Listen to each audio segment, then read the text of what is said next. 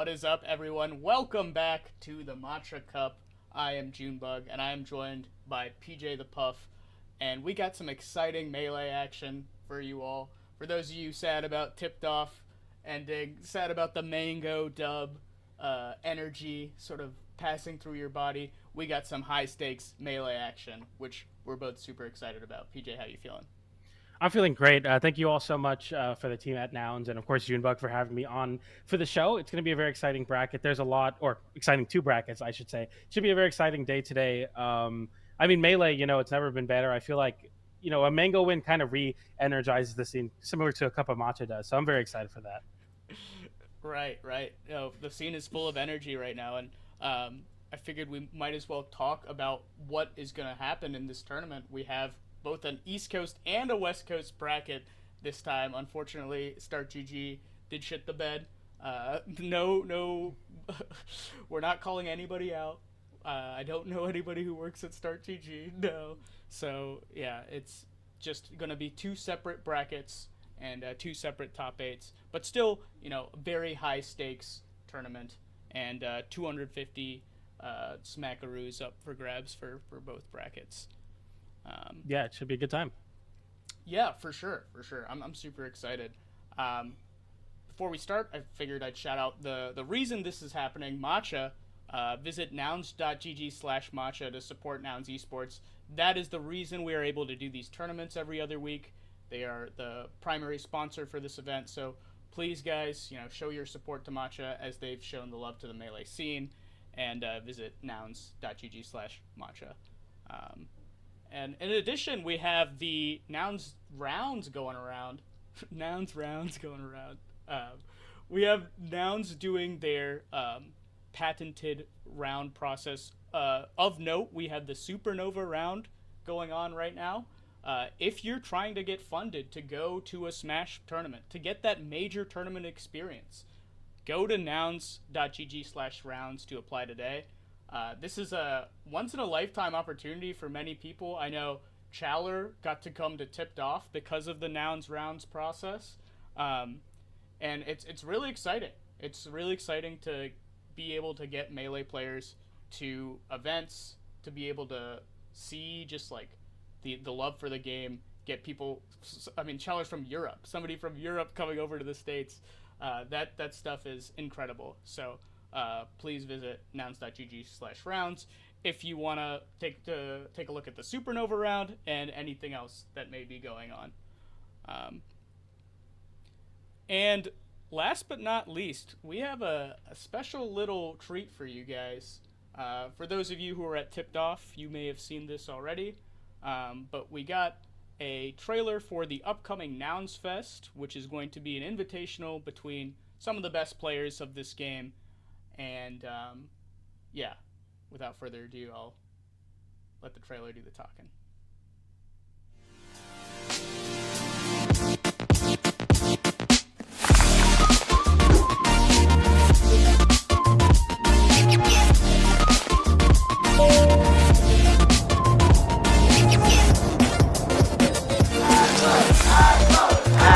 New York. And Zain takes Genesis 7 Genesis 10 Melee champion. Jay's move of making history today. Loki wins the Cup of 2023, resetting the bracket.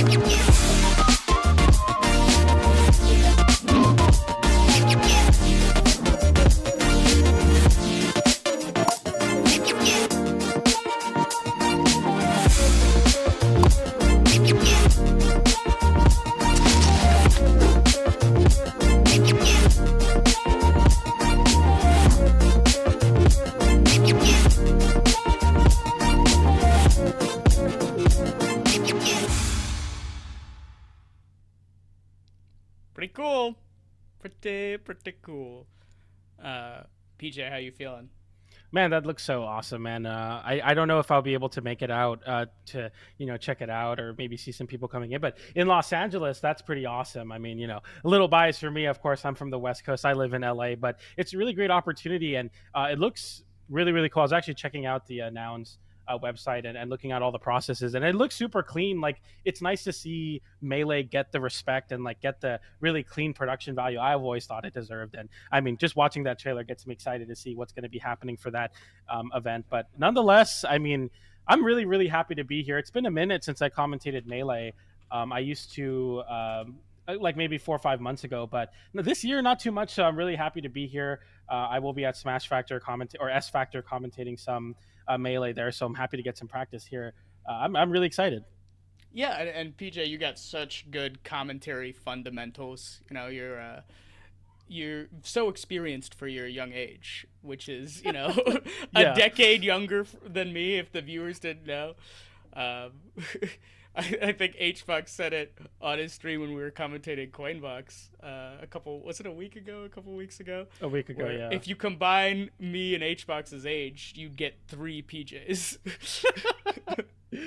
It's always a pleasure to be a part of a game with so much history, and I think Smash always brings that. And one of the things that I always think about is like, what is my place in the story that Melee is? I mean, it's a great long story that's been around for a while and will be around for as long as we keep it alive. And it's always great commentating Melee and even just interacting with the Melee community. I personally am more of a Melee competitor. I tried really hard to improve at Melee personally. I really, really enjoy that. I actually played in a Matcha Cup, the West Coast Matcha Cup, a couple weeks back. And it's always really, really great to get an opportunity to talk about Melee and talk about my love for it, because it's really transcended just that of a spectator and a player, but as somebody that just really appreciates like the rich story and history that Melee gives. Speaking of rich Melee, we have a Kirby versus a Jigglypuff happening right now. For those of you who aren't super in the know for Melee, Kirby is not a very strong character. And Jigglypuff is everything Kirby isn't. You know, Kirby has this back air that's pretty good, but lacks the aerial drift that Puff has. And Kirby has multiple jumps, but also doesn't really have a good recovery like Puff has. So in a game with Jigglypuff, it's very unlikely that you'll see a Kirby. So this is interesting.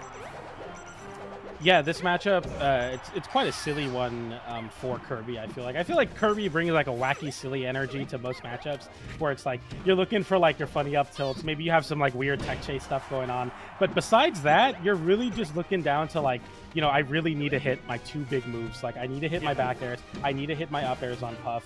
And it can be very difficult to do that, but there, King Poyo the first taking the stock with the back air. That is such a Kirby main name too. That's and, so sick. Oh, actually, it looks like Kirby up throw wasn't negative on hit. I know sometimes it can be, and multiple of Kirby's throws can be negative on hit. Notably down throw versus floaties, like a Peach can just nair out. Yep. Up throw or forward throw and back throw, or you can escape before Kirby even finishes the animation and hit him for it. It's it's so unfortunate, man. Kirby just wasn't coded correctly. But we have up throws. We have throw into reset. Hey, sometimes that's all you can ask for in Melee, right? Like, you get your big grab, a big raid on a Puff that has like 5 crazy jumps, and all you get's an up throw. But hey, at least you're not getting hit for it. Nice back air there to get some space center stage. I really like what King Poyo is doing. A lot of rising aerials, landing on the platform, and threatening the space that Puff wants to get back to the stage at a refresh jump at, but not being in a spot where you can get reversal too close to the ground, because if you get caught by a down air on the ground, it will confirm into up smash, and you will lose your stock at about 100. So you have to be very careful about that. Yeah, and we see Kirby looking for the back air that PJ pointed out. Back air and up air, both unfortunate. Yeah. I wanted to call that a knockout by Puff, because we both cast Brawlhalla, and you're not allowed to say kill. Yeah, it's super funny. Just the dichotomy between certain phrases, like forward tilt versus side light. Side light, yeah. Yeah. I feel like Kirby in this game is kind of like a Brawlhalla character. I don't know where I'm going with this, but okay, no, wait. Cook on that for a little bit, PJ. I think you might be onto something. I'll finish it if you don't have it. Well, he uses his feet to kick, so he's battle boots, and he has a hammer, so hammer and battle boots. Yeah, and I mean, very stringy character. You're not really getting many combos with Kirby. Yeah. You're getting, your couple hits, and then maybe try to get a reset, try to get a read. Oh, but yeah, this That edge forward guard air is is vicious. it's just so hard for Kirby to get back. Yeah. You'd think a character with multiple jumps would have a good recovery. You'd think. Unfortunately, oh, here we got the sick replay action. Yeah, great fair. Yeah. Again, double fair. Nothing Kirby can do, man. That dropping fair from Jigglypuff to get the reverse hit of forward air is so strong. I think you see like really good Puff players do it against characters like Marth, where the Marth players will kind of hover around the wall and try to either reversal Puff by hitting her off the ledge when invincibility runs out. But if you do that forward air well spaced, you're intangible still from the ledge, and you have a hitbox out, and it just beats out what Kirby can do. Kirby cannot trade there. If Kirby goes for up air and it loses, you just lose your stock because your recovery is so bad. It's one of those things where it's like kind of like if Sheik has a chain grab on you, you know, the low tiers of this game will struggle versus Puff if they get into that flow chart where they can just drop forward air from the ledge and just edge guard you every time for it. And I mean, King Poyo with a pretty strong lead here, I say, with a 55% as Kirby. So many up throws this stock, though. I mean, just sharking Jigglypuff's landing, which is kind of difficult as Kirby. Oh. Yeah, it's a good counter pick, I think, to go to a smaller stage. I feel like you were winning the scrap in some odd way with those up throws, so, you know, might as well force the interaction on a smaller stage. Yeah, and looking for up air. Yeah, that up air actually kills. One of the few good moves that Kirby has is up air, you know, you got back air, up tilt. Those are like very functional moves. It's just everything else that's less functional. Actually, Kirby has some of the best tilts in the game. Oh, that was clever. Crazy. Yeah. Good read there. I think potentially King Poyo can ledge cancel the side B with the hammers, and if Puff ends up on the left side of the top platform, you could get like a back air after as well if you go crazy with it. So yeah, that was some like Donkey Kong stuff, like using the multi-hit move to pressure somebody on a platform. Yep. But yeah, looking for the back airs here. Poor Kirby, that back air. If that was Puff hitting that back air, Kirby's just gone. But right now, oh, nice crouch cancel on the up tilt. That would have led into a rest. That's so scary. Yeah, Puff back air, I feel like it doesn't weak hit that often. I don't think it has a weak hit. It doesn't have a weak hit. That makes sense, because I don't think I've ever seen it. Yeah. And Kirby back air definitely does, as we've seen multiple times. Okay, forward air killing there too. Let's go. Yeah, but that forward air edge guard that you mentioned, PJ, I know Hbox was a huge fan of that versus Zain for a while, and then Zain sort of started doing these super low recoveries, and Hbox has had some ideas, but he hasn't looked the same since Zain started recovering versus him. There was an interesting, I don't know if it was a gaslight. I don't want to go too crazy. I don't want to accuse people of anything. But like people were like, Puff can't Marth killer.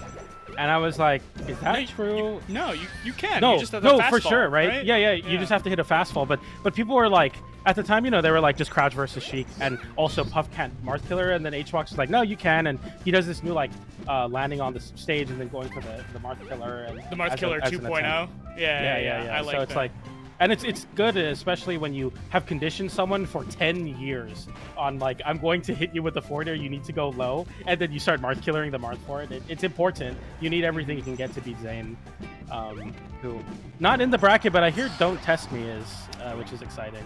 Yeah, I'm a huge fan of Don't Test Me's Roy, and we might potentially see a Hungrybox versus Don't Test Me, and that is a funny matchup.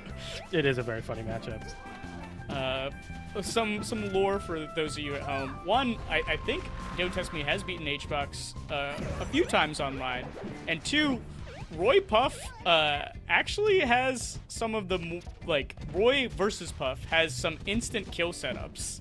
If you use reverse hit of up B, you can kill Puff at like 0% on stages like Yoshi's. So like Roy will do down throw up B and Puff just dies. Yep. Some stages it just doesn't work on because the ceiling is too high, but for the stages it does work on. It's brutal. It's actually just crazy that Roy has that. It's one of those things where like I've seen Marth players that are very solid will try to like counter pick me on Yoshi's with Roy, and I'd be like, what? And then I learned the hard way that they just down throw up B and it's over. It's a scary matchup. But right now, Chiari on the last stock versus King Poyo and goes for the roll read rest. We up tilt, just F smash. That's such an unfortunate drop. But the back air lands anyway, and it's a game 3. That's crazy. Yeah, no, that was impressive from Poyo. That I mean, also such a Kirby thing to do to like just have the rest punish opportunity, but go for double up tilt instead. It's like I need to use my good move. I need to spam my good move, please, please, please. But yeah, we're going to a game 3. Should be interesting. If I'm Puff, I mean, I think I just go. You probably ban Dreamland if you're Kirby. So FOD. But I think Battlefield's fine because Kirby's recovery is not good on Battlefield. It's pretty easy to set up that. Yoshi's makes it a little tricky. I don't think Randall is like too big of a deal for Puff to cover most of the time, but it's just less. And I think Battlefield might be a good call. I would maybe go, just whatever stage is the largest. So because you won on FOD, so you can't go there. Dreamland's surely getting banned. Maybe even FD could work. I think no, probably not because you're getting grabbed a lot. But nonetheless, this should not be the straw that breaks the camel's back. You know what I mean? Like, you should be able to be okay on most of the stages. I do think Yoshi's is an insta-ban for me personally. I would not want to play Yoshi's. Yeah, I'm wondering what Chiari banned, if not Yoshi's. Stadium or FD probably. Maybe FD. If you're getting grabbed a lot, it makes a little bit of sense. Oh, poor Kirby. Tried to up tilt up air versus Puff. Just not a thing. Never gonna be a thing. So sad. Kirby had it all in 64 and got nothing in this one. Yeah, I mean, the up tilt and back air were so strong at 64 that he could just be I guess his forward air was also really strong as well. Mm-hmm. Just a monster with his hitboxes in a game where a single hit means death, so having good hitboxes matters a lot more. It's so interesting that Chiari goes Battlefield here and has been playing exceptionally well on the ground versus King Poyo and an unfortunate forward air. And right now you have very little jump. Oh! Go for an inhale to find the trade. That's an insane option to cover the low and late recovery. That was crazy from King Poyo. What was that? And Poyo's reward for getting like a crazy hard read on that recovery is just evening the stocks up. Yeah. Which is that is the low tier problem in a nutshell. It's like, oh man, what am I gonna get for this? A medium reward, not high reward. A net neutral. But hey, if you're down in percent there, and there has to be something, or something has to be said about the mental damage that read will do on a Puff player. It's kind of like getting shine spiked by Fox. It's like, man, what am I doing? With your down smash appearance, it's all slipping away. So hopefully Chiari is able to kind of lock in here and tap this one in. But right now, King Poyo has the lead. The drift in from Chiari to try to force more interaction. You're down in percent, but versus Kirby, you have to play that platform and you have to play a lot more careful. And I think right now you're seeing a big disparity on when King Poyo is shielding on the ground versus when Chiari is. Because when King Poyo is on the ground, they're eating a couple back airs, but not much more. When Chiari shields, it's an immediate up throw. I feel like King Poyo a lot stronger fundamentals versus the shield so far. Yeah, like the scrapping from King Poyo was sort of why we thought the Yoshi's pick was so good. And even there, the wave dash out of shield grab, I thought that was a good play. Oh, good unfortunate. SDI. Could not get the drill up smash because of the SDI. And I feel like, wow. Yeah, I feel like Chiari's edge guards was the main thing winning them game 1, and it feels like Poyo's going super high, but Chiari finally finding something. Yeah, it's one of those things where when you cover the low option so much, people will definitely try to just test you on the high recovery. And I think what we're seeing is like King Poyo understanding that Chiari has that low recovery on lock. And I think Chiari, that's a massive swing in this match. I think you get shield out in time. Yes, you do. Forward smash, not the option, because you have the left side spawn. And that's not a rest, but some good damage. And man, oh my god, it all changes so fast. Finally, the roll read. Yeah, the roll read, and it sucks because Kirby is so dependent on the up tilt roll. Just it's such a meta option for Kirby, and Puff probably has the strongest rest roll punish in the game with rest. It's so unfortunate. everything was looking good for Poyo, and then one single roll read. Oh, that was a 6 up play. If you notice, Chiari would have not made it back to the stage anyway. And you could have definitely down aired there and kept your stock, but I think Poyo went for like that added swagger bonus, and it worked there. But unfortunately, like you were saying, up tilt roll, such a good option. Sometimes the good option isn't always the best one, because versus Puff, you're gonna get red. Mm-hmm. And going for the swag there. Hopefully Poyo can admire that when they watch this match back on stream. Shout outs to you guys tuning in. Make sure to follow the new Nouns Esports channel. I know we're on a new channel this week and not Cody Schwab. But Cody Schwab will be streaming his run for those of you who are interested in that. Chiari's going to take it, and hopefully they can continue to do well in bracket. Yeah, it'll be cool to see hopefully a very strong Kirby contender. I feel like we saw a lot of good stuff. I would say that Puff is one of the harder draws for Kirby in terms of like who you could run into in terms of top tiers. Definitely think Sheik's up there as well, but Puff is really, really tough. Yeah, I learned some interesting things about Sheik Kirby recently. Kirby can crouch Sheik grab, which is pretty solid. Sheik being fundamentally a grab-based character, so characters that can avoid her grab can mitigate a lot of her neutral. But man, Sheik's hitboxes are so good that she probably just doesn't even need grab stuff versus Kirby. Yeah, I would just space forward air, put the dinner plate in your face and just make it so that you can't get close to me. Mm-hmm. Yeah, and Sheik does that versus Puff, and Puff actually has good neutral options to deal with that, and Kirby has nothing. Yeah. If I'm not mistaken, is this a best of 5 tournament or is it best of 3?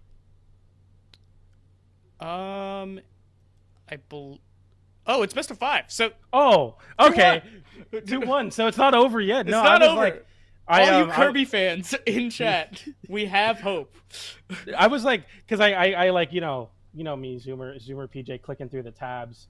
I'm clicking through the brackets and I'm like, there's a lot of 3-0s. Maybe we're we called it a little bit too early. So hopefully, forget everything we said about keeping the momentum going. You still got an opportunity as King Poyo here, because you could definitely win this. There's some good stuff going on for sure. But tough matchup, tough pool nonetheless. We were right. We are definitely right about that. Yeah, for sure. And if I'm Poyo, I sort of like the ground scrapping, emphasis on the grabs versus the roll up tilts. Any roll, just bad EV versus Puff. I think if Puff is sort of waiting center stage for you, you can kind of assume that she's covering roll. Rest is frame 1, so it's not that difficult to cover roll if you're waiting for it. But yeah, I do think Poyo's scraps are... Oh yeah, we see a FOD pick. I like this. Less stage for Puff to sort of run around on. And potentially not as big. Oh. Yeah, but Poyo's playing well here. Yeah, I would say that even, don't go for up tilt at all, really. I know it's good in a lot of matchups, but it's not that great in this one. Yeah, you don't get your combos. And, Poyo even trying up tilt up air there at 60. I don't think that's even going to work versus most middleweights, but try that versus Puff. I think that's a reasonable thing to do, because, of course you have a top platform between you, so the only thing Puff can really do to punish you is drift really far away and try to back air you. Down air doesn't really, it loses to up air, so you can kind of safely go for that option, but right now the high recovery comes out again, and there it is. We see a down air that is actually able to force Chiari back on the ground, but Chiari's on the pursuit right now, just unrelenting and just grab. You gotta get those grabs there. If I'm a Poyo, I think I actually go for something like up tilt and then go for immediate sharking, immediate juggle state. Oh no, this should be negative on hit. Yeah, I don't think Chiari knew, but I'm pretty sure that Kirby cannot down throw most floaties. Oh, this is the grab. Yeah, I saw that, missing the input there, and that's going to be an up air to take the stock, but you have to be careful about down throw versus Puff. If I'm not mistaken, Puff can go for the back air, or if you immediately shield, they'll just grab you for it. It's a real bad trade. And another down smash, finding a connection there. It's hardly ever do you see that, but in this matchup, maybe not too bad. Yeah. Oh, now Puff looking for up tilt. Puff can up tilt though. Oh, finally. Wait, maybe it At is 20. a thing. Yeah. At 20. That's hype. Shows what we know about Kirby. We had a player, I don't know if you're familiar with the Kirby mains, but Captain Pretzel, the green Kirby, a very strong Kirby player, ran into my friend on Unranked one time, and we used to have like in friend server tournaments, and Captain Pretzel actually won one. And I did a crew battle, and they were on my crew as well. So shout out to Captain Pretzel. Kirby has some crazy stuff in every matchup. But it's just kind of hard, and you don't get any inhale, like neutral B copy ability. Like rollout's terrible, so you don't really want it. But there's definitely some stuff that Kirby has versus Puff. Oh my god, I love Kirby Falco classic inhale matchup, because Kirby just becomes potentially the best projectile character in the game when he gets a Falco double laser. I think you get triple laser. You get triple laser on a short hop? Oh, it might be short hop, triple laser. I might be wrong about that, but I know for sure you get a really crazy double laser. Yeah, that's so strong. Landing back airs on shield right now. You're seeing this from Poyo, because you're at this percent where things will start killing, so just go for that back air, go for that up air. But I really like how Chiari is playing very disciplined on shield and then jumping away to platforms. Playing the matchup correctly. Yeah, and then when Chiari takes the air, no real danger of getting anti-air. Kirby, when he goes up, there's not much space he can threaten. He's sort of controlling this. Oh, another roll read. That was such a clean one. Unlike Jigglypuff, who can kind of drift really well when she full hops, Kirby's just kind of limited to that like almost vertical space where he's starting his full hop because of his poor drift. Yeah, well, nice up to rest. That's going to be it. Nice conversion from Chiari. I was going to say, Kirby rolls one of the rolls that Jigglypuff can, on reaction, wave dash to match the roll distance. On so reaction? Like, yeah, like you can see it and then just cover it.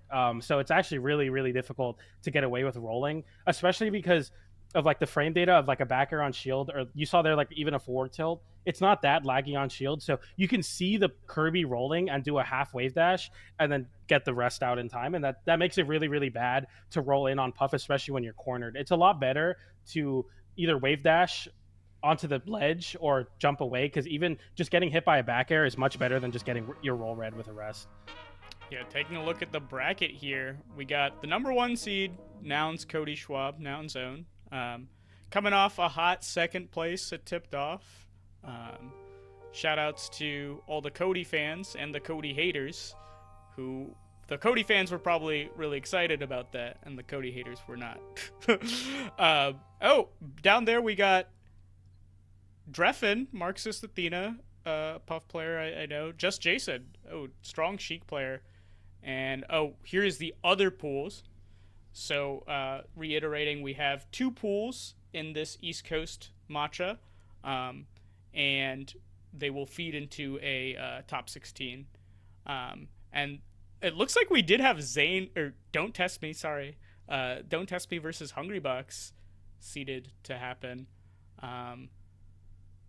in top 16. So exciting. Yeah. Exciting. And then on the West Coast side, we have Salt, Nouns' own, Forox, a Dr. Mario that we saw. Oh, we got Eddy Mexico, Bobby Big Balls, some pretty good, solid players. So we're gonna have some amazing matches. Oh yeah, we got Smash Poppy in there. Anything you're excited about in particular, PJ? I'm a big Bobby Big Balls fan. I don't know if I know everyone knows the clip of the cheater, or I would have lost to the next Marth anyway. I commentated all of those tournaments that those happened. I did a lot of commentary for was it TMT at the time with Kadoran, and I would always like really look forward to it, because I'm like, what Bobby Big Balls are we getting today? But of recent, I feel like we're just getting like the killer in bracket, like super solid Bobby Big Balls, and I'm always a big fan to see that. of course. And then we have, I know Aklo's in the bracket, big Aklo fan during the pandemic. I remember watching Aklo quite a bit. And then, of course, a little bit of Puff bias, but I like seeing all the Puffs in the bracket. It's always cool to see. I like to watch back and like try to pull from what's developing, with the Puff players, because I feel like you have to have that mentality as a Puff player nowadays. You got to keep your head up about it. And I think it's always cool to see events like this where a lot of the Puff players get some good matches and good experience. I'm always excited to see that. Yeah, we have Dawson, Marxist, Athena, Hbox, a bunch of Puffs in bracket, actually. So definitely a good bracket to watch if you're a Puff player. And it is a bracket for all you other players. There's definitely the consensus that Puff matches are boring. But as a former Brawl player, I can take it.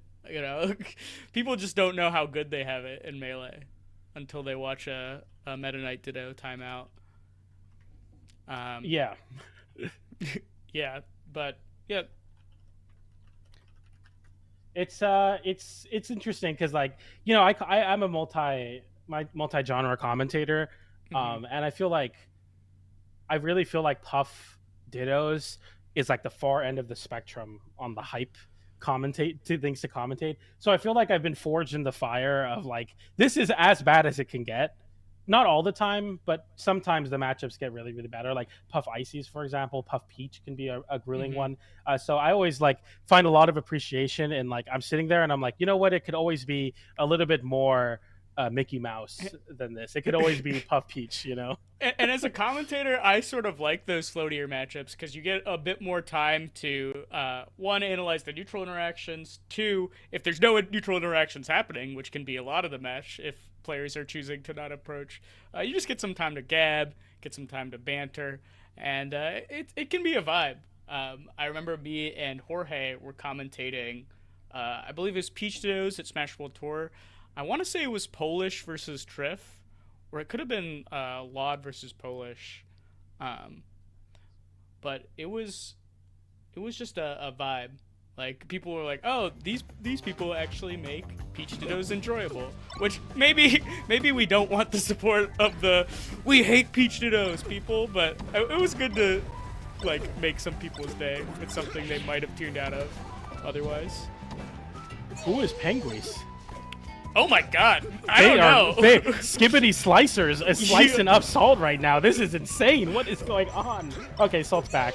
Oh, as I say that, no! The worst commentator's curse of all time. I'm so sorry. Can we clip that and ship that? Somebody send that to me. Oh no. Oh my god. No! What is happening? Oh, all right. So bad. Okay.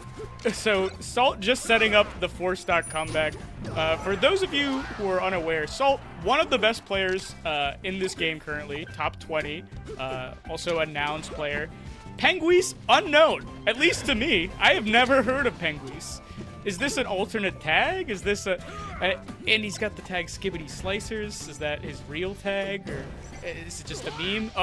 Wait. John, it's not over. I mean, it's Falcon versus Falco. We get one more of those stocks that we're last stocking. I feel like the Steam kind of it's bad when the Falcon players just stand still. I know that sounds crazy, but like when they have like in that position where they can just stand there and watch you and power shield your laser, it becomes very good. Okay, good coverage. Too aggressive on the down air. Down smash doesn't connect there.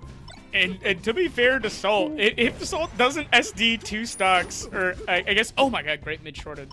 This would be like a 3-stock right now. So Salt maybe just wanted to make the 4-stock comeback. Oh, this is down air. Okay, there we go. And that was another horrible commentator's curse. Yeah, this is the replay of PJ. Salt cooking, and she's dead. I'd like to formally apologize to Salt. Never put us and Junebug on a Salt match ever again. We will curse you if you go Yoshi's game 1. But shout out to Salt. Shout out to Pengu, who's the GOAT, apparently. I mean, I don't know. They came out of the gate with that zero to death and looked very, very solid.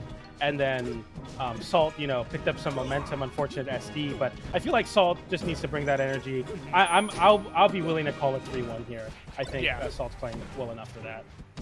I think we saw a taste of the real Salt at the end of that game 1. And, amazing tech chase there. And she's going to kind of clean it up. But Salt also has other characters. Salt, a multi-character aficionado. I think Salt's gone Fox, Falco, Roy at online events, and they've all been solid. Salt's movement and understanding of Smash is just so solid with every character. Oh, trying to go for another aerial tech chase, I think. And mark of a really solid Falcon player, and this is for PJ and also those at home, although PJ, you probably know this. So after a tech chase, you go for coverage on one option, and then you still get advantage because Falcon's so fast. So we'll see Falcon or Salt do stuff like knee attack in place, and then for tech roll, she'll go for a short hop nair, and that will cover spot dodge. So if the Falco spot dodges, like they get knocked down, and then Salt gets to start another tech chase where she can go for like hard coverage on one option and then option coverage on the second. Yeah, I think it's always cool to see like when Falcons can really like control that both the angel and the demon on your shoulders of like going for the hard read on the one option and also being still in a good spot where even if the hard read misses, you can like you were saying, continue your edge guards. And okay, all of a sudden Salt with a untimely self-destruct, but nonetheless it's fine because Pengu is back, or Salt is back taking the stock of Pengu. I feel like Salt had the correct read. That up air seemed like it covered ledge, but just a little early, and Penguis did go to ledge.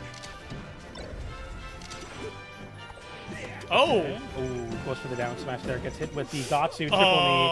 Oh! Ooh! Salt went for it. It's still going. Okay, the uppy takes it. So that was crazy. Oh my God! Salt styled. Salt styled on the end. Salt said, "You take a game off of me and my own tournament, my own Nouns tournament." Not on my watch. I mean, that was a crazy showing at the end. It's always cool to see the kind of different eras of Falcon. I think, as we were talking about at the beginning, my enjoyment for the history of Melee, the different eras of like the resurgence of Falcon. I feel like you saw like, when Nun beat Mewtwo King at Pound, there was a big like Falcon stocks rising, and Johnny online was took a set off of Zain, I believe. And I think for a while Wizrobe had a reign of dominance. So it's always cool to see like the resurgence of Falcons. And I feel like Salt brings a completely new energy to the Falcons, which I'm really looking forward to. I don't want to like, be, but I feel like Salt kind of Zoomer Falcon-y to me, like very like high octane, like just like go for it all the time, nonstop. I'm always a really big fan of this, and we've seen it before with other Falcons that are aggressive to a fault, but I think Salt brings a definite different energy for sure there, different level of it. Yeah, shout outs to Nun. I feel like also encapsulates that pretty well, where it's just Nun's so fast and goes for crazy reads sometimes at advantage, and all of a sudden he dies. And then we're seeing the same thing from Salt sometimes. And Bab, shout out to Bab. Shout outs to Bab, yeah. One of the people that got me into Melee, shout outs. Shout outs to Squid the Cat. Oh yeah. Being able to confirm off any Falcon conversion in the nuttiest ways. Melee combos are truly an art form, and I think certain players show that more than others. Oh, down throw stomp. That's a skill check. Oh, and Salt doesn't make it back either. I feel like that's a good trade for her, though. Okay. Yeah. I like the movement on Plat there, knowing that an unspaced aerial would be unsafe on the Falco shield. So just like quickly jumping this Plat, doing a space snare. Oh. Got a lot of full hops coming out from Penguis, and I'm not too sure if that's just a condition of FOD's top platform or if that's just kind of the evolution of the fear that Salt can put into somebody. I think we might be seeing that where we're just seeing a lot of full hops from Penguis and being a little bit too hasty on that punish, charging the forward smash, didn't connect, and yeah, this is looking a little rough. And Penguis just trying to control center, the wall of up tilts and back airs. It's the bane of many Falcon mains, but Salt is built different. There it is. Salt covered the top platform full hop with an up air. It didn't convert into anything, but it's still like, recognizing like, hey, I know what you're going to do there. Oh, nice combo potentially from Penguis. Oh no, missing it. Nice gentleman, but the forward smash comes in, and oh, this is a bad spot for Salt, but Salt employing the same method of just full hopping back to center stage, and it works out. Johnny grab. All right. Oh, So Pengu. scary. Charging the down smash, it didn't work out, but the back air trades with an up tilt, and Salt takes the game. That was a nail biter at the end. Very, very close game with some very unfortunate Salt SDs, but back air here, a lot of short hop. Back airs, grab. Oh no! Yeah, try to down air out of shield versus the Yeah. down smash. Trying to get a punish maybe, but a little too far for that to work.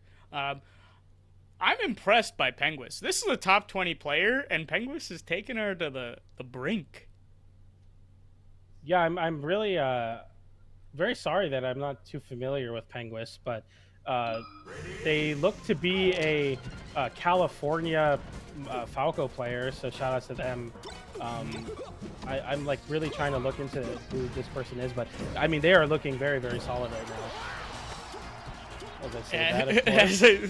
As PJ says that, Salt, another fast Falcon, just lands a brutal conversion. Okay.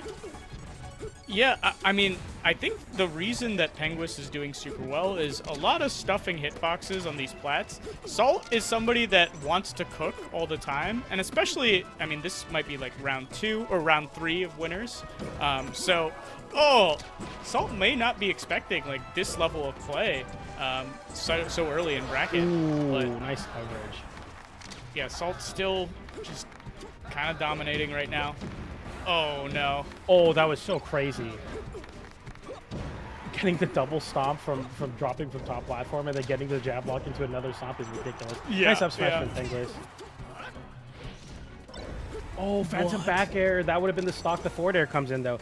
That should be an easy tap in. Yeah, nice jump back air from the ledge. You should be able to take. Does close it out, and yeah, like you were saying, I feel like who's really expecting this? I did a little bit of diving into Penguis. Penguis, a Wi-Fi, like a big-time online player, somebody that grinds quite a bit. I'm looking at a lot of online matches. So shout-outs to Penguis because, you know, this is a good opportunity to kind of show yourself off. And I feel like, you know, set's not over. You know, it could be one good stock from moving up the stock count versus Salt, a top 20 player.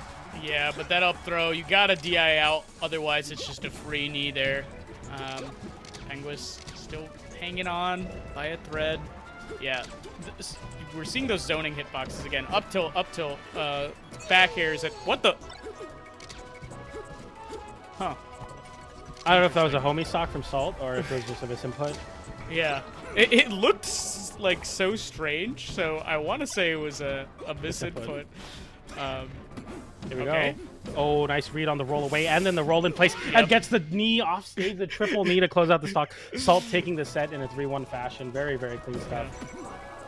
Oh, yeah, just the weight there. And trying to go for the double knee. Okay, yeah. Yeah. And those down airs, oh, such a clean conversion from Salt. But those down airs coming down on the plats were working out pretty well for the Falco player. And I think something that a lot of Falcons will do when Falco is doing those down airs on plat is just shark with up air. Falcon up air is so strong. And Salt like kind of wanted to cook more, so she was running into those down airs a bit more. So that's kind of why that style was a little more effective versus like the Wizzy. I feel like Wizzy would up air that down air every single time on a plat if you do a landing down air onto flat. So yeah, good stuff to Salt. She's going to be moving on in that West Coast bracket. Yeah.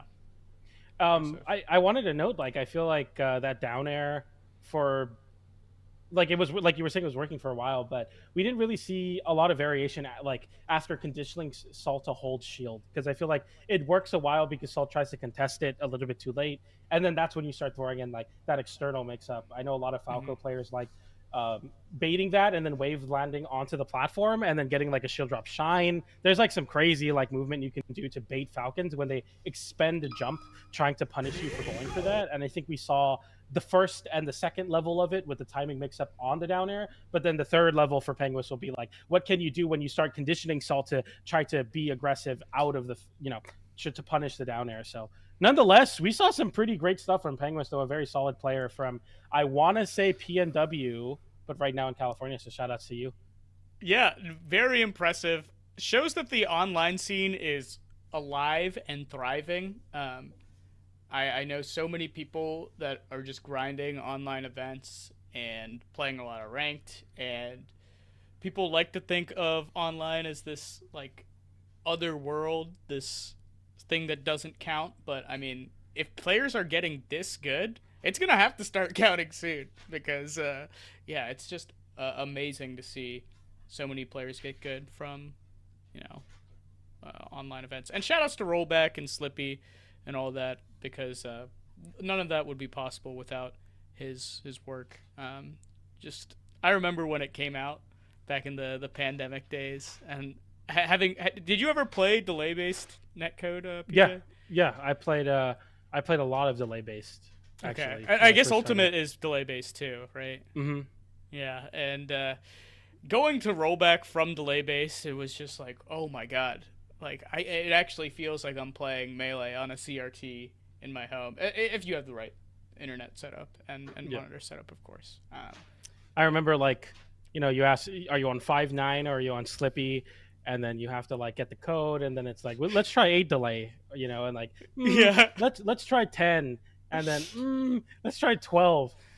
Like, like we're just like, we had to us with our monkey brains had to manually set the delay based on the vibes, this feels like 4. Let me Google Maps your 45-minute drive. We'll try 6.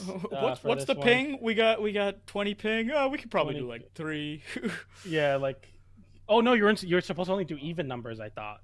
Oh, even numbers? Dang, I was doing it wrong the whole time. Dude, we got a Nouns player here. Let's go, Otto. Ganondorf, one of my favorite characters in this game. Really? Yeah. Okay.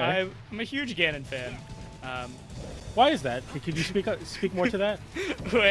I don't want to get trapped in any stereotypes about Ganons here. No. I'm genuinely curious. Like, okay. what is the Ganondorf coming from for you? Being a fan of that. To me, I played a lot of Ganon in PM, and I think he plays similarly for the most part. I mean, I miss not having the side B command grab, but I just like having the simple character that wins neutral with his aerials and kind of like does 1, 2, 3-piece combos, and I think it just speaks to me like as a character. One thing I think is bad about Ganon's design is chain grabs on a lot of the cast, but no need to get into that. I think a lot of his other aspects are quite neat. Yeah, such as Melee, right? I feel like there's always 1 or 2 things, but nice back air there for Otto, who takes the first stock off of Ultra. Ultra coming in very, very hot, though. You see that? That looked awesome. I think that was a frame 1 wave land off of a full hop no impact land. Ganon can do a no impact land with his backwards full hop on Battlefield. That's I didn't know that was the condition you had to meet to get it. That's super interesting. Yeah. That actually makes a little bit of sense on why the Ganondorf's positioned that way on Battlefield, so they can do the full hop backwards onto the platforms. That's interesting. And there we see the unfortunate reality of getting a grab with Ganon when you're not in chain grab percents. You have to go for a hard read on their tech options, and unlike Falcon, you have to hard commit to one of the tech options, because you cannot cover the others. Nope. You got stomp or forward air on tech away. Like that's what you're looking at to be getting. But Ultra playing very, very well in the Fox versus Ganondorf matchup. Hbox called Ganondorf the turkey of Melee. No matter how you cook your turkey, the turkey gets cooked. And I think that's one of the things that Ganondorf brings, where it's like, every top tier in this game has a way to beat Ganondorf, but no matter which way you do it, it'll still end up on the Thanksgiving table. And I think that's something that you'll see a lot of players exhibit at like, especially very strong players on top tiers. Like, they will bring a very consistent game plan versus Ganondorf and cook that turkey. you know what I mean by that? Yeah, I get it. I wouldn't use that particular metaphor, but I understand it. Ganondorf is a character that just gets bodied by everyone. He's that like a giant hurtbox, and he's a middleweight, and so he's like he gets chain grabbed by everyone. He gets like comboed by moves. You can cover like a tech roll and a tech in place if you have a big enough move. He's one of those characters, like your Mewtwo's and your Donkey Kongs. His uppy doesn't snap to ledge. His uppy doesn't snap to ledge. So you can shine it, you can down smash it on puff. It's real bad, Yeah, it's like a Falcon recovery, which is, I mean, compared to most of the top and high tiers, quite bad. But he doesn't have the drift mix-ups of a Falcon. So Ganon's recovery is very, very weak. Like a single hit could lead to full combo, into setup for your edge guard, into that's it. That's it for Ganon. Sorry. Yeah. And then with all that being said, Ganon, like in this game and like every iteration of Ganondorf, truly, except maybe Brawl, will still beat you up. If you hit the 4 moves you need to hit on Ganon, it's over.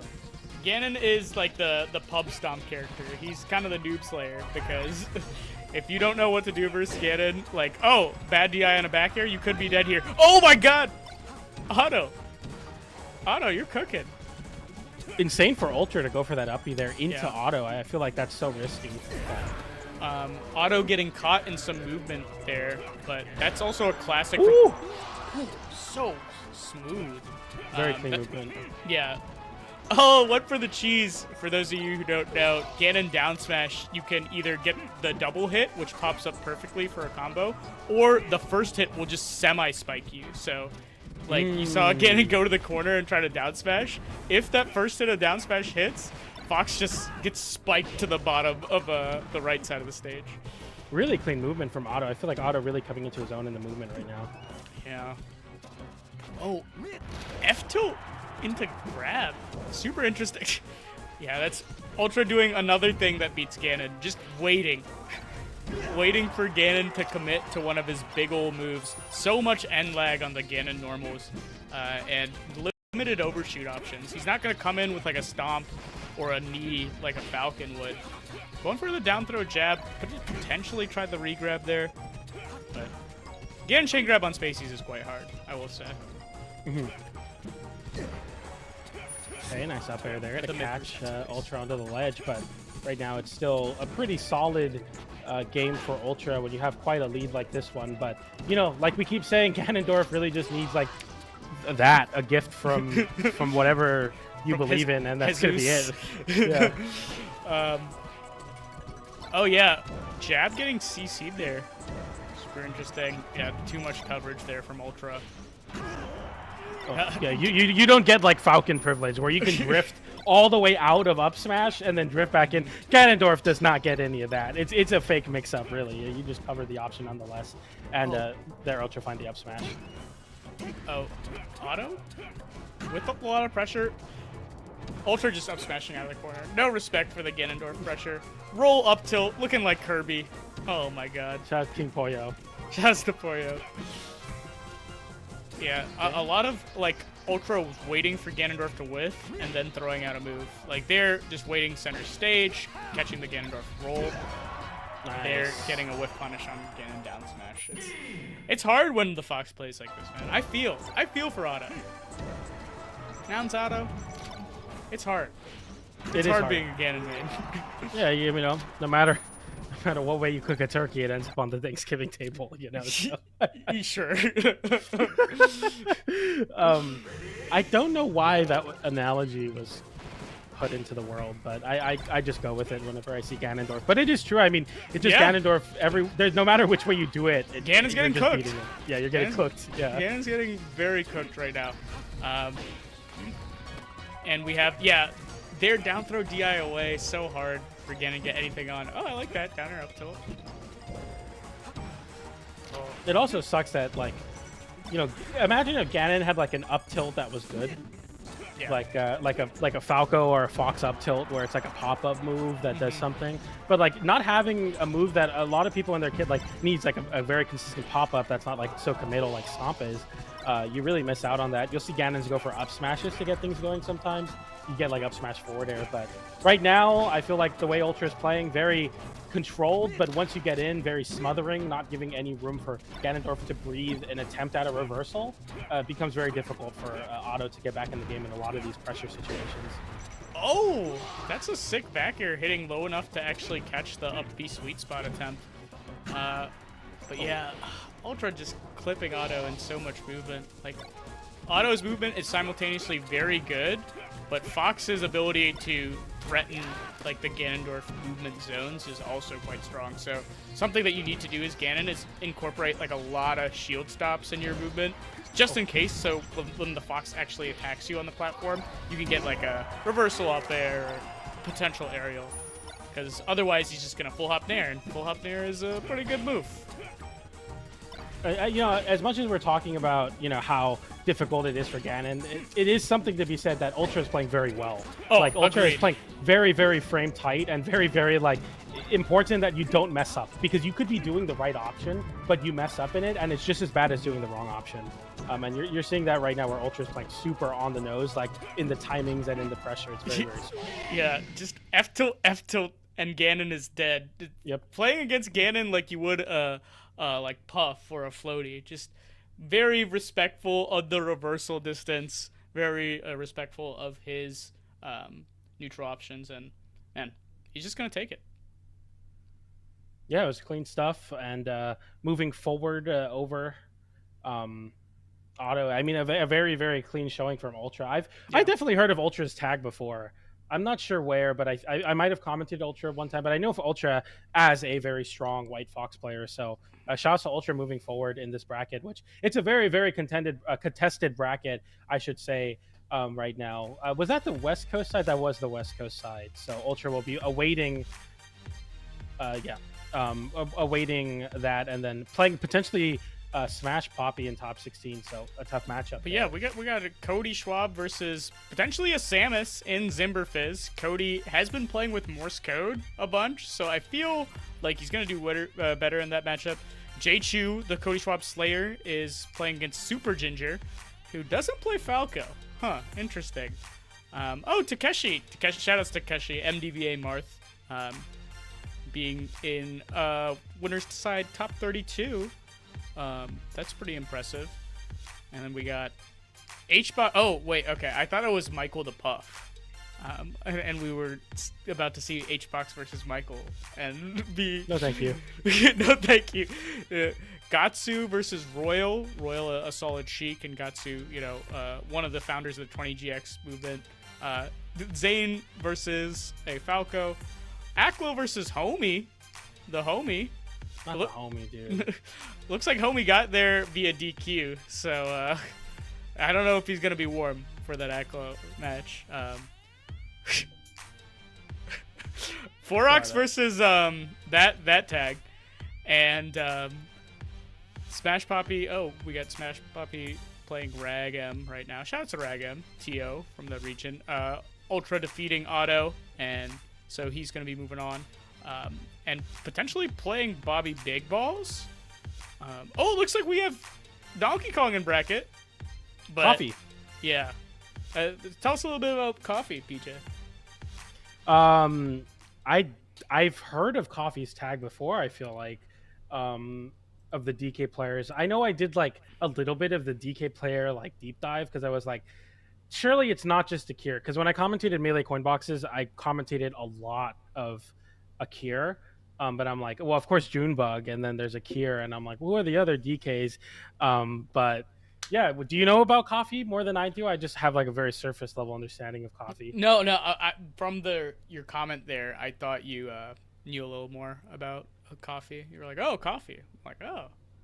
But no, yeah. I'm also not aware. But he's playing Eddy Mexico right now, and I've played Eddy Mexico a fair amount in that matchup. I do think of the Luigis I've played, I've played Ja, I've played Mad Tyro, I've played Will Pickles, I think, on online. I do think Eddy Mexico is the best Luigi versus Donkey Kong. So it's going to be a tough matchup for Coffee, for sure. Yeah, Eddy Mexico. I just want to throw a very, very nice person. A very, very nice, very, very happy person to be around. I saw him at the Jack in the Box near Genesis at Genesis 8, and just the biggest smile on his face whenever people would come up to him in line. I mean, I'm not going to say anything about what you're doing at Jack in the Box at 12 in the morning, but like, it's like not the place where I would probably be the happiest, like waiting in line, the milkshake machine didn't work, but he still brought like a very happy and like great energy all the time. And I can really respect that from somebody. So shout outs to Eddy Mexico. I'm a big fan and have been for quite a while. Big goofball energy. I like that the Luigi players are also goofy and they all cosplay as Luigi. It's like people play Smash for different reasons. And I think for some reason, a lot of people with just genuine love for their character in the game play Luigi, which is just like interesting. And yeah, Eddy's a super nice guy. I love watching his stream clips where he wins a really intense match. I think he like beat J-Mook in a match, and he's just like super intense, and he's like, nice. It's like he's hyping himself up. I'm like, let's go, Eddy, let's go. It's so hard to beat Luigi as Sheik. Or Sheik is Luigi. But I will give a quick plug to our sponsors, guys. If you're enjoying this content, enjoying the Matcha Cup, make sure to visit nouns.gg/matcha to support Nouns Esports. We will be able to continue running cool events like this. You will be able to support your favorite players, your favorite casters. It's a win-win for everyone. So please visit Matcha if you want to support us and support this event. And in addition, check out the Nouns rounds at nouns.gg/rounds. We mentioned the Supernova, formerly known as SmashCon rounds, which is going on right now. If you win this, you could potentially get your, shoutouts. Yeah, look at that. Also, very nice UI on the site. Yeah. We were talking about it a little earlier. Yeah, I was checking it out. I'm like, hold up, like this looks sick. Yeah, $1,500 to join the Smash roster at Supernova, which is incredible. You could potentially just win a. Yeah, please, I'm the best. You could potentially just win just a vacation to one of your favorite Smash events, and as somebody who's been to multiple Smash Cons through the years, multiple Supernovas. It's a great event. One of the best like casual friendly events, I will say. They have like the art section. They have the arcade. Have you been to a Supernova or a Smash Con, PJ? Unfortunately, I have not been able to make my way out there, but I've always heard very, very great things about Supernova. Yeah, it's got a lot to do. I've had normie friends, like not Smashers, come like visit me at SmashCon because they're like, oh, like I'm from Northern Virginia, so I'm from the Nova of Supernova titling. So like I'll have friends that grew up in Nova just like visit the event because it's in a common expo center, and they'll be like, wow, yeah, that was actually fun. There's an arcade, there's plenty of art. And it's in an area that has like a lot of food, and I mean no bias because I grew up there, but Chantilly and Centerville actually has a very ethnically diverse food like arrangement. So you can get your Korean food, you can get your Ethiopian food, you can get anything you want in Chantilly and Centerville, but you could also just go to the Chick-fil-A. That's right near the venue. Go there every day for 3 days. I know plenty of people that just did that. But yeah, shoutouts to the Nouns rounds and being able to do that. Yeah, it's an awesome opportunity. I'm always a really big fan of when orgs are able to step up and like provide opportunities for not just the people in their org, but for people that are looking to get that opportunity, because it is expensive to go to events, especially if you're not from the region. So big shout outs to Nouns for making it happen. And I wanted to do a personal shout out to Ohan behind the scenes because StarGG is currently going through some difficulties. It needs a little tune up right now. But Ohan, telling people, opening the floodgates, saying please drop your results in the Smash chat on the Nouns Esports Discord. Shout out to that, by the way.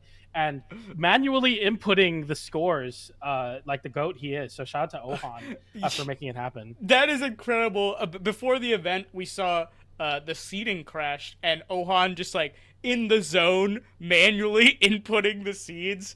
This is something that takes a very long time and a team of seeders to do, and Ohan was able to do it in like the very little time that we had before the event when Smash GG went down. So shout out to Ohan being able to truly lift mountains. That's what's up. It takes a large team. There's a lot of people behind the scenes, but shout outs to all of them for making this one happen for sure. Yep, shout outs to everyone. But we do have a match for you guys now. Should be quite good. And yeah, I really enjoy just the ability of. I'm just a fanboy for grassroots Smash, and I feel like something happening, some error, some event happening, and then the scene or an individual coalescing around and just to make the event happen anyway. Mm-hmm. It's so impressive. Shout outs to the Richmond scene. We had a Start GG crash happen for our monthly, I believe, last month. And the team was able to, work together and make the best out of it. We used a challenge bracket. Are you old enough to know the challenge? Okay. Yeah.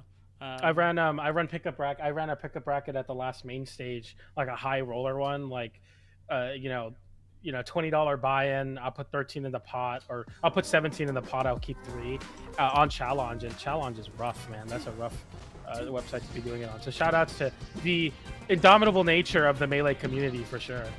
Yeah, and speaking of indomitable, we have a Sheik versus Puff. It takes an indomitable spirit to win this matchup as Sheik, even though PJ is going to disagree with me. Because no, I'm not going to. I think it's definitely a matchup that is difficult for Sheik. I would say that this is not the worst matchup ever. I think Fox beats Sheik harder than Puff does for sure, but yeah, I think there's definitely some things that Sheik players have been innovating for quite a while. I mean, Ben, shout outs to Ben, like 5-0 on Hbox during the pandemic.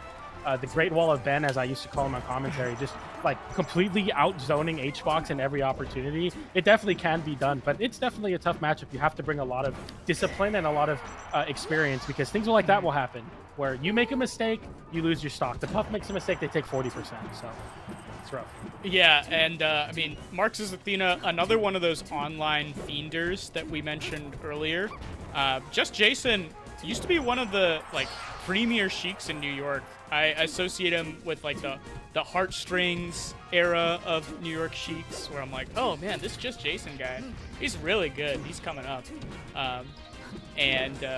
so it's cool to see him still playing. I know he used to be very, very strong at the Spaceys Tech Chase, and people would be like, yo, you gotta watch Just Jason on the East Coast with his Spacey Punish game.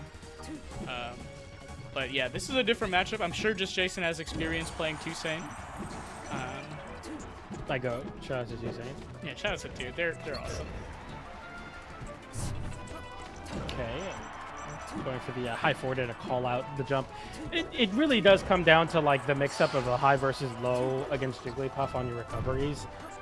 It's a fact of Smash at this point, where Puff can cover one or the other with lethal precision, but if you're able to mix up the two very, very well, it becomes very, very difficult for Puff to find those edge guards. But there in that spot, you get sent barely off stage. Puff can just run off with a back air and cover, and it becomes so difficult. And no rest there because the up air hit too horizontally, but okay, tech chase rest. Is this a kill? Let's see. It's Sheik. Yeah. Sheik noticeably. Charge up smash doesn't KO there, 52%? No, it doesn't Oh, are you talking about charge, not tipper hit? I don't know. No, you can't. It doesn't. You can't tipper on Battlefield. Yeah, that's okay. Yeah. On Yoshi's you can tipper, and I believe on Stadium you can tipper, but not on Battlefield. I see. Yeah, it's very unfortunate. Some Sheiks will switch to Zelda for the rest punish. Yeah. I don't know if the Zelda would have killed there, though. No. Ooh, good coverage there. Yeah, I was surprised that he could get over there quick enough with the rest. But yeah, Marxist Athena, strong showing there. That's the thing. Like, it should be a slow-paced matchup when the Sheik wins. The wall of Ben is kind of setting up, like, auto-cancel back airs, auto-cancel forward airs, really, really quick hitboxes that, like, Puff essentially has to work for a lot of her openings to get through. And Just Jason is scrapping with Puff. And if you've ever taken a coaching lesson with me, you'll know you don't scrap with Puff. No, you never fight with Puff. Maybe you fight her at the higher percents when she doesn't have some rest setups, but man, it's just bad EV to scrap with Puff at the low percents. People don't know, but I don't know if you've ever seen the Melee like character cards that came out, like that Nintendo came out with. If I'm not mistaken, they put Puff as a grappler. And it's very true. Like, a conventional grappler will get in your face. This, I think, and, is Zelda kill, but also that. Huh, cool. Yeah, they find it there. Yeah. I was gonna say, like, I think Puff like is one of those characters where you get hit with a lot of back air, so you don't think they want to scrap, but they do want to scrap. We want to get in your face. We want to rest you. Like, a lot of characters in Melee get crazy confirms off grab, and then they zone you out with their aerials and tilts. Puff is an aerial zoner, but, like, turns out a lot of her tilts are quite good at scrapping, namely the up tilt. That's the one that links into rest, so you gotta avoid that one. Instead, rising up airs as well will be a very solid option for Puff players, where if you're trying to jump away from Puff, it doesn't work out for you. Nice back air to get some extra damage. Oh, and a down smash connects, and that's a stock for Just Jason. Yeah, very clean stuff. The back air was nice, and, oh, I was gonna say potentially dead there. Negative on hit. Can't do that. Negative on hit. You have to go for Nair there, maybe? Up air. Up air. Is your safe bet, Or I up think. tilt? But maybe up tilt, yeah. It's rough, though. At that percent, it's not good. Yeah. Oh, let go of ledge too early. tried to get the regrab there. That would have been interesting. Oh, yeah. You could talk about that a little, PJ. Yeah, you can crouch under Sheik jab, but what the Sheiks will do is they'll needle you for it. They'll needle your crouch and then grab you for it, or you'll try to shield the needles and then they'll grab you anyway. But in a straight up scrap, the mix up of Puff just stop hitting buttons and crouch is very, very strong. Mm-hmm. And Just Jason actually avoiding the reversal fair and the down throw fair combo there. So already seeing a little adaptation, throwing the shield up before. Oh. Huh. Nice. Just covering a little more space, preventing Marxist from... Yeah, this was really cool. The back air into the wall.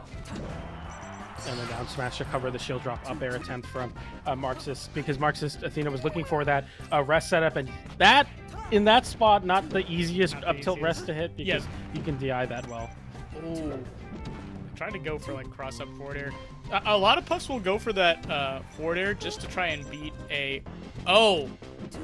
very early rest coming out from Marxist Athena. I got bamboozled. I completely forgot that we have I'm all messed up, but nonetheless, yeah, apparently we had a rest happen, huh? Yeah, we got some zoning going on from the Sheik.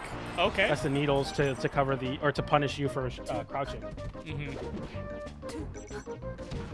And there's layers too, because if the Puff, yeah, it's so bad. That's so tough. And again, the same story of game one.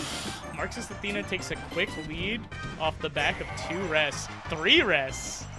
The scrap is super. You gotta get out of there. You can't continue the scrap. It doesn't KO, but it's still 45%. Yeah. Okay, there's the jab forward air. When you're at low percent from the Jigglypuff, run. Run. Or UCC. Options that can make her a little harder to find the setups that she wants, but nonetheless, Marxist Athena, 3 stock lead. This is pretty much impossible. Okay, cool. And dead. Oh, it's so over. We got the fast LRA start from Just Jason, who is just ready to get out of that game. That was very, very rough. Honestly, not the Dreamland game I was expecting. Yeah. Isn't that's for sure. I feel like a lot of times you expect the Dreamland games to go out for a while, big blast zone, big stage, Puff having very good air stalling, but not there. You just hit free rest. That could be part of the difficulty of that stage for Sheik, is that you're expecting to play very slowly, but it just becomes really, really bad because they'll just arrest you for it. Shoutouts to Hbox, because I know he plays like super differently depending on the stage he's on, and I wonder if there's like a little meta to that. Grabbing the up tilt there. Nice roll coverage, and goes for the jab into the forward air. Just go for a double jab, because Puff cannot punish the first one, and the only thing you can really do is roll there, so you just can freely do that, and a good coverage there on the roll away with the jab. Oh, scary. Yeah. That's so sad. You go for it all there and it gets called out. So like Puff pancaked a little when she did the shield drop there. That was super unfortunate. I feel like another character could have gotten grabbed. I like that up tilt though from Marxist Athena. Okay, already the adaptation from Just Jason. Instead of going for grab, went for up tilt. Unfortunately, Marxist Athena does not shield drop this time. Could get another rest. That's it. Maybe we got to stop messing with the pink ball on the platform. I feel like it's been going pretty rough so far. That is the moral of the story. Huh? Oh no! Okay. Oh no, the chain. I forget that move exists in this game. Oh, okay. Almost a punish on. Oh no. Marxist Athena has been doing a great job of calling out Just Jason's full hops and platform movement, but again, F tilt just covering a lot of space by the edge. Yeah. Oh, back air walls. Trying to fight your way out of the corner versus Puff can be very difficult. I like that though. We went for wave dash up tilt. It's pretty solid. Yeah. Yeah, I like. You can see me like wind back in anticipation for when Marx is gonna go for the forward smash, because I saw like, yeah, that is not gonna work, and it good punish, and this could lead into an edge guard. Nice ledge grab there to force the low recovery, and it just works out. I don't think Just Jason was ready for that to happen. PJ, rest is on the table. On the table. We've seen this movie before. The table has some turkey on it. It's already been cooked, but there's also a rest. There's also a rest. Hey, turkey makes you sleepy. It all comes together. Oh, that's no. not true. But Okay. Oh, a forward smash. That's really scary, but we're fine. Oh. Into the taunt? Dang. No, what? No respect for Just Jason. We're going into a game 5. I believe this is our first game 5 of the night. That was crazy. That looked very scary towards the end, especially when Sheik rolled behind Puff. Unfortunately, the Puff was still in some sort of lag, but we're going to FD for game 5. Yeah. How do you feel about this stage in this matchup? It's good because that happens. Yeah. You don't have any platforms, so yeah. It's very difficult for Sheik to really get. A lot of the things that beat Crouch come, I think, from the utilization of platform as well. Mm-hmm. And Marxist Athena slowing it down super well. Just all this damage off of stray aerials. Back air. Into the early F smash. I like how Marxist. Oh, that no way. So clean. Baiting that you would go for a forward air, but using the sing and then grabbing the ledge afterwards to cancel the end lag of it. That might have been a sing notch. That's a runoff sing without getting a tap jump input so that you can grab the ledge more efficiently. It's actually the fastest way that Puff has to grab the ledge. It's faster than wave dash back on the ledge. That could be a sing. That's a very obscure tech, but it works very well versus Sheik. Yeah, it was also weird because it felt like it was a little delayed. I've seen the runoff sing before, but he did like a delayed version that caught Just Jason. Oh, okay. Rest punish, but it's Sheik. Yeah. And rest punish, but it's Sheik. But it's Sheik. So now bad. Sheik is getting punished for going for the rest punish. But yeah, it was like super interesting and delayed, and it caught Just Jason trying to come back on the stage. Okay. It's not over yet, but it's definitely rough, especially when you're just trying to throw out aerials versus Puff. And I think when you are constantly playing reactive into Puff and playing into Puff's game, it becomes very difficult. You want to have like the ability to impose your will on Puff and force them to play around you. But in this situation, I think Marxist Athena just has such a tremendous lead. But Just Jason making it a lot closer with that down throw into up air. one clean stock, it's definitely not over yet. Yeah, if I'm just Jason, I need to avoid all the crazy rest setups Marxist Athena has been going for.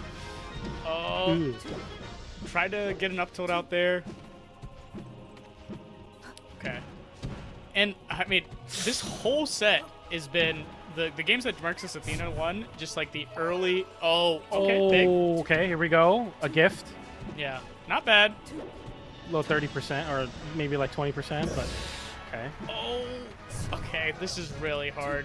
Now the Puff can play the zoning aerial game, and any zoning aerial will set up for an edge guard. That one's center stage, so it won't. But this will. Tough angle to hit there on the shoot recovery, and that should be a simple rest from Marxist Athena, who didn't need to hit the rest. You could have up smash, but maybe trying to make a little statement with that one. Yeah.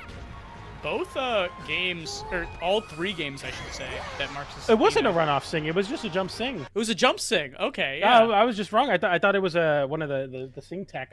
Maybe I just wanted an excuse. Yeah, I was like, that looked delayed. Dang. Okay. But it was the no, jump that stalled it. Cool. Yeah. And yeah, I think both are the games that Marxist Athena won before. So, and then in addition to this one, they took a really early lead off the back of, I mean, we saw a rest there. They got a couple of crazy rests the first game, and I believe in game 3, the Dreamland game. So, yeah, it's a really volatile matchup because I think if the Sheik is playing well, they don't get rested, which is much easier said than done. But as soon as you get rested, you just have to make up such a crazy stock lead. It's similar, I think, to like the Peach matchup where Peach has some things versus Puff, like very similar almost in the same things that you have as Sheik, but like you just get rested and it's over, and it's just so bad. Mm-hmm. Peach lives for a really long time versus Puff, I feel like. Mm-hmm. And there's a chance that Peach pulls her version of rest, aka Stitch Face, and just deletes a Puff stock. But yeah, super impressive from Marxist Athena. They're going to be moving on.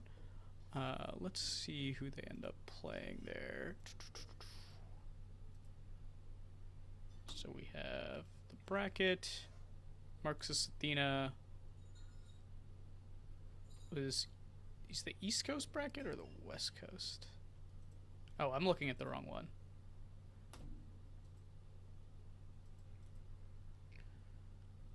Marxist Athena will be playing Takeshi. Oh, okay. Takeshi, solid MDVA Marth. Shout outs to him. Always a homie. So, I mean, no bias. I mean, you can be biased for the Puff, so it'll even out. But yeah, Takeshi, a very solid player. I think that should be an interesting set. And, I mean, I think one of my favorite matchups. It's a matchup that I watched a lot back when I was coaching Zain. But we're getting Cody Schwab versus Samus. This is fun too.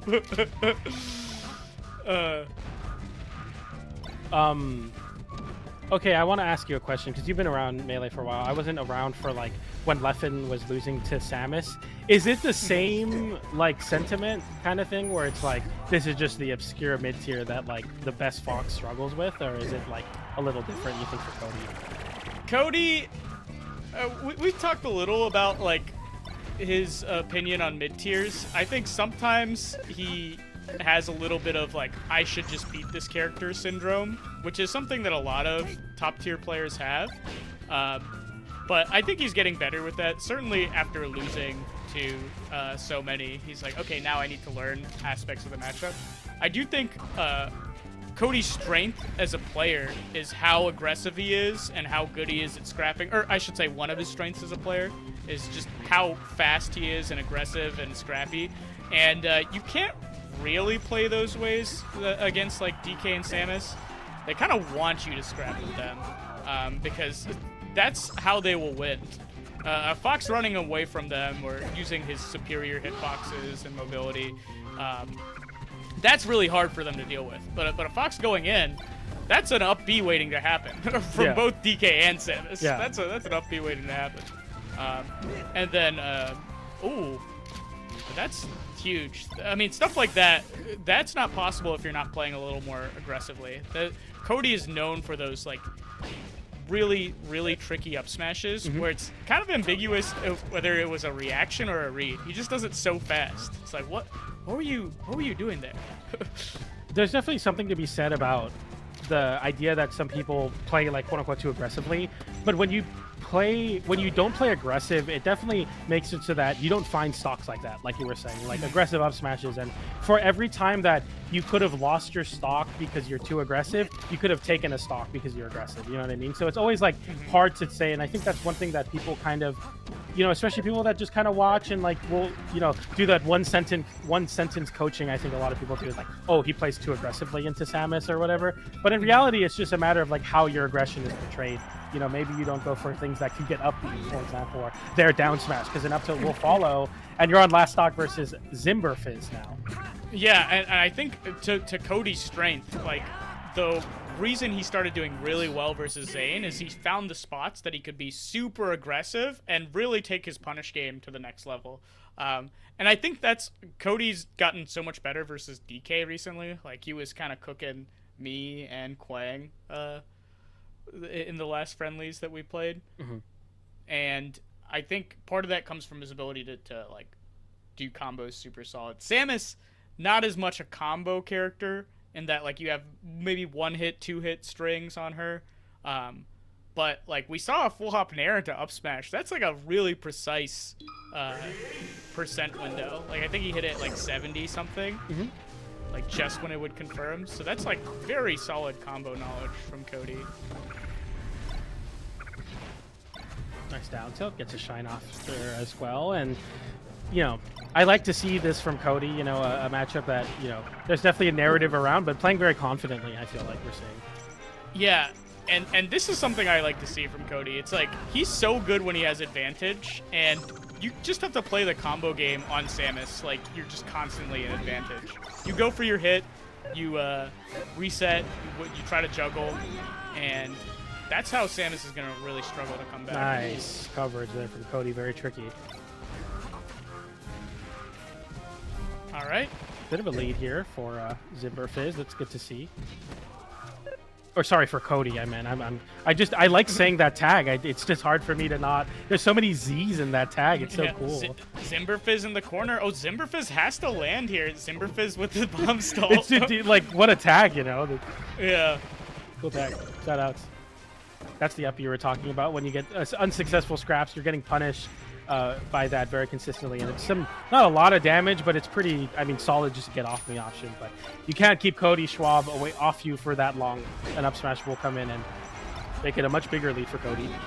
Shoutouts to Kevin Maples, who told me about like aerial shield versus Samus. It's actually so strong. Aerial, like do an aerial and then shield. In shield, so you don't get hit by up B, and then you just get a full pit punish on the nice cover. But yeah, solid from Zimber. Nice bomb the movement. recovery. Yeah, even there, not getting reversaled, which is solid. But double up B, just so Ooh, misses the waveland there. Up be one of those equalizer moves. It just like stops all the momentum you had. You're like, oh, I wish I could pressure. Down smash, kind of like that too. CC down smash, the classic. The classic. You got that from Peach as well, like you said, an equalizer, where it's like you're going a little too crazy, man. I gotta check you. But of course, Peach nukes you for like 100 damage, and then Samus like knocks you off stage. It's a little different. Yeah. Nice movement there, using the bomb to get a little bit more height versus Cody, who goes for the low recovery coverage. Oh, there it is again. Nice. Okay. I can't believe Cody's alive. Cody is treating this stock like Samus cannot edgeguard Fox, and it's working out. It's working out for him. It's so aggressive. Oh my God! What? Gets a double shine there, tries to go for the coverage on the tether back to the ledge. We didn't find it, but a nice shine grab versus Samus, and look at all this pressure. So many shines in the corner right now. Gets the slow turnaround, and that actually catches Cody, and Zimberfizz is able to capitalize with the dash attack, but that was some crazy coverage, and a run-up up smash with Angel platform is going to take That was just like 10 seconds of Cody playing advantage perfectly. Just like so many good decisions in a row there. Like combo into reset into combo into, oh my god. I really like the down throw into dash away, bait the down tilt, and then come back in. And we're right back in it. Zimberfizz looking to hopefully try to salvage this set. I mean, you have to reverse 3-0 Cody, which is a feat that very few people I think can say, but you know, it's not over yet, you know. Yeah, for sure. It's technically even-ish, and we got the Samus dash attack. One of the better dash attacks in the game, I think. Leads to a pretty solid combo. Nice movement from Zimberfizz. That's a Samus classic. You wave land off the plat with Nair. Okay, yeah, I was gonna say, I think Cody's going ledge here. Zimberfizz has not been covering ledge. It's kind of interesting to see the recovery mentality from Cody versus Samus so far has been like playing to the extremes of Fox, like playing the farthest possible uppy and playing like the highest spot, you know what I mean? So like you play the extreme so that they have to commit to such a disadvantageous thing where if they hit it, they take the stock, but if they don't, it takes so long for Samus to be comfortable again. Because, you know, they're either having to go really low and then it takes a long time to recover, going really high, and then now you're getting juggled by Cody. So it's an interesting mentality, and it's been working to pretty good success, at least here on Fountain. A nice snare there from Zimberfizz to even up the stock count, and a big open up from Cody. 87, 101% with these back airs, and a very clean start for Cody on this stock. Up smash. Yeah, I was going to say that Cody is, before the up smash happened, I'm like, Cody is very good at finding these up smashes at kill percents. We saw the Link on game 1 with the Nair up smash, and game 2 and this game I feel like he's just been very willing to throw those out. He just knows that that's going to be the early kill on Samus. He wants to get that as much as possible. Yeah, baiting at the up B there, amazing by Cody. Okay. But yeah, that was super necessary if I'm Zimberfizz. So That much should be pressure. it. Oh, Whoa! That's some DK tech. You go out and up B Samus. That's funny. And for jab up smash, the up smashes are gonna start coming out. boom, boom. Yeah. Yeah. True Easy combo. whiff punish. Yeah. Cody looking to just 3-0. Cody taking out all of his Samus angst on Zimberfizz, who happens to play the same color as Morse code. Yeah, I was gonna say, man, we've been here before, like Cody versus a green Samus, you know, starting on Yoshi's. It's not like, you know, I was like, damn, this is a little deja vu for sure, but not deja vu in how the set's coming out, because right now Cody's playing very on point. Oh my god, yeah, I like down throw tech. It's kind of cool. Oh, missing a ledge. Missing the wall jump too. Can Fox wall jump in this game? Surely, right? Yeah. Okay. I think Cody might have went for the the wall jump there, but didn't get it. Boom. Weak aerial into up smash. Cody finding that again and taking it 3-0 over a Samus. I'll say the Samus's name, Zimberfizz, who's a very solid player. But good stuff to Cody. I think that's a good mental win for him, even though it's the projected win in bracket. Just to beat a top Samus player. For sure. We also have a few interesting matches going on right now. So Dawson J-Chu is 1-1. We have Takeshi Marxist Athena, and Marxist Athena is in the lead. And we also have Drein versus It's Over, RHF. And a bit of a interesting development from what I'm seeing. Don't Test Me up 2-1 over Gatsu right now. They're game 4. Oh my god! And it's not just like a Don't Test Me, you know, wearing a shirt. This is Don't Test Me cosplay. in full garb. Yeah. I know today was Roy Day, and Don't Test Me was playing as Roy in both Ultimate and Melee. That's sick. That is a commitment to the bit. For sure.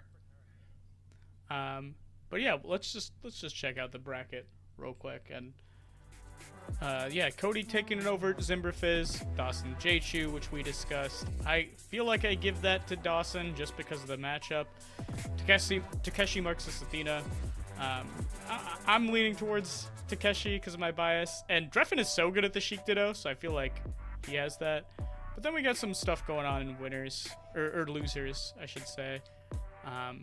Super Ginger versus... Oh, Chiari's still in. That's the Puff we commentated first.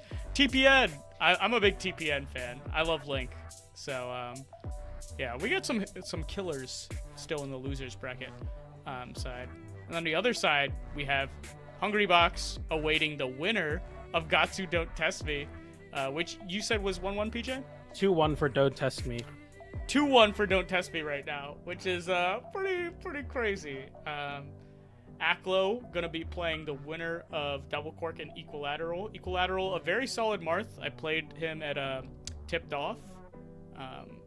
Yeah, he went on kind of a grinder. Yeah, Equilateral. Shout out to Equilateral, somebody that I definitely know of as a big time Marth grinder. Yeah, he's actually pretty good at the Donkey Kong matchup. Before he played me, he was like, "Oh, I actually play Akira a lot." I'm like, "No, dang it. No." Salt gonna be playing Forox. That's gonna be a Falcon versus Dr. Mario matchup in winners quarters. And then we have Ultra versus Smash Poppy, which will be a Fox Ditto. Bobby Big Balls versus Brutal Rattle. That's gonna be, I think, a very good showing from Bobby, because he's super solid at the Falcon matchup because of the Salt experience. And yeah, we have some matches going on in losers. Geriatric Fiddler is such a funny tag. Oh my god. There's some banger tags tonight for sure. I know. Yeah. Shout outs to, I'm wearing the Tipped Off shirt now. Shout outs to Nouns. I think it's a cool looking shirt. Can't really, let me see if I can back up a little. Yeah, you can see it. Tipped Off 15 in the shape of the Noggles. But enough about my shirt. Let's talk about Sheik Falco. I think we've spoke about this maybe in passing in one of our elevator conversations. I never know who wins this matchup because I feel like I hear every single take on this matchup, but I don't know which one's right. What do you think about this matchup? I think it's one of the few even matchups in the game. Okay, that's great. That's a great. Yeah, that's great to tell me. Yeah. It's an uncontroversial take. Okay. I think most people are like, "Oh, Falco wins," actually, or like Sheik destroys Falco. Yeah. But I think these characters both do incredible things to each other. Falco can shut Sheik down on the ground and really dictate the pace with his neutral. Sheik, on the other hand, deletes Falco off the stage and can make it tricky for Falco to lock Sheik down given her platform movement. So I think both these characters have really incredible strengths. It feels really good to be playing it well on the Falco side because it feels like the Sheik can't do anything. And then to be playing it bad, it's like, man, I die off any touch. And the tech chase is one of these things where, like, you just get put in cutscene when the Sheik is really good at it. And it seems like Eloy's pretty solid at it so far. I have a kind of an interesting question for you, Junebug. Sure. Let's say you're a Falco player and you have the option to skip the tech chase cutscene, but it's a 25% chance you lose the stock. Are you skipping it for your mental, or are you playing it out? Do I know the Sheik is very solid at tech chase? Yeah. I mean, it's solid enough where you skip the cutscene and 25% of the time your stock's over. Okay. I think I take that versus a lot of the really good Sheiks. Like, I think I take that versus Jmook because 100% of the time he grabs you, the stock is over if you're a spacey. So it's pretty good reward. What do you think the percentage needs to be where it's not worth to skip the cutscene? Where it's not worth to skip the cutscene. Yeah. I feel like 50's pretty bad. Yeah, like a coin flip in tournament. I don't like coin flips in tournaments. Coin flips are bad for sure. Yeah. And I think at most levels of play, besides the grab part, there is a lot of interactions that take place. So on the stage, if you're getting tech chase re-grabbed and the Sheik is on, there's not much you could do. But as soon as you get to the edge of the stage, there's a recovery mix-up that takes place. And while I think Sheik can cover a lot of those options, you still get like a chance. Yeah. So yeah, versus many good Sheiks, I might take the 25%. But versus most Sheiks, I'd probably just try to do like ambiguous DI, ways to get out of the tech chase. and take my recovery mix up at the edge of the stage. A slight DI behind on the down throw tech chase versus Falco is probably one of the most challenging options versus the down throw chain grab. It's one of those things where it's like quite ambiguous if they're going to end up behind you, and I think we're seeing that quite a bit from Cassette Tape, who's either not DIing at all or DIing slight DI behind. And right now, Eloy, as I've been saying, it's a challenging option, has been covering it almost perfectly. But it's still, you know, you have some things you can do in the tech chase. But a Sheik player that's on top of it with good posture, it's over. You know what I mean? Yeah. And let's see if Cassette Tape can sort of slow it down. Oh, that trade. Yeah. Good call out on the lasers, too. Eloy going to be taking that. And, oh, what was this? Oh, this is just the call out on the laser. Yeah, just take laser dash attack. I respect it. Respect it a lot, actually. You can't shoot lasers against Sheik for free. I remember one of the people that taught me Melee, shout out to Mosquito, a very, very strong Falco player in NorCal. And Mosquito? Mosquito, B-I-S. Oh, Mosquito, okay. Yeah, she would always be like in call talking about like take laser options. I'd be like, what is Puff's best take laser option? And she'd be like, don't take the laser. like jump over the laser and hit me for it. You don't want to go for that. But we got Fox on Yoshi's from Eloy. And right now it is cooking. What a shine. Oh my god. Eloy showing that they are not a one-trick pony. You just gotta delete it. I wonder... Because... Sorry, go ahead, continue. I just noticed Cassette's Tape's tag. Just go on. Continue. I wanted to say, like, maybe Cassette Tape first talk SD'd because Cassette Tape thought they were the Fox. Oh, because you weren't ready. Because you weren't, you know, a lot of times when it's on the character showing like for versus, I'm like changing my Spotify song or something. So it's like maybe that's what happened. But there seems to be a little bit of chaos going on stage and off for both of these players as they are struggling to find their footing. Nice get up attack from Cassette Tape, who we're on Yoshi's, so it's possible that a comeback can be in order. But the way Eloy's playing, it's good. I mean, you're winning, right? It's hard to analyze a match like this, but it's over. That was a 1 minute, 15-second match with a couple SDs thrown in there. Yeah, I actually, so here's a maybe not a hot take, but I think switching between Fox and Sheik isn't as bad as switching between other characters because they have the same jump squat. So, like, a lot of the out of shield movement is going to feel the same. Versus like switching between a Falco and a Fox. I don't know if you've tried that, PJ, but that's hard. A Falco and a Fox? Yeah. Why is it difficult? What were you saying? Because Fox has a 3-frame jump the jump squat and Falco has a 5-frame jump squat, and that affects everything from your wave dash to your short hops, your out of shield movement. Like everything is affected by it. So, in Melee I play Puff and I play Fox as the two characters that I would say is like, my Fox is pretty bad, but it could go 1-2. That's probably the best of all my characters.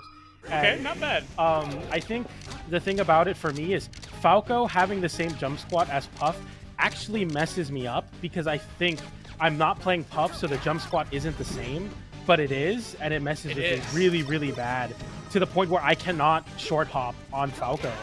Like, it just, my Falco is abysmal. And I know a lot of Puff players play Falco as a secondary because it's the same jump squat. But for me personally, I'd rather have it be like two modes of like, okay, it's Puff, so it's slow, and then it's Fox, so it's as fast as I can go. But no, I mean, traditionally, if you're not like weird, you know, like I am, it's definitely a lot harder to do that when you're jumping between jump squats, you know. Yeah, I think DK shares the jump squat. He also has 5-frame jump squat. So I have a Falco, secondary when I play Donkey Kong. And a Puff secondary, Junebug, I've been saying. Yeah, I mean, Puff DK wouldn't be a bad combo. It's just I would lose so many fans. I'd lose an innumerable amount of fans if I become the Puff DK dual main. It is one of those things though, because I remember reading the Puff Bible as a wee child learning the Melee game, and I remember seeing like on FD versus Fox just play Marth, but I'm like maybe pick up DK, you know, like let's try something crazy. You could do it though. I believe in it. Sheik is a tough matchup, right? I mean, you just play Puff. That's true. Puff does cover almost all the hard matchups for Donkey Kong. Yeah, it's actually crazy. By the way, Eloy's Fox just being lights out is crazy. By the way, like, where did this come from? I've been subverted. I thought game 1 Sheik was like what we were gonna see, Sheik Falco, but right now Eloy's Fox is playing very lights out, very, very impressive. Yeah, you'd love to see it, just like a super fast Fox. And I mean, Eloy's definitely the one doing most of the approaching here. Cassette Tape trying to slow the pace of the game down, which I think Falcos can do this. Like, this is a potential win condition for the Falco, but I also think Falco gets like pretty good reward for out-scrapping the Fox. Shout outs to Mango, who's, you know, the best in the world at out-scrapping Foxes. So it's really like a push and pull. We're running laps. This is what Bond does on Falcon. You just run some laps, run from coast to coast, and it's working right now. That's an insane call out, by the way, on like, you're just doing nothing. Nothing you're doing is mattering. I'm going to show you by running across the entire stage over and over. That's crazy from Eloy. Yeah, Eloy putting a little bit of disrespect on Cassette Tape. Oh my god. Look at the pressure. Oh, the pressure. Too. Up throw, up smash, here we go. Nice back air, goes for gets the weak hit and resets onto the platform, but a wake up shine from Cassette Tape leads to nothing, unfortunately. And Eloy is just out damaging Cassette Tape by such a large margin. It's so difficult. Out damaging, out moving, out playing, and this is up smash. Yeah, Eloy was so clean on the tech chases as Sheik. No surprise that they hit that tech chase up smash. Quick 3-0 from Eloy. Yeah. And with that, I mean, Eloy, I don't, you know, I'm coming in with a little bit less information as I probably maybe should, but I didn't know Eloy, you know, for all I knew, Eloy was a Sheik player, but then pulling out the Fox in a big way and making it work. Maybe it's a Sheik for Battlefield versus Falco specifically, which would be an absurd, like, if somebody told me, yeah, I have a Sheik for Falco on Battlefield, I'd be like, you're crazy. That's crazy. Insane. Yeah. That's crazy. And there's no way we could have predicted that one. Eloy just being able to cook. But yeah, super impressive. So Eloy actually DQ'd out of winners versus Smash Poppy. They were gonna play Smash Poppy, and then that was a losers bracket match. So that's super interesting. I believe that's top 16 that we're in. Or it might have been to get into top 16. Interesting. Oh, yeah. Here is the top 16 bracket. Oh, Hungrybox versus Don't Test Me is happening. Dang. I really want to watch that. Could we pull that up? Do we have the technology to get that? Okay. By the way, Bobby Big Balls. Extend the, or sorry, go ahead. Oh, no, go ahead. No, I was just gonna say King Pollo is still in the bracket. The first person we commentated, the Kirby player. Oh, what? Yeah, they're 2 rounds away from top 16 loser side and the East Coast side. Oh my god, that would be incredibly impressive. At 3-0, 3-0, 3-0 right now for King Pollo, playing against Just Jason in the loser side of the bracket. That's I honestly, I mean, I'm a Kirby believer in that matchup just because of Crouch. Yeah, and then Eloy was making it into the top 16 loser side on the West Coast. Yeah, so we got some fun matches, but we're gonna be seeing the King of Pop versus Brutal Rattle, Bobby Big Balls. And you said you were a Bobby fan, PJ. Mm-hmm. Why should the stream be a Bobby fan? Tell us why you're a Bobby fan. I mean, Bobby brings like such a rambunctious energy. I don't know if that's the word, but like a really awesome energy in whatever Bobby's doing, and whether it's freestyling or playing Falco and Melee. I think you see Bobby as a player that's so high octane and really comes from the same line that I think of Salt, where, you know, somebody that's very all gas, no brakes, very, very, very fast, has very polarizing opinions about certain matchups, and has a very strong stream presence and personality. But all in all, like, I met Bobby at Wave Dash. We had a couple words of, exchange between us, and I'm like, yeah, this guy's cool to me. He's a homie. So I'm always excited to see Bobby play and bring that energy that I think only Bobby can for the Falco players. There's not a lot of Falcos still around, everyone playing, a dual main or, this or that, but Bobby Big Ball still bringing that Falco energy versus Brutal Rattle, who I'm not sure if you know is one of the young players in Melee. I think Brutal Rattle is like, when I first met Brutal Rattle was like 14, if I'm not mistaken. What? Yeah, Brutal Rattle's really young, from what I understand. So shout outs, yeah. We got an OG kid style player.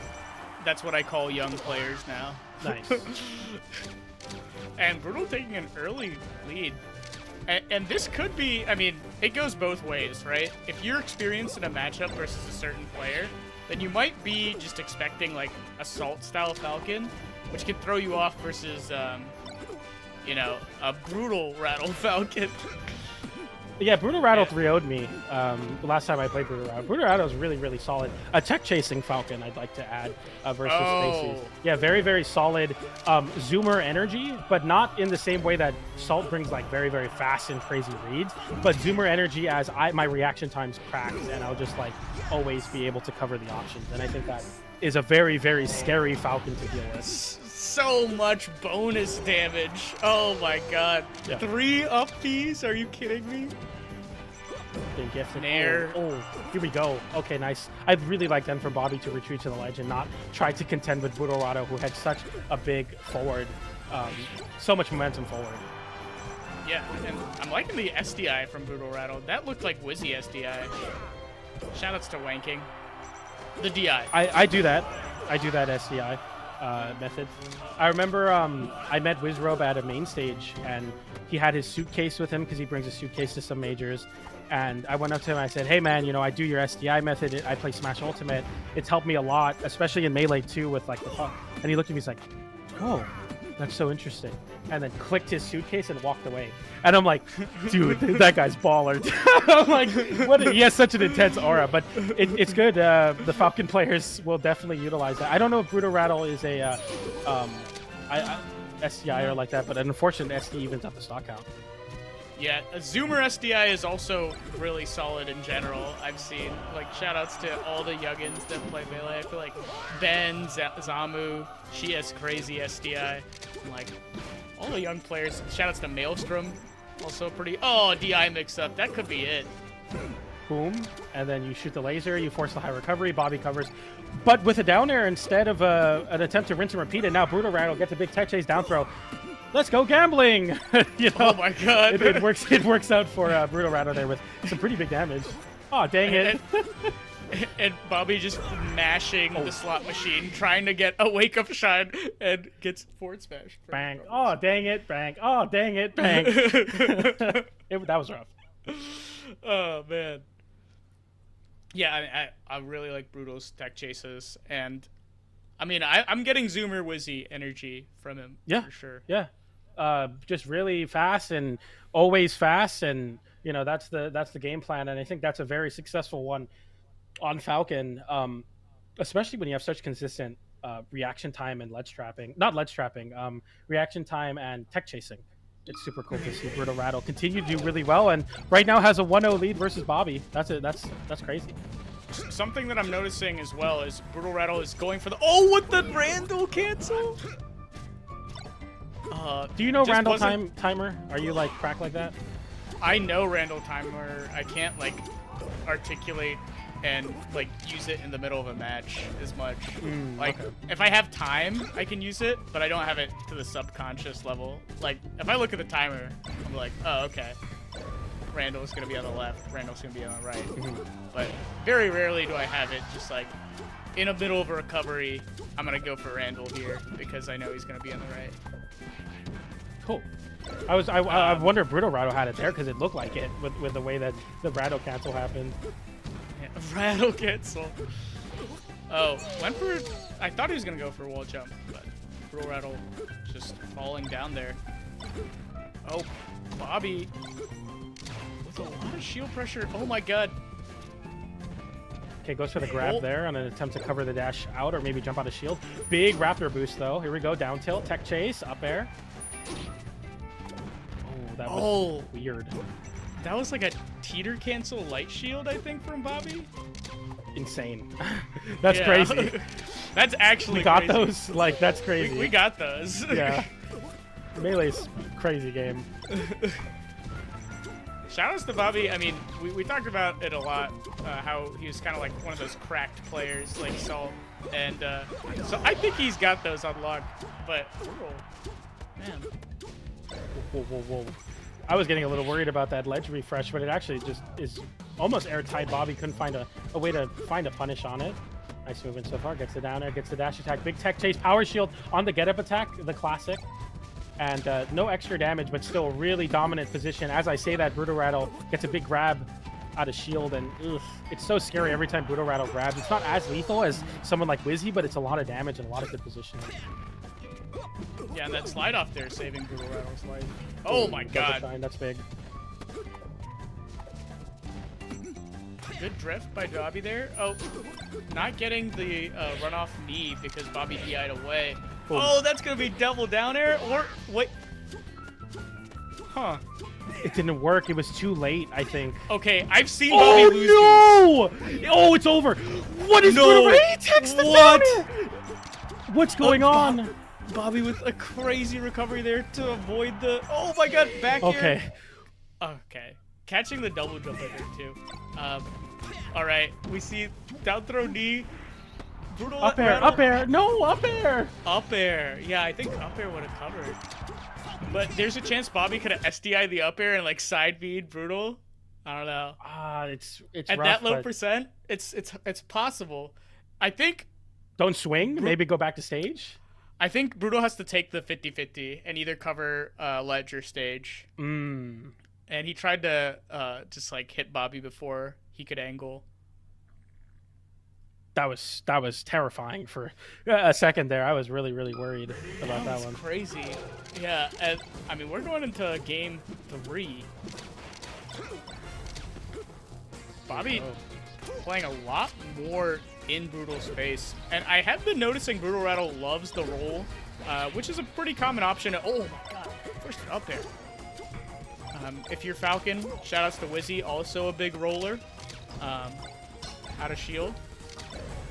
So I think maybe Bobby's getting wind of that and just like shine laser, just always putting out a hitbox. Oh, and that's it? Falcon's crazy. Oh, look at this shine shine laser. pressure. So much pressure from Bobby. No matter if you're on the platform or on the ground, unrelenting with these shines and lasers. And nice, milking the hit stun, getting the down air after, waiting for the option instead of swinging immediately. Very clean stuff from Bobby, and that's a 0 to death. Yeah, look at the pressure coming out from Bobby now. All right, I wanted to see if Brutal had those unlocked. Now he does. The crouch tech chase is going for his first read on the tech chase, actually, with the D, and it might cost him. Don't deviate from the game plan. Never do that. Okay. Oh! Weak hit knee into up air. You can't go for that side B. A lot of times that Falco side B is just enough of a mix-up, but against a character like Falcon with such great aerial acceleration, the knee will just cover that timing perfectly, and all of a sudden Brutal Rattle in a great spot here. Okay. Oh, a laser lockdown from Bobby, just holding this center stage. Oh my god, the pressure. Oh, I thought Bobby called out roll there. Double pummel. Unfortunate. Forward throw, send him off stage. Oh no, the instant side B punishes Brutal Rattle, getting a little bit too low on that knee attempt. Ooh. Covers the roll with an air, doesn't get a tech chase afterwards, trying to read a platform option, didn't find it. Double shine. Double shine potentially catching the roll there. Brutal's in shield. Bobby catching the roll again. Tech chase. Oh my god, Bobby! Nice Almost DI from getting Brutal to avoid that forward smash. That would have been it. Would have been a crazy. Oh no! Oh, it was a bait? It was a bait the whole time? Wake up shine. Weak back air into the forward smash to tap in that, and that's going to be Bobby with a 2-1 lead over Brutal Rattle. Very solid stuff right now from Bobby, but this... Yeah, this was like... Oh, yeah, that was the knee up air, and then Brutal Rattle attempted to try that again, in the next stock, but Bobby just like clipped his knees, clipped right under the knee. Laser, shine, no room to breathe if I'm brutal at Rattle. This is down air or back air. F smash to cover everything. Oh my god, Bobby. There to death. There to death. Brutal Rattle, all serious now, switching to default Falcon off the ping. I believe in that. Like, sometimes you can change your skin, and it works. Now, I'm scared if I'm Brutal Rattle, because Bobby, when he's confident, is like one of the best comboers in the world. If not, okay, he's dead. Never mind. Shine taketh and it giveth, you know, that's what it's all about. Giveth and it taketh away. Ooh, laser into upping with forward tilt. Ooh, aft, and that's gonna be the song. Wow, very clean stuff. Yeah. Oh, that is a Bobby classic. The side B to top plat. Let's see if Bobby covers ledge. Manages to cover a double jump. Okay. Up air. Ooh, nice up air. Gets a little shine to pop up and force it, and takes the recovery into the down air.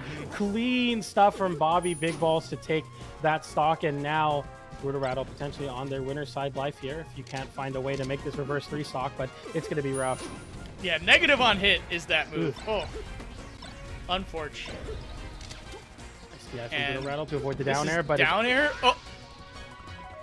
Okay, yeah, I mean, input, yeah. That's a Bobby classic right there. Like, as much as he is one of the best players in the world. No. Oh, double knee. Not the Bobby classic. Junebug brings it up, and it's a last knock situation. Yeah, oh, Bobby boy. has thrown away so many of these games. I've seen him do it. He used to be MDVA. I've seen it happen live. Bobby has everything going for him. And it just doesn't work out. Oh my god. Bobby. Okay, we go for normal get up there, and it actually gives enough advantage, and there's the backer. Yeah. Wow. Amazing from Bobby. And, I mean, Bobby had so much control for most of that game, and then gave 2 stocks away, and all of a sudden it was last stock because of that. The double down there was great. But Bobby is going to be taking it 3-1 over Brutal, who I liked his playstyle a lot. I like Brutal's commitment to the tech chase, just ability to play around Falco's shield pressure. It wasn't until the very end where Bobby really caught on to the roles that Brutal started struggling. And then it's just a mix-up. You know, you have stomp out of shield, nair out of shield, etc.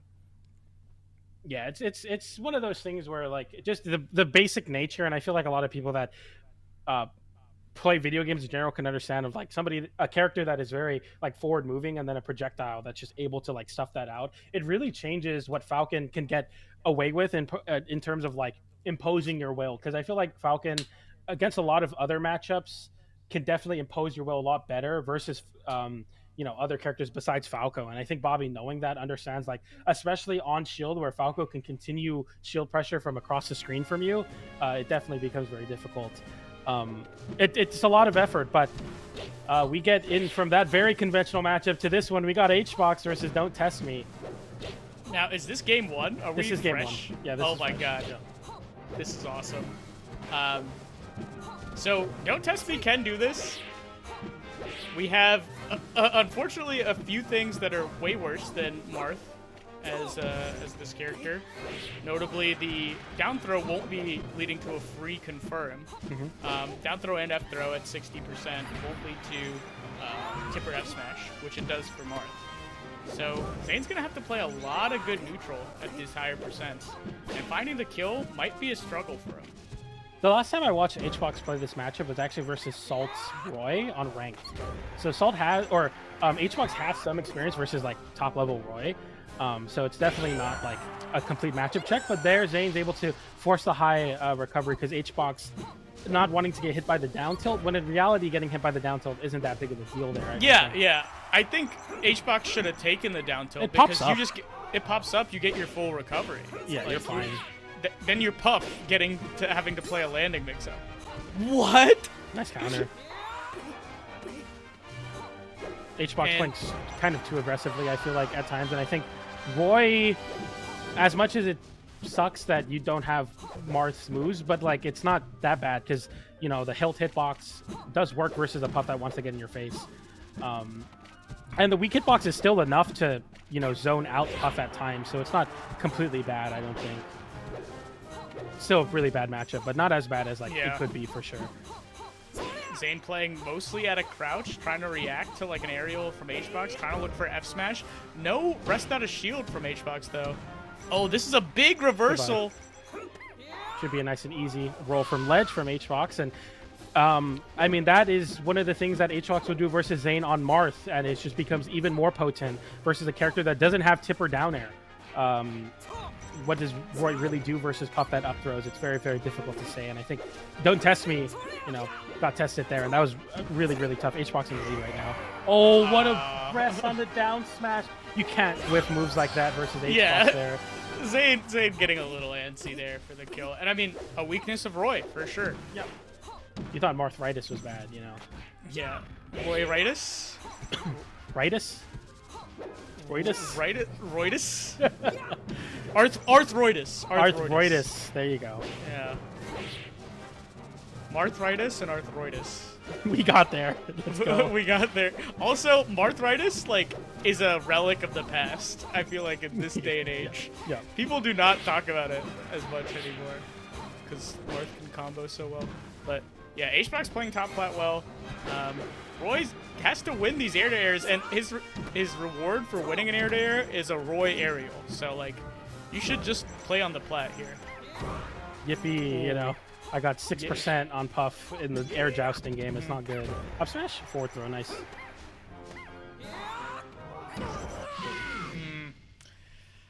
Hbox showing why Puff might win this matchup. Maybe.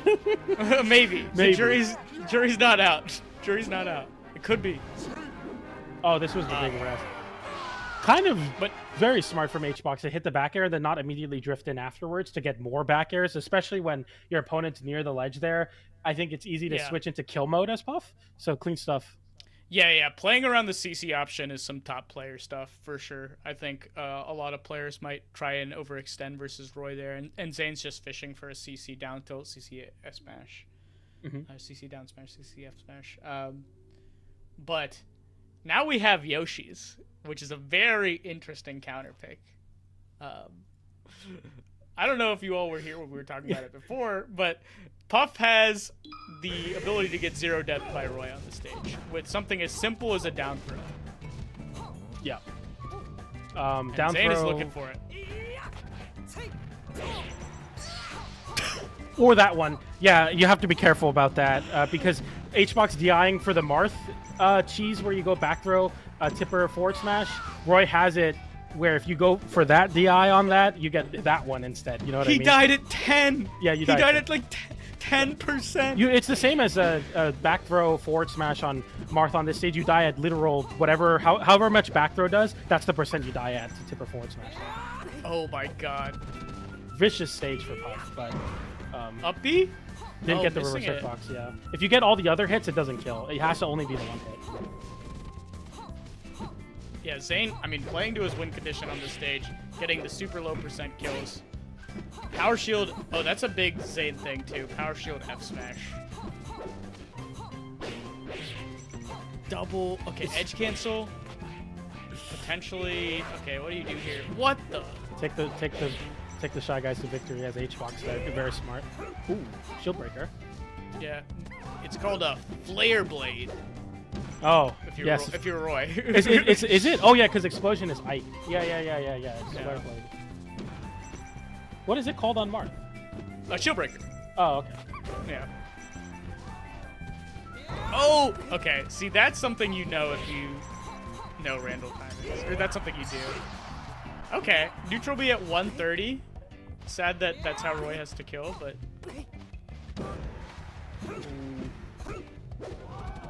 Oh, I thought we were going to see grab from Hbox, but instead we see a back air attempt to fully connect, but... If I'm Hbox here, I just literally take all of the stray aerials. It's just too bad to get grabbed by Roy here. Yeah. You do not want to be anywhere close to the floor. The floor is lava. Yeah, and as much as it's silly to be like, oh yeah, Roy wins on this stage because he has a way to instantly kill Puff. Oh no! Okay. It's not that easy because Hbox obviously knows that. He's been playing the game as long as I've been alive, so you know you're gonna have that experience where you're like, I'm not gonna give you the reverse up B no matter what I do, you know. Yeah, it seems maybe Hbox knows something with these. Oh, nice from Zain. With these throw setups, I feel like Zain's been going for F smash instead of the up B. Oh, RTC rest opportunity, even after whiffing the back air because of the amount of time you have. But we didn't see that as Hbox, but you do find that rest. And oh no, but this is F smash. This is just a dead puff. Yeah, I feel like Hbox could have went for the sing stall F smash, but yeah, opting for the stock trade, which isn't bad if you're Jigglypuff. Uh-oh. Went for it all. Okay. Okay. Yeah. We all held our breath there. That could have been it. That's Roy's rest for sure. Mm-hmm. Oh, another grab. Oh, what a read! Didn't get the health hitbox. Yeah, such a good spot dodge read. If I'm Hbox, you play the air-to-air game. Roy trying to play the air-to-air game, realizing he's not that good at it. The weak hitboxes send they don't send very far, so there's a lot of it kind of tempts you to land on the ground after trading with Roy, but that's where Roy wants you, so Hbox continuing to jump after getting hit. Okay, F smash read is on the table here. Okay, Zain not going for it. Looking for potentially power shield F smash here. Oh, that's a really late nair to find Zain on the ledge there. Spot dodging the grab in a weird scramble situation, but we all get back to center stage safely, and Hbox looking for that one back air. You know what you need here. Zain needing that F smash, needing that big read. Here we go. One more spot dodge from Hbox. I feel like Zain is gonna F smash it. Oh, the late down air up smash. Careful of down air. Okay, Zain didn't swing the down air there. He's been swinging every single time. And there, Hbox still finds the back air, and a crushing loss, I feel like, especially after taking that stock at 13% or whatever. Yeah. That's a big drop. Do we have a replay on that? I want to see that first stock if possible. But that was like a crazy just swing. Yeah. It's amazing for Roy to still get that swing and lose the game. Yeah, Hbox just landed and edge guarded him. It's like, yeah. All right. So this is rest setup. Oh, Hbox missing, but not going for it. Maybe. Zain, you could DI behind on the down throw, and then Hbox, if you jump in anticipation for the rest, you should still be able to hit a back air for it. So I think Hbox just wasn't quite ready to go for that. I mean, maybe just looking to build damage with down throw, but yeah, definitely a missed opportunity. I don't know if it kills at 0 though, but if your rest doesn't kill at 0, Roy will kill you for it. Because he'll just up you, so maybe just not worth the risk. Oh, I forgot about that. Yeah, no, Hbox probably doesn't want to go for the rest setups on this stage. Zain finally reading the spot dodges in the scrap from Hbox. He's been throwing them out a lot, and I feel like he needs to do buffer roll or something that Roy can't cover with F smash.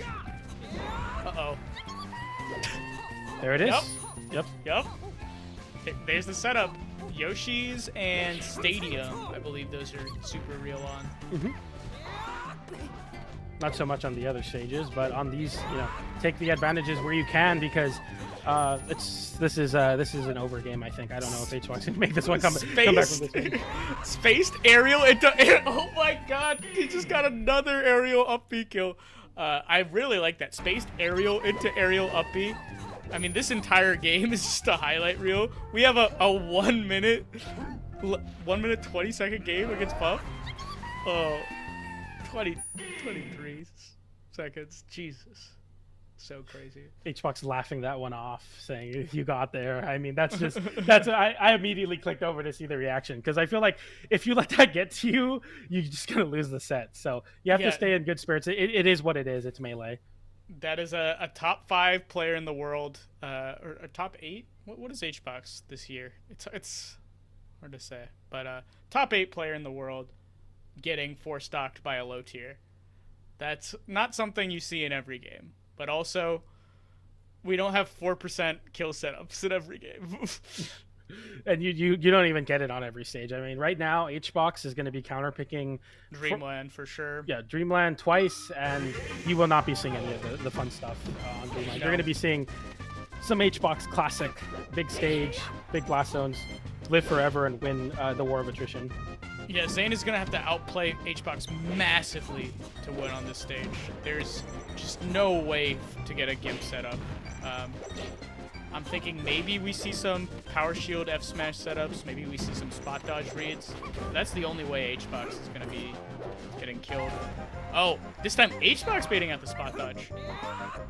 Hey, from the first set we watched, that was the motif of the first set. That's the motif of this game. That dropping forward air to cover the low recovery on Roy. Very, very solid for Puff. Yeah, well spotted, PJ. And we're all about callbacks here at Matcha Cup. We brought it all the way back. Chiari, I believe. Shoutouts. Shoutouts to Chiari. Shoutouts to Poyo. I hope Poyo's still in bracket. Poyo lost to Jason, but no. But still a nice run. 25th, I believe. Shoutouts. Oh. Okay. The Hbox fairs tend to work way more versus Zain's Roy. I think because Roy's recovery is way worse than Mart's. Yeah, you have to recover in like kind of the same ways because you only have like two options: the horizontal one or the vertical one. Is that true in this game? There's two up B angles, right, on Roy? I'm actually not sure. I know he can angle his recovery like Marth, but I don't know how many angles there are. It should be the horizontal and then the vertical. I'm not too sure, but I do know that to be a thing. And I think the mix-up for Zain is just like you literally have to play the coin flip if Hbox is going to cover it correctly. And when you do it versus like stalling or just instant doing it. Because if you stall too long, Hbox reads your bluff, holds the ledge, you lose your song. Yep. And yeah, that was a funny mix-up. Okay. There's nothing good off of a grab, so you just let Hbox get away. I mean, the game 2 was super important for Zain, I think. And, I mean, game 3 was sort of what I expected going into. To look like, yeah. Yeah, game 2 to look like. And the fact that he didn't means that we have to deal with this. And it is brutal. Like, Puff doesn't have to interact with Roy at all. Nope. There's nothing in our rule set that prevents this. And also Hbox, I mean, he isn't necessarily abusing, like, he could essentially time out Roy right now. Just because Roy couldn't really win any. Yeah. This game's over. This game's over. It's done. It's an Hbox W. He's moving on in bracket. But whether or not Hbox wants to wait 5 minutes and 20 seconds is definitely one thing. Because how does, you know what I mean? Like, what do you do? You do nothing. It's over. Yeah. Roy has no air-to-air that hits above him that could kill Puff right now. So, like, if Hbox wants, he just drifts on top plat, back airs to side plat. Roy tries to hit a weak up air on him, and then Roy falls sadly to the ground. Okay. He lives that. Neutral B, only because Hbox drifted in. If Hbox drifted out, Roy does not get anything there. 208%, classic Puff, the lightest character in the game. Finally, at 208%, it takes the stock. But, you know, the thing is, Zain takes the stock, and Hbox did no damage for it. So that's one thing to big reversal. Rest, yeah. Damn, that's crazy. Hbox whiffed an aerial, grabbed the ledge, and then rested. That's how long it takes for Roy to get out of that recovery. That's insane. Oh, my God. Oh, it's so bad now. This is so tough. Yeah, Roy doesn't have anything to hit Puff here. Like, what does Roy do? Yeah, it's brutal. Maybe Nair? Maybe? No. No, Nair is terrible. So. I think Nair just loses the cake. I think that's... We haven't seen it for a reason. I think it's I guess we haven't seen it, yeah. But hey, you know, I would try anything at this point if you're done testing. Yeah, I'm just going to start throwing out moves. Side B, neutral B, down B. Side B could work, actually. That's a good move. If we go through every move, I think maybe one of them Hbox will not be prepared for. But even then, it wouldn't win the game for you. Yeah, it would win one interaction against Puff on Dreamland. It's over. And Hbox it's over. takes it 3-1 over. Don't test me. Shoutouts to Hbox's run, who moves forward there. Don't test me has been Hbox in the past, if I'm not mistaken, online. So, you know, it's not the easiest thing. As funny as that is, of course, a top 10 player versus low tier, but it's not just any low tier. It's Zain's Roy. So, still a win, you know. Yeah, but that's gonna be it for our block, PJ. PJ had a great time. Where can the viewers find you at? You can find me on Twitter, puff_PJ, if you want to follow me. I will be at CEO with Junebug for some Brawlhalla commentary, but you'll see me around as well for Smash Factor. So if you're a fan of that, X Factor, I'll be there, and a couple other Smash events in the near future. But I really appreciate the team at Matcha Cup and Nouns for putting me on. I had a really great time. Junebug, you're a great host. I mean, I felt really welcomed, and I don't know, it was a great time, man. I'm really happy to be a part of this one. Yeah, thanks, PJ. I think we got some great matches, and it was nice to end it with a fun match like Puffs Roy. Yeah. But as always, guys, please go to nouns.gg/matcha if you're liking the event. Please show them the love as they're showing us the love. We would not be able to do that or this event without their support. So yeah, nouns.gg/matcha. And also check out the Nouns rounds. Notably the Supernova round. You could win up to $1,500 to go to Supernova, go to an amazing Smash Major. And that's just like a great opportunity. So please check that out and support it. You know, tell your friends, tell your family, tell your loved ones. Well, if they're into Smash, I guess. But yeah, we will be coming back shortly with top 8, well, East Coast top 8, some more high-level matches with Jorge. Jorge's going to be coming in for PJ. So don't go anywhere, guys. It's going to be some more exciting Matcha Cup East Coast and West Coast action.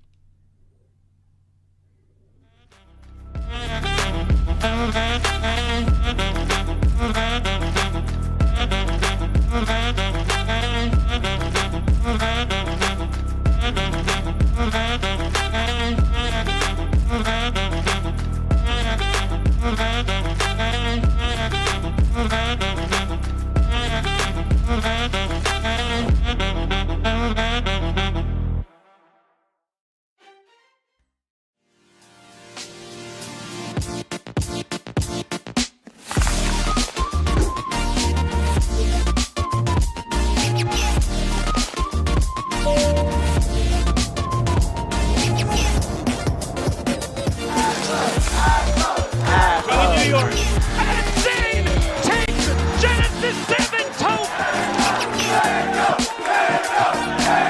Genesis 10 Melee champion. James Moon making history today. Wins the kickoff 2023. Resetting the bracket.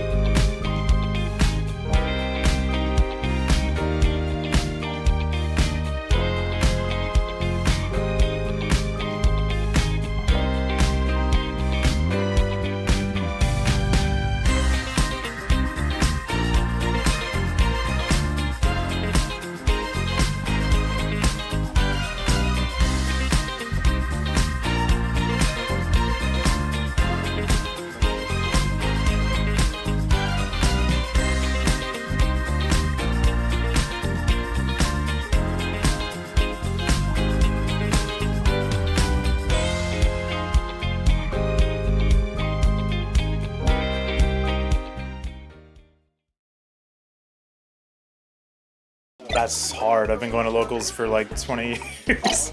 First one that comes to mind, there was a local at SSS, Super Smash Arcade. I think it was me versus Westballs in grand finals, and winner was getting a free flight to Hbox. In between the matches, I was drinking a smart water, and like the water bottle cap fell, and I remember just like nodding like, all right, the water bottle got me.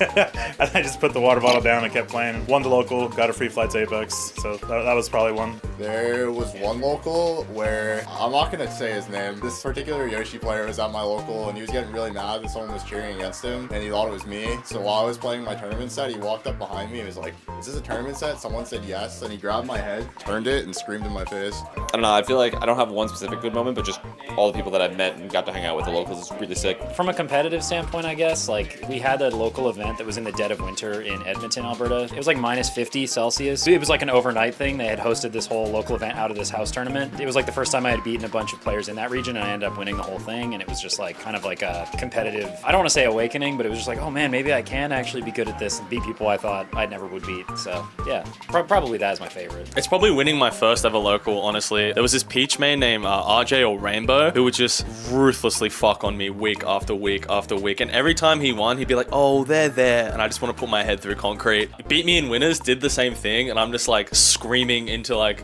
the corner of the room. And then I beat him in grands to reset the bracket, and then I beat him again. I was like the elevated SpongeBob meme, dude. I was just like, oh, this is just such a high right now. Might be just the first time I beat Chokenator. He ruled the Central California region for like many years. He plays Ice Climbers.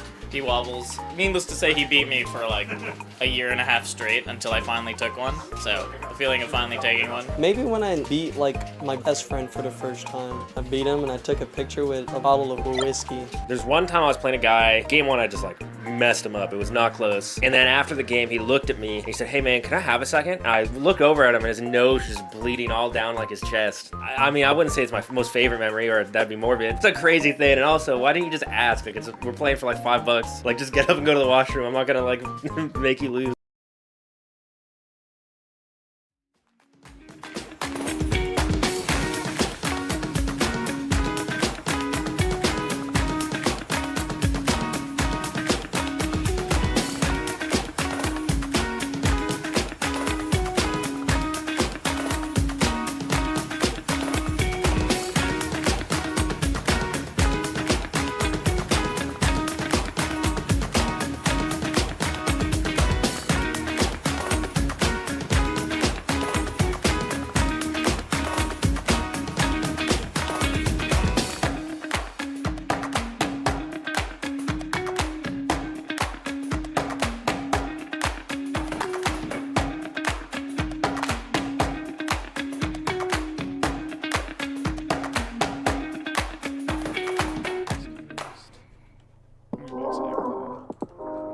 Hungrybox Aklo. Hungrybox Aklo. We got a Nouns player in there. Hey June, what's up? Hey, whoa, we're here. We're in there. Hey guys, it's me, Junebug, and I got a special guest this time, Jorge. Thank you. I was here last time, but thank you for acknowledging that I am special. Cause I got stuff to do. I've also, this time around, I've got 3 carrots, and if you stick around, you'll find out what those are for. So you gotta stay the whole time. You gotta stay. You'll never know. I will do it randomly at one point throughout the top 8. It could be winner semis. It could be losers quarters. You'll have to watch to find out what the 3 carrots are for. Hello everyone. Welcome back to the Matcha Cups East Coast and West Coast edition. We have 2 separate brackets feeding into our top 16, which we are at now. And we got so many great matches coming up. So we got Aklo Hungrybox, which has kind of been a classic. Nouns Aklo, of course. One of the best players out there. Top 12 in the world right now. And Hungrybox is alright too. And Hungrybox is okay. He just beat us, Roy. He dropped it. He got 4-stocked by him too. He got 4-stocked in like a minute and 23 seconds. You got Yoshi's. Awesome. It was awesome. Yoshi's.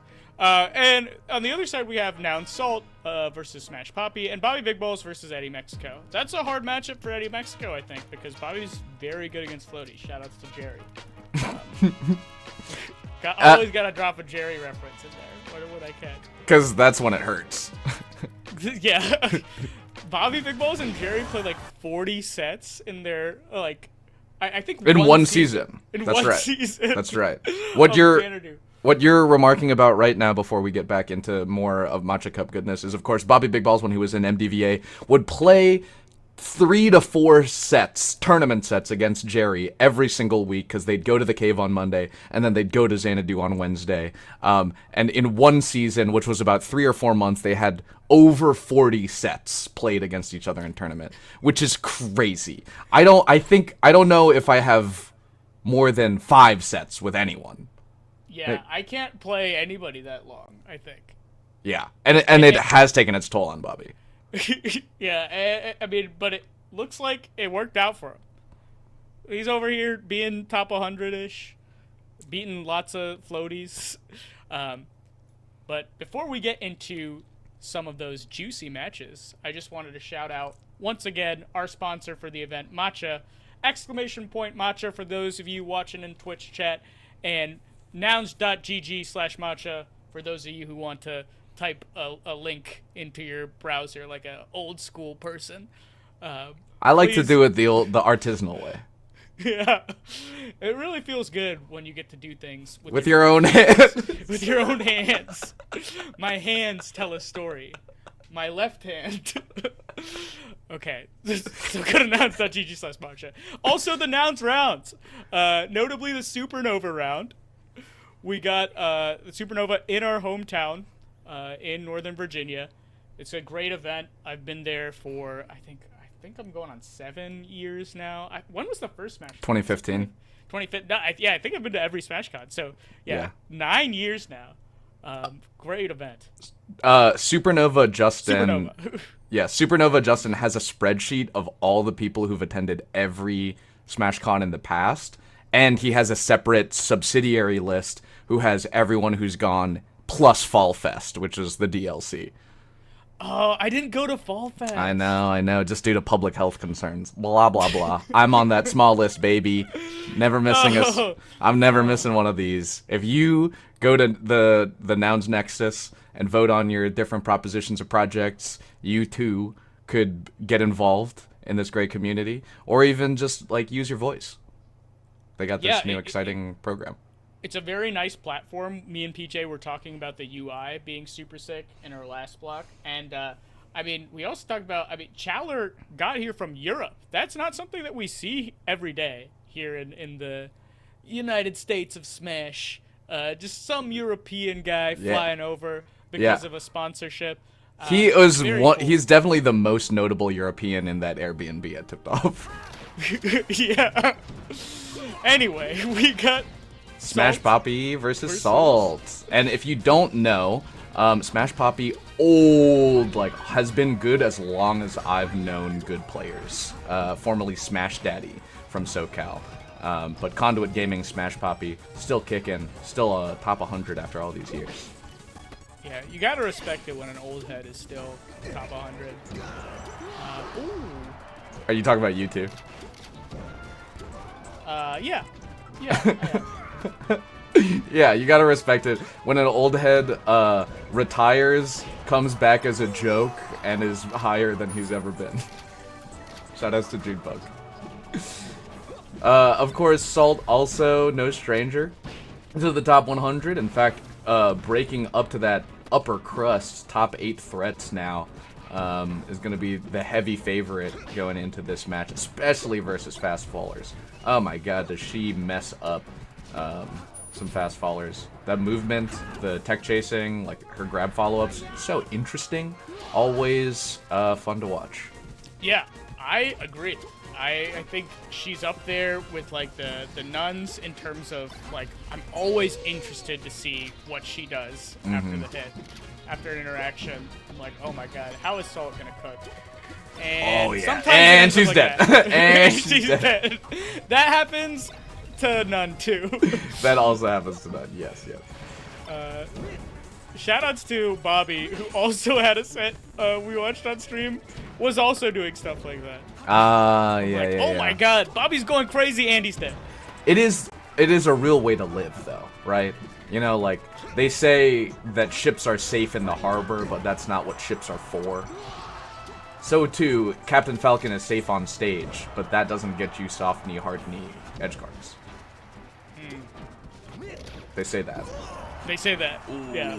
Wow, Smash Poppy actually takes it super convincingly. Salt at her 100. Yeah, that's not. Oh, what? We didn't have to look at this one. That doesn't represent the match. Hey, production. This doesn't represent me. It doesn't represent Salt. So, that is sort of, that's the monkey's paw, you know, the genie granting your wish, is you get this crazy fiery movement, but have you learned to control it yet? You've got a harness. You know what Salt told me I should do to learn movement? Tell me. Just play a lot. Yeah, she plays so insanely much. I'm like, I don't know if I could do that. They're just always playing. I just wanted there to be like some tricks. And she's like, no, I just practice movement a lot. It's like when Zain used to like talk about getting good. He's like, yeah, I just practice in my basement for 6 hours a day. Yeah. Like, oh, I guess I just won't be good like you. The secret is like loving to do that, doing that anyway. They just were already they just liked the practice, and so the results were a symptom. You know, the real disease was that they love practice. And us, we love yammering on while Salt is getting that tech. We love gaming. I do. I love to watch. I like to watch, as June would say sometimes. Oh my god. Yeah, Smash Poppy's doing a great job putting on the pressure. I feel like Smash Poppy must have a lot of practice in this matchup. Yeah. Being a SoCal native. Oh, yeah. What and she's dead. What I like also about Smash Poppy here is that you're taking the good, like, the classic confirms. Ooh, classic confirm, aka air dodging off the stage. The well-known, the bread and butters, you know. I think there's a lot of overcomplication, especially on like a fast faller like Captain Falcon. Ooh, that was a sick wave dash off back air. That's some Isaiah stuff. I like that a lot. Yo, shout outs. Yeah. Go. Okay, I always forget every time she does this. I'm like, now her Salt can tech chase too. Yes, yes. when she's cooking, she SD'd again there though. Oh. Yeah, tried to read the roll there. I feel like Smash Poppy is so good at understanding when the Falcon player wants to go for a read, and he's dead. That was a read. That was also a read. That he was reading that she would be right outside that space. Yes. Mm-hmm. But she does that thing. That's the double jump. That's the spot dodge eater. Mm-hmm. Yeah. The double drift is Falcon. You double jump up, and the Fox spot dodges, and you're like, I got you. Yeah. Come down with an aerial. It doesn't matter what beat you're on, okay? I'm putting out an active hitbox for all the beats. Turns out Falcon double jump is just like a Fox full hop. Oh. But at what cost? Twice. Twice the cost. Twice the cost. Yeah. Ooh. I'm trying to do like a wave dash back. Maybe? You're right about the ooh, wow. Yeah, stomp knee. Let that hit stun marinate, baby. That stomp can let it set it and forget it. Slow cooker. Oh my god. Ooh, tech chase. Salt making a pretty tasty meal out of these tech chases. But look at the action out of crouch by Smash Poppy. I think that's what you were saying. I think it's well noted, the SoCal like Falcon experience, because for as popular a character Captain Falcon is, there's some drought areas where there's not that many Captain Falcons. MDVA is a notable one. Yeah. We didn't have one for a really long time, and then Thumbs happened. But we had like Thumbs and then like G-Reg. I feel like we didn't really have too many other notable Falcons. I mean, we know them, but not. Yeah, like, no, these names mean nothing to you guys, but these are legends. Okay, somebody's sleeping on both Guru and the Brig. Okay, sorry. I should put some respect on both Guru and the Brick. Those are my bearded goats right there. Yes, that's true. That's true. But you know, like in SoCal, you like Zio and Lord and S2J and shit. I'm thinking of another one. I don't remember.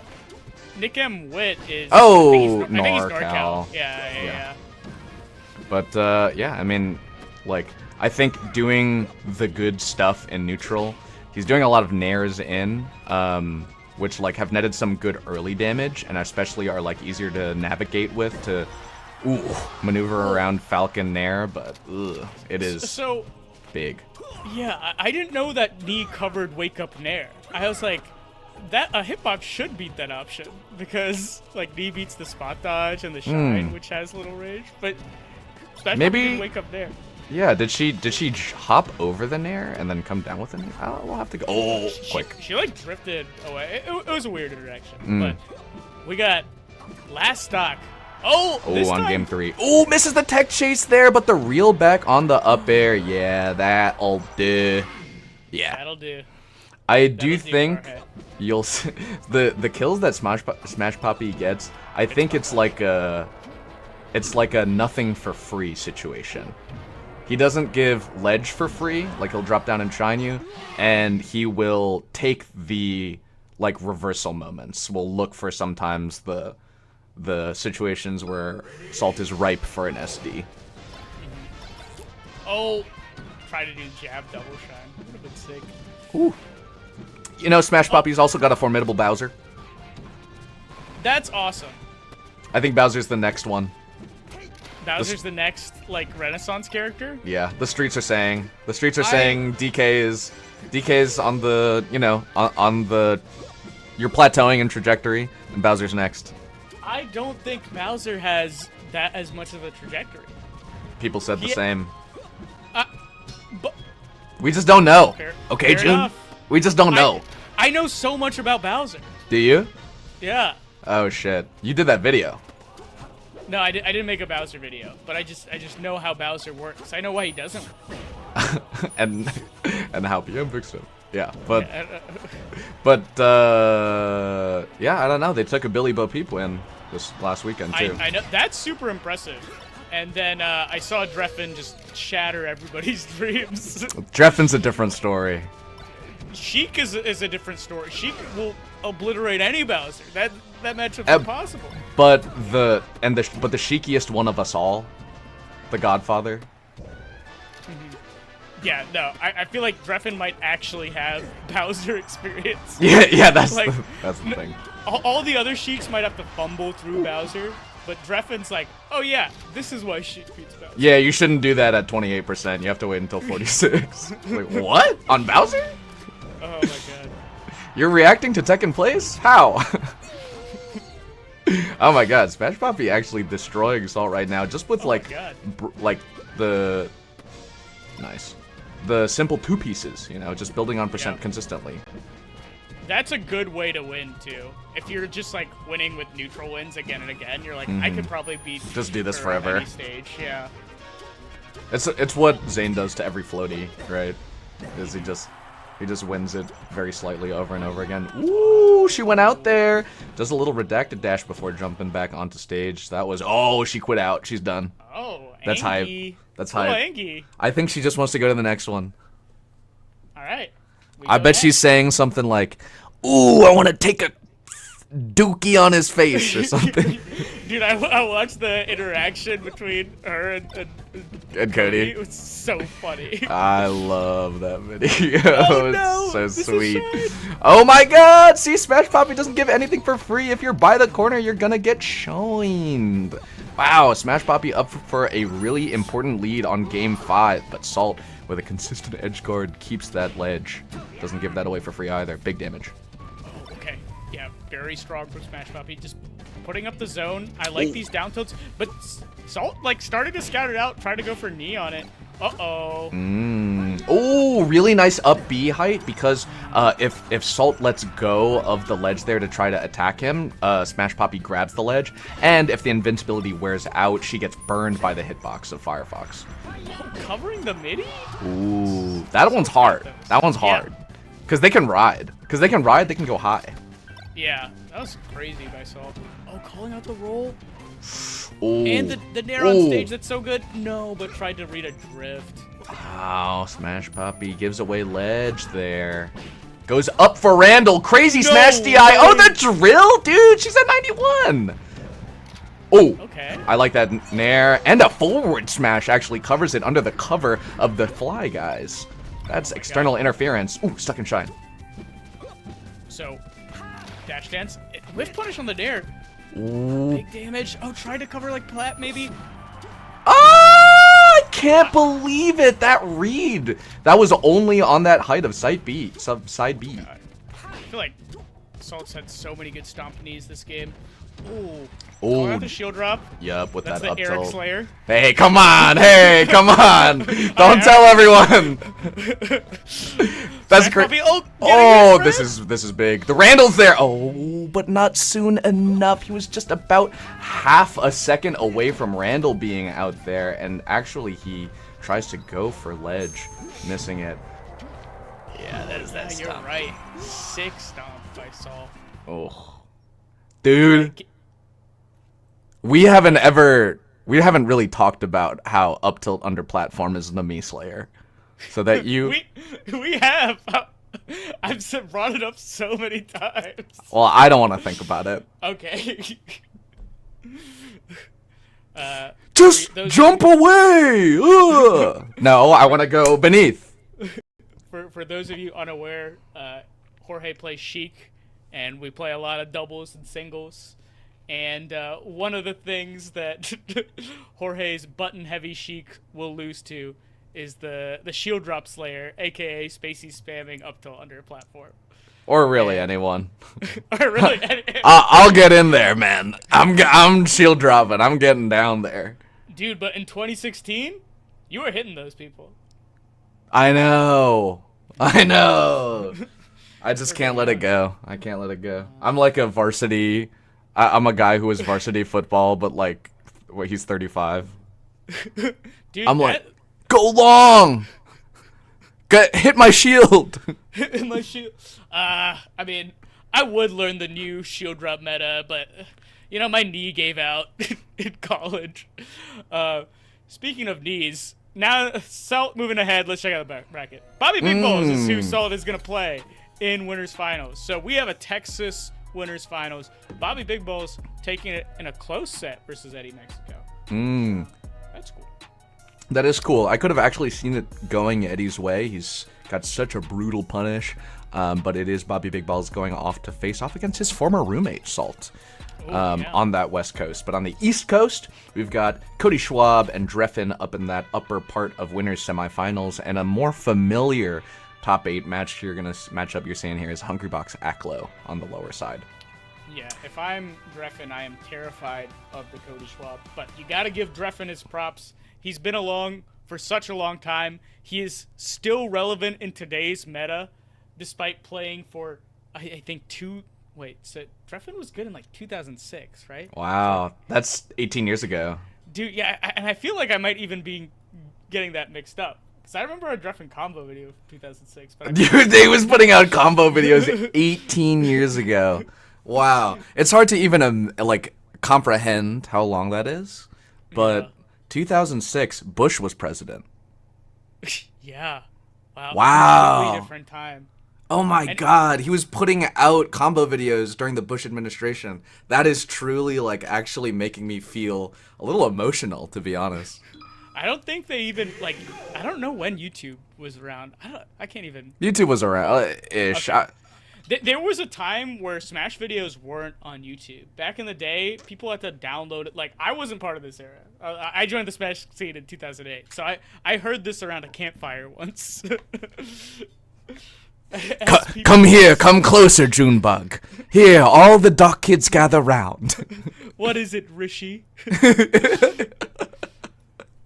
they had to download videos on some platform, and I can't remember the name, but Dreflin was like good back then.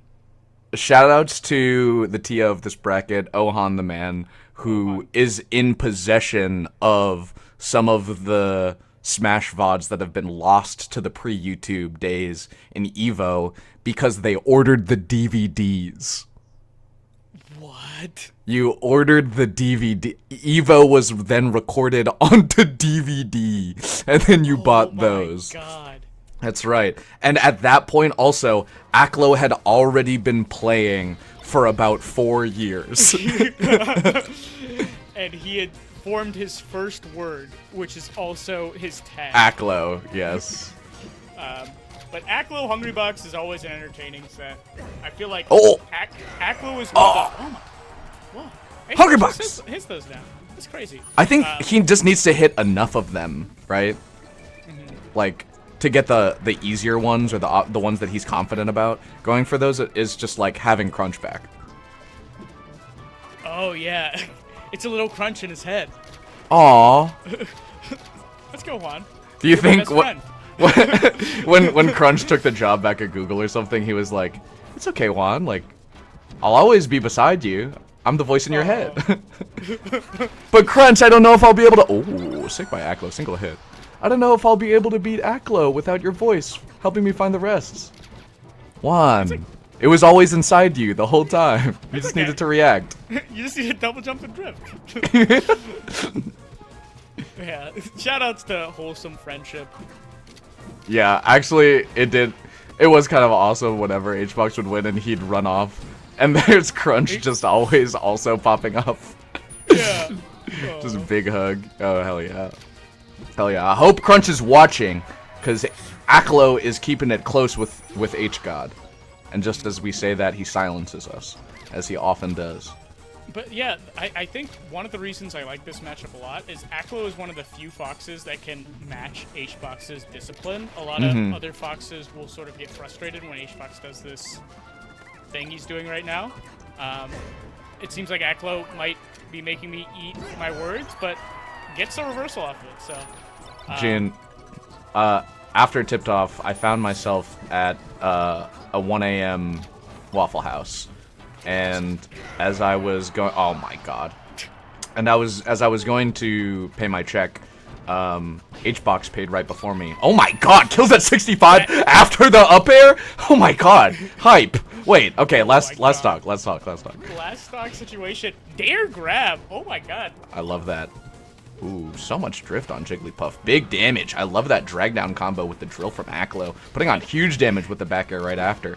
And the game was so slow up until this last stock, and Aklo's just been out-scrapping I love Hbox that. at every opportunity. Baited out an up air from Hbox. Oh my god, so fast! Yeah, amazing coverage. Covering like Hbox drifting back to the ledge there. Super strong. Oh my god, that was sick actually. Okay, this reminds me of MDVA Jigglypuff legend Aglet said to me one time that that one of the best ways to keep your opponent off steady is to change your own pacing. So switching between really campy and really aggressive then can catch them on the back foot as they're switching between the modes, if you're dictating what those modes are. And so I think Aklo just like turned it on at the end, and that explosiveness became really unpredictable for Hbox. He had to change his pace really quickly. But even just small things like DIing that back air up and away was like too fast for Hbox to react to, and so that actually got him that first game. So And Aklo did Hbox, something sick. Hbox a master of that strategy himself. Oh my god, that just killed at 48. I love that. Hbox also a master of that hot and cold strategy. He might get a quick rest kill and then slow the pace down. Or he feigns a slowing the pace down, and then he's all of a sudden in your face getting an up throw, resting you. So the hot and cold is truly, it's like the mango of melee. Yeah, the mango of melee. Oh, where's my wallet? Yeah, but cold makes hot feel hotter, and vice versa. Oh. Right? And so You wouldn't want to be hot all the time or cold all the time. Yes, because then they just put on a jacket or take off a jacket. But if they're like, what do I wear? That's when you punch them. That's when you punched them in the face. And they're like, I definitely didn't expect that. No, but being cold for a while makes your heat less expected. Becomes more potent. Oh my god, on no tech, the soft nair no tech follows the tech chase with an up smash. Aklo kills at the earliest possible percent. The dude is reading, and that's a mid shorten when he didn't have to. Yeah, Aklo kind of a demon when he gets to swag out tech skill wise. One of the most technical players to ever touch a controller, because he's been playing this game since he was 4. Younger. Or before that, younger. 2.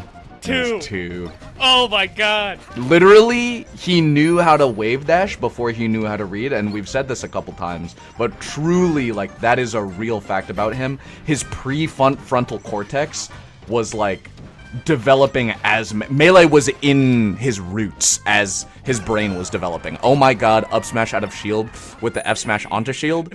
I feel like that seems obvious looking at it, but I feel like it has to sort of be in your brain stem for that deeply embedded the way Aklo does it. Yeah, like, up smashing across up F smash is such a weird interaction, and then Aklo is just like, yeah, I up smash it. He even shield DI'd. He shield DI'd backwards. Oh my god. So that it would end faster. Yeah, that was crazy. But didn't get the roll, so he just tilt turned. Crazy stuff. You've seen the video or like pictures of that one guy who's really good at arm wrestling, and his like his forearms are just massive. Yeah, like his forearms are tree trunks. Yeah. Like, all I'm saying is, Aklo's kind of freaky with it. Aklo's like crazy good. He does stuff that's incomprehensible to me. Like, I don't know how a human could do these things. And that's like, I mean, I've been around a little bit. I know a lot of these players. I say, like, things feel inhuman. Aklo is truly, like, an anomaly biologically to me. Yeah. And he's about to 3-0 Hbox and potentially make this a Nouns winners finals. Assuming that Cody or Nouns and Drein. Or Nouns and Drein. I'll never say never. I'll never say never to Drein. Yeah, oh my god. Especially if Cody is playing a little bit off, like, Drein will eat it up. But, yeah, that is another stock from Aklo. Especially when he died at 0. This is basically 2 unanswered stocks. Oh my god, the drill to add extra damage there too. And I'm loving these little, like, you can even see him triangle jumping down. And I think that is just, like, he's just wave landing everything. The spacing is so deliberate from Aklo right now. Yeah, and that's like such hard tech skill to do in the moment, and he does it like it's just nothing. It's just how he walks. Oh, and he hits the right DI too. I feel like Hbox has gotten really good at those. Those used to be his bread and butter too, but just like grabbing foxes, trying to attack them on the platform. Oh my god, coverage. Wow, that's that stuff that, like, technically, puffs are like, oh well, Fox can just do this, but foxes always break. You know, they never execute properly, and so the risk reward is generally in the floaty's favor. Aklo's just good enough to be able to do that, so he'll risk his life for the back air. They always mess it up. They always mess it up. Okay, so this is a good time. At Waffle House, I'm paying for the bill, and there is Juan de Biedma, and he goes, and I say, Juan, it's good to see you out hanging with people. You know, like we're glad to see you playing friendlies, like socializing and stuff. That's good. And he goes, you see this? You see what I tweeted? And I said no. And he holds his phone to me, and it's a picture of the battlefield ledge. And he goes, I think this was my Joker moment. I think I'm going demon mode. What? Okay. And I was like, all right, man, we're all on our own journeys. Are you going to finish that waffle? And he was like, I mean, I just fuck everybody. I think I'm on some fuck everybody else type shit. And I was like, oh, well, man. Dude. So, I was like, okay, dude, fucking, yeah, do it for you. So you were like, hey, Hbox, it's great to see you be so social. And Hbox said, I'm going to go on my anti-social stuff. I guess so. I'm going to go full Joker mode, which he also said to me. Like, after top 8, I think I was walking to get food with some people. Hbox looked super dejected on his phone, and he was like, did you see that? And I was like, no, I'm sorry, man. And he's like, this is my Joker moment. I'm like, okay. I think you might be experiencing another one right now. Because, like, I don't think he really got to do the demon mode stuff. Like, he did it a little bit, but, I mean, Aklo 3-0'd him. But I saw the Mango set, and I think Hbox was like, if I camped more, I would have won. But it's honestly not even that. It was just, like, literally him winning one interaction in the Mango set differently would have, like... It was close. Yeah, it was last hit, game 5. So, like, a coin flip. You just, like, Mango could have won, Hbox could have won. So I don't think the takeaway, for those of you at home, if you lose, should be, I need to start camping everyone more. You should. That's like a macro thing, but the micro thing is looking at the interactions that made you lose. And I think Hbox played like pretty solid that tournament. He was making some really good reads on Mango, and Moki was just kind of playing a little diffy. And if you'd like to hear, oh wait, what? Oh yeah, the plub. The plub just cooked them. Yeah. If you'd like to hear more insights like that, Junebug is available for melee coaching. But not a Metafy. But not a Metafy. You gotta just like message me on Twitter. Or Which, if you got that initiative, you know, maybe Hbox will be in your DMs, June. Hbox has got that Mewtwo coaching. I can't compete. Oh yeah, he does. Yeah. You can compete. That's the king of the Mews.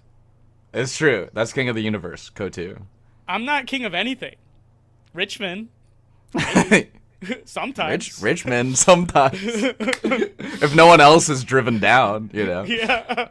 Aklo played disgusting that set.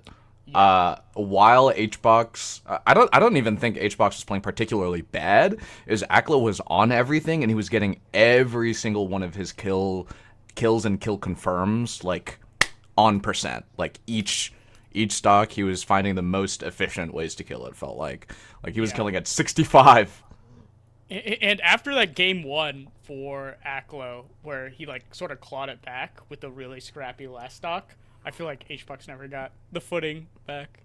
It's great for Hbox when he can play with a lead or he can play even, but when he plays from behind, he tends to make like a lot of like aggressive choices. Yeah, that can get plays hit risky. by yeah, and to be fair, you kind of have to do that in Fox Puff a lot of the time. Hbox is trying to be the aggressor, so he could grab the fox, rest the fox, kill the fox. But you have to, like, it's the hot and cold. It's like Aklo knowing that, like, when he has the lead, Hbox is forced to become more aggro. So him changing his neutral up in relation to that, it's super interesting to see. And that's why Aklo is one of the best to ever do it.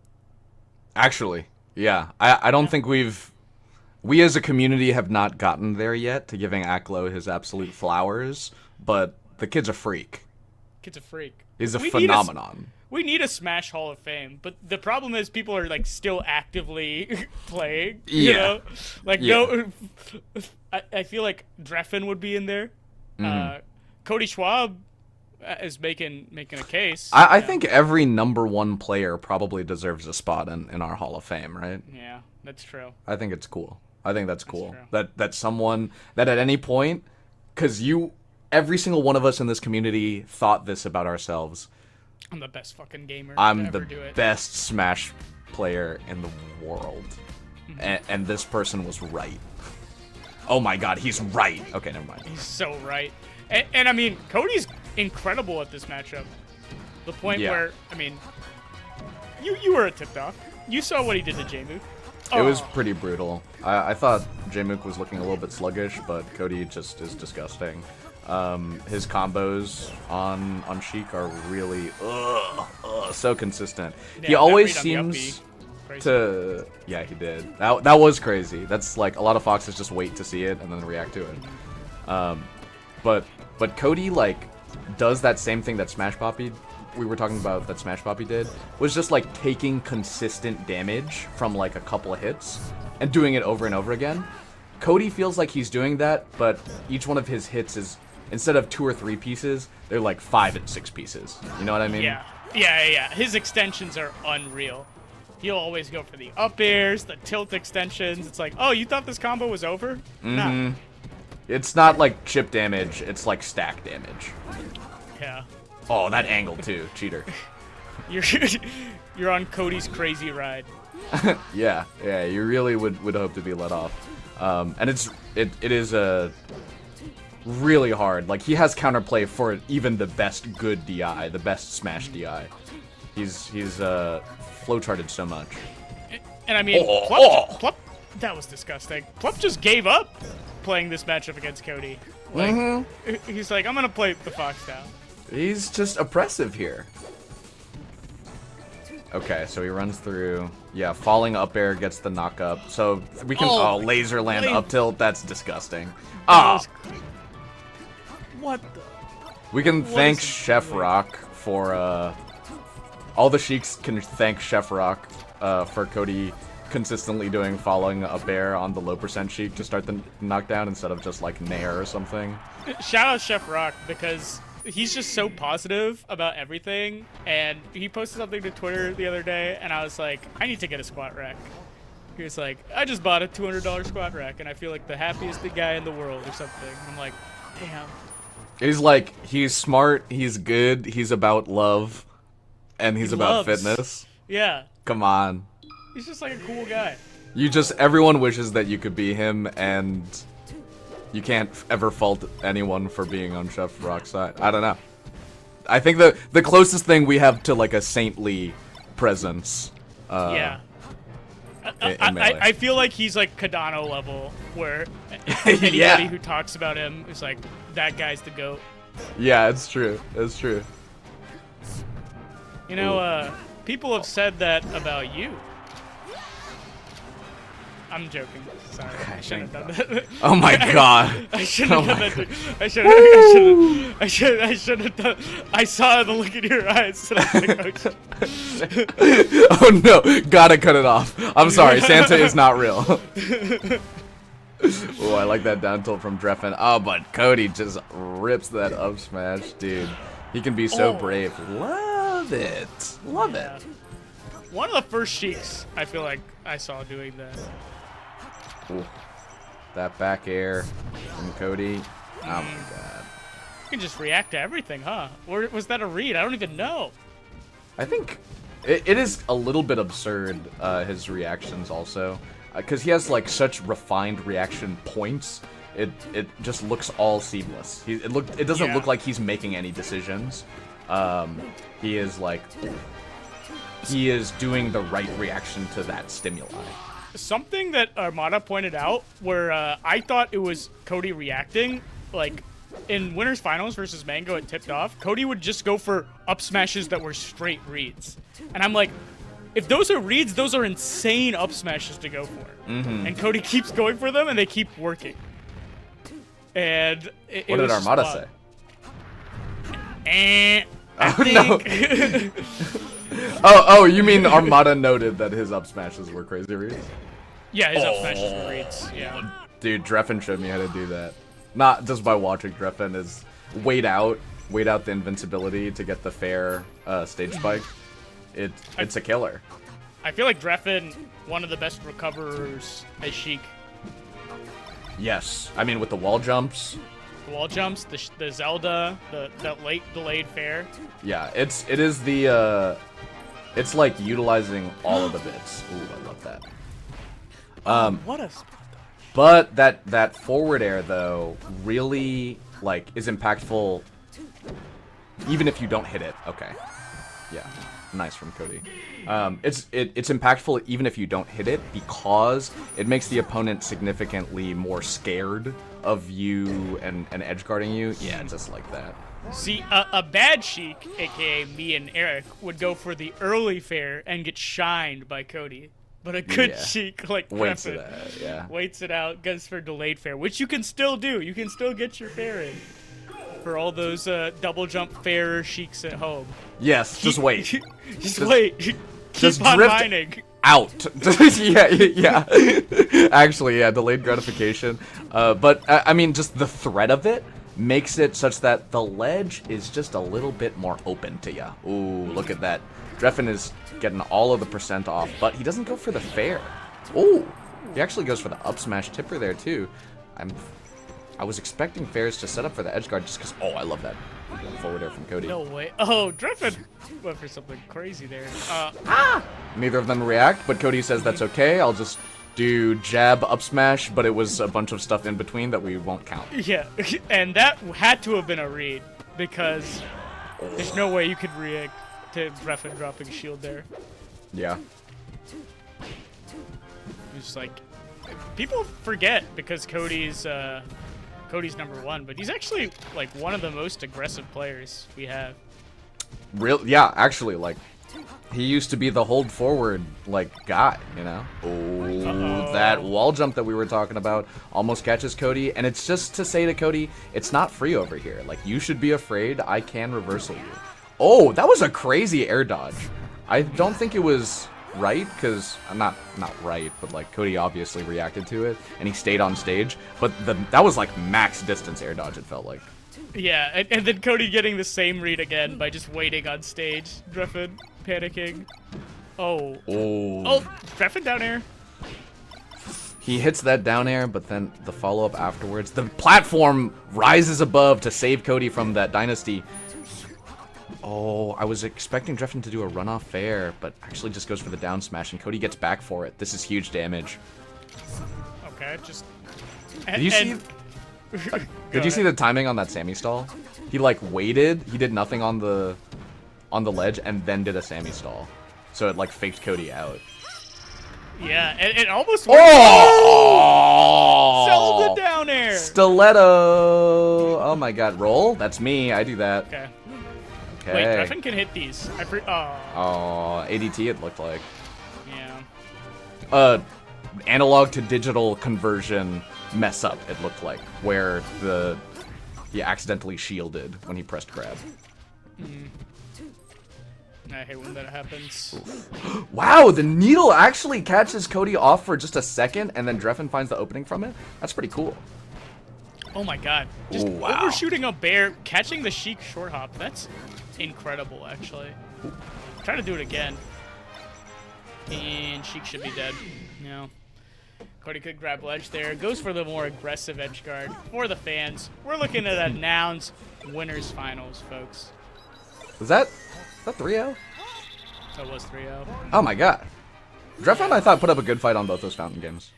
And Aklo Cody actually is a little closer than some would expect. Than the rankings would indicate. Yeah, let me actually pull up there. Yeah, Aklo's got a couple Cody wins. That's generally at the nightclub or the function.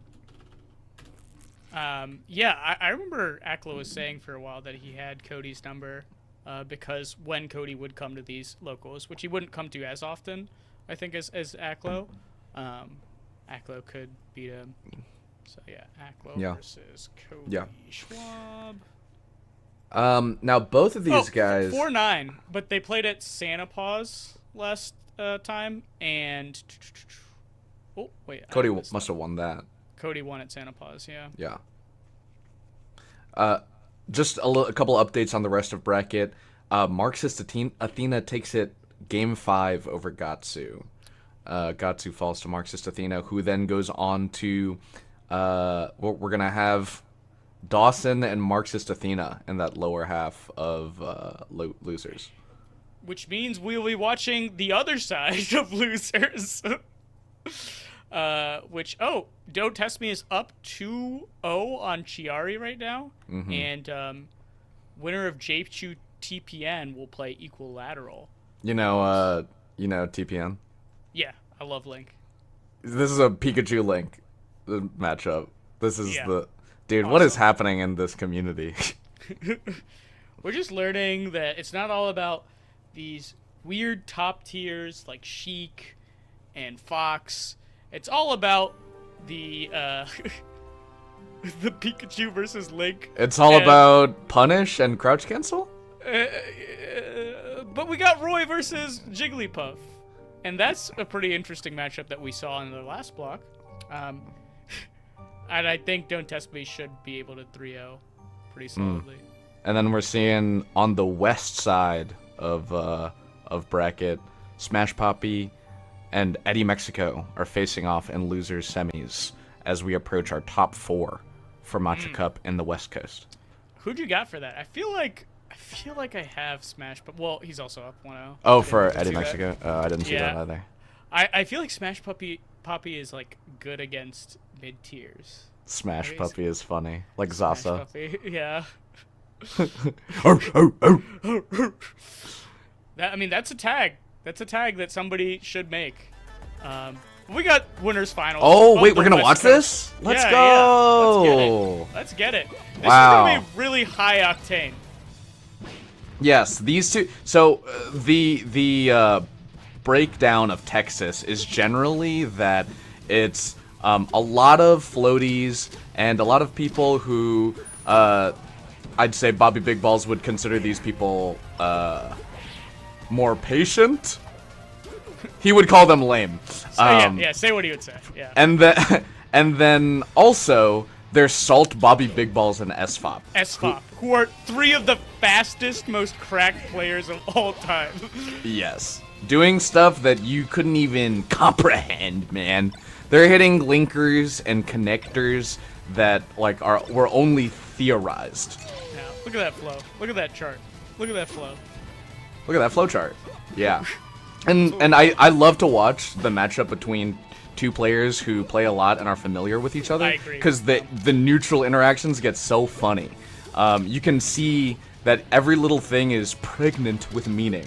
You know, that like, oh, they know that this option can be right here, and so they're doing a lot of this stuff, empty movement, like feigning, timing mix-ups. All that stuff is really weird and interesting. Yeah. What are you laughing at? Just the word choice. No, but I agree for the most part. Everything besides the word choice, I think I agree. Yeah, this just in, Junebug agrees with me. I love when you get to see nuanced interactions, you get to see layers upon neutral, and if you're playing a lot, you're like default not on layer 1, right? You're on like layer 3, layer 4, at the very least. Drugged Fox had once described optimal. When he says optimal, he means working against the highest number of people out in the world. Oh, so optimal is a utilitarian sort of definition. Yes. It's the optimal meaning like this is what will work the most against most people. Interesting. And I think like when you're saying you go into a match with someone you know already, you are already straying from optimal because you know that this is an individual, not just the Falco player or the Captain Falcon player. You have additional knowledge that already affects the way that you just move around. Yeah, no, that's super legit. I'm thinking about that, and I'm like, do I agree with that? Optimal is the thing that works against the most players. Because I feel like most players are scrubs, so you could just like beat them with rolling and shielding. I don't know. There was a more nuance. We got less talk. It was a full blog post, etc. You know, I'm butchering it. Bobby's butchering Salt right now, doing several dares, edge cancels, and then a gentleman gets her out of it. Really nice platform movement from Salt to break up the pressure. I'm super scared if I'm either of these players here because I know we're both privy to just lose a stock and just like that, a raw up air trade. It's gonna get Salt that win. Wow. I do think like when I play my former roommate and your former roommate, Young John, John Munchin, for all of the Jorge Junebug bingo card havers. Shout out to this is for Young John. There's his name on the back, but you guys can't see it. Really? No.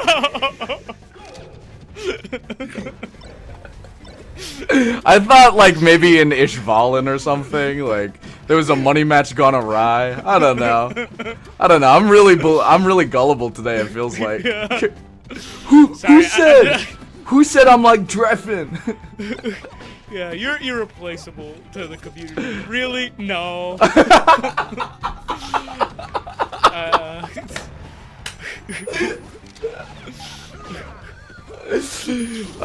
When I play John, I was saying that in our bingo card, we bring up John every broadcast. Look at these scar jumps! That was incredible, incredible. They do this in their living room. Yeah. When I play John, it's like... What were we even talking about? I know how John moves, you know? Right. Because you're so familiar with John's playstyle, just like Salt and Bobby Big Bills. Right. And I can't get scared in those high pressure last stock situations because I know that's exactly what he would want, you know? Like, you can't show fear because there's that social element too. Like, with every SD here, okay, Bobby just made a statement about their friendship with that side B onto Randall. Do you know what I mean? Yeah, for sure. And Bobby just made an SD with Randall, so I think in Bobby's head, he's like, I need to hit this just to make sure I understand Randall timing. Like... Yes, but it's to prove even to Salt to say, I know. Like, I'm that Bobby that you know. Yeah. I'm him. Ooh. Remember me. You're her. Oh. You're she. You're she. You said it like the Smash announcer in alt. I've been watching. It's too far off the. Okay. Thing. Back to the match. Back to the match. Not too far off are these back airs when you get a read. Salt looking like Hbox with these back airs. Looking like Wizzy versus Hbox. Oh, taunt cancel! I forgot that the voice line still comes out. That is really funny. For those who don't know, Salt. Oh my God! Crazy combo from Bobby. But actually, the wall jump. They're both wall jumping and teching. No one is dying, but everyone is trying to kill. That is so awesome. I want to watch that over and over again until I go to sleep tonight. Good luck getting to sleep. Okay, cleans up that stock there. Last stock situation, and Salt's turning up the movement on these platforms. Finds a random grab is what it feels like, but it's right as the invincibility ends. And Bobby trying to get like a walk-up shine, trying to call out Salt's micro movement. Oh, but catches the jump. No, but this is the up air refresh. Salt was trying to do an up air refresh. Okay, this is just so sick. Back air. Bobby tries to go for shine stomp back air in the blast zone. Double jump. Oh my God. Oh my God, sick. that's awesome. She goes for a falcon kick. At that top platform, she tries to falcon kick out of it. That's definitely the please option if you're Falcon. If you're getting juggled and you go for Falcon kick. That felt like a Mad Libs sequence. Yeah. Bobby, wall jump back aired. And then wall tech side bead. To Salt, who responded with Falcon kick, a stinky down B. All right, but going to stadium now. Ooh, oh, edge canceled on the up B too. Salt so quick with it. Okay, nice spacing around the shield grab. Ooh. And we have the Salt. Oh, she actually read it, but it was too fast. She knew him too well. Too well. I thought Bobby did like some crazy delay on the air dodge. Like, just again? No! How can you not, like, so Bobby was going for the down smash kill, right? And knowing that it was the extension instead, how could you not just, like, try and force the kill in and go for, like, a crazy combo? Like, Bobby's just built different with combos. Oh, you're right, actually. That's interesting. Like, if that down smash happens to me, I'm like, oh, and then I, like, back here, you know? Because I'm trying to get the kill with the down please. I put my eggs in the down smash basket. How am I supposed to be hitting an up B now? Maybe he never wants a combo to end. He just never wants it to end. He just wants to keep hitting you, but to kill you would be to release you too early. When he wins, he's like, oh. All right, symptomatic of. I guess I built up enough percent, but really I would like to be up being you. Ooh, but Salt, beating pretty bad. It feels like on these tech chase situations, she's getting really nasty reads and consistent edge guards too. And I mean, Salt all day has been so good at finding the stomps. I think it's a mark of a good Falcon. And Salt just gets like really good reward off of His reactions are so good. Tell us, Jin, what is necessary to find a good stomp? A lot of the time you're expecting an overshoot from the spacey and you like dash away. You can also do it like there. I think she was trying to read like a ledge dash up tilt. Disgusting. You can do it like basically it's a read on them doing a move in the way that you expect it. Beautiful chef's kiss extension. Then he went for the shine? That's crazy. Yeah. Because actually, yeah, the reverse back air would maybe not have killed. Yeah, I don't think so. I think I would have been super wrong there. Always extend your combos, folks. You'll do stuff like that sometimes. Get every last drop. You get the percent off the bone. Alright, and we are going to Fountain of Dreams. Yeah, there it's like... I think this is a really good stage for stomping because of the platform heights. Yeah. Falcon can do like a safe stomp, retreat backwards. And that'll beat like pretty much most approaching aerials and hitboxes from a Falco. Like the way you beat the stomp is actually just like waiting it out. And Spaceys don't want to do that. No, especially not Bobby. Especially not Chicken Main. Oh, yeah. Ooh. Oh, what? Okay. Whoa, wait. Wait. She did the level 9,000 thing and then didn't grab the ledge. Oh my god, hitting that knee is crazy. Because that's like a read on the distance as well. Ooh, got up attack? Yeah. I think Salt wanted the Bobby not to touch stage there. Ooh. And Bobby... Oh, go ahead. Yeah, we both said ooh to the fade away back air. Oh, yeah. 3 pummels, rude. And Bobby, last Falcon he played, Brutal. That's the name of the tag. Yes. Yeah. Bobby was doing a lot of like laser shine to catch like rolls and movement out of shield, but Salt's not stuck in shield at all. Salt's like barely shielded. So. Oh my god. Yes, she is like. I think she gets away with not shielding as much because of just her world-class platform movement, allowing her to move across like the different altitudes. So her shield is getting away from the ground. Yeah, there we saw a shield full off, but Bobby called it out, got that full combo off of it.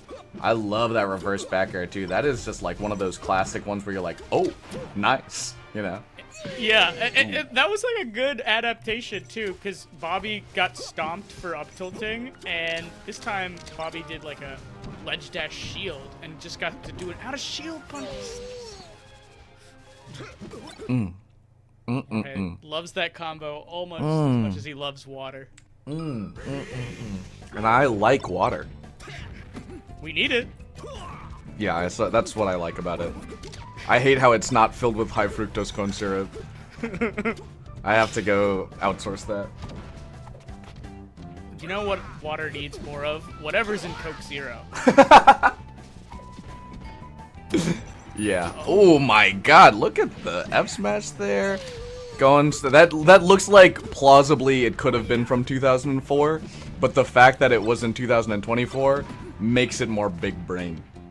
Yeah, it's so awesome. Oh, the pummels are coming out from both players. Bobby sort of panicking in this corner here. Got the jump taken. And yeah, that's what Salt wanted because Bobby didn't touch stage there, so just got a free edgeguard opportunity. I think also Salt knows the anti-swag tech as well, so like, oh, look at this. Oh my god. She knows that Bobby wants to go to the platform. She knows that Bobby wants to do that like waveland onto platform from the ledge that's easier than the ledge dash. And so what she does is she maintains space outside of the platform so that she like hits the inside part of it. Which is just like, yeah, I know you. You're gonna do this like breakdance bullshit that you like to do on the platform. I'm just gonna shoot you from the other side of the road. Oh my Indiana God. Jones style. Yeah. Bobby brought a knife to a gunfight. Oh, okay. Big stock for Bobby here. He's gotta find some good here, but he's not gonna. Oh my God, double dare. That's crazy. That's one of the quickest, like, Game 5 of Winners Finals I've ever seen. Like usually both players are like, all right, I'm gonna lock in. Yeah. Keep it slow. And both of these players in their mind were like, I'm gonna try and cook this game.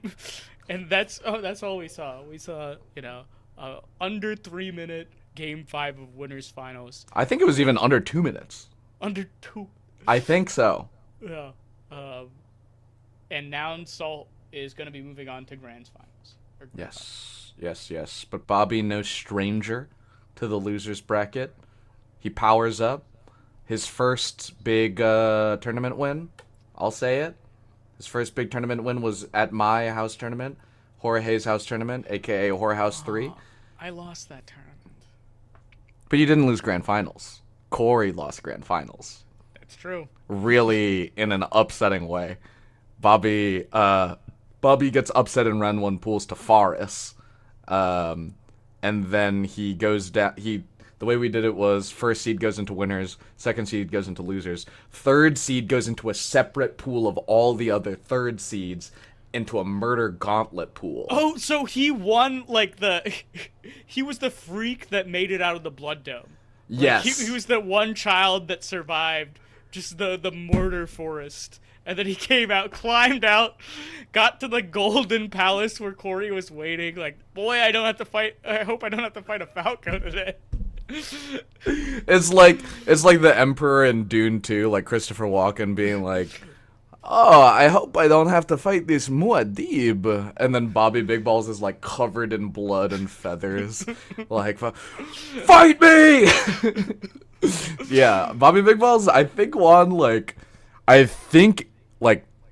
9 or 10 sets or something to win. Like, just the and whole this was bracket. like a 50 person. How big was the horror? This was 100 people. 100 person. Wow, Yeah. that's still like a lot. Mm-hmm. Crazy. It was his first big tournament win. He had the trophy for a while. He used it as his penis sometimes.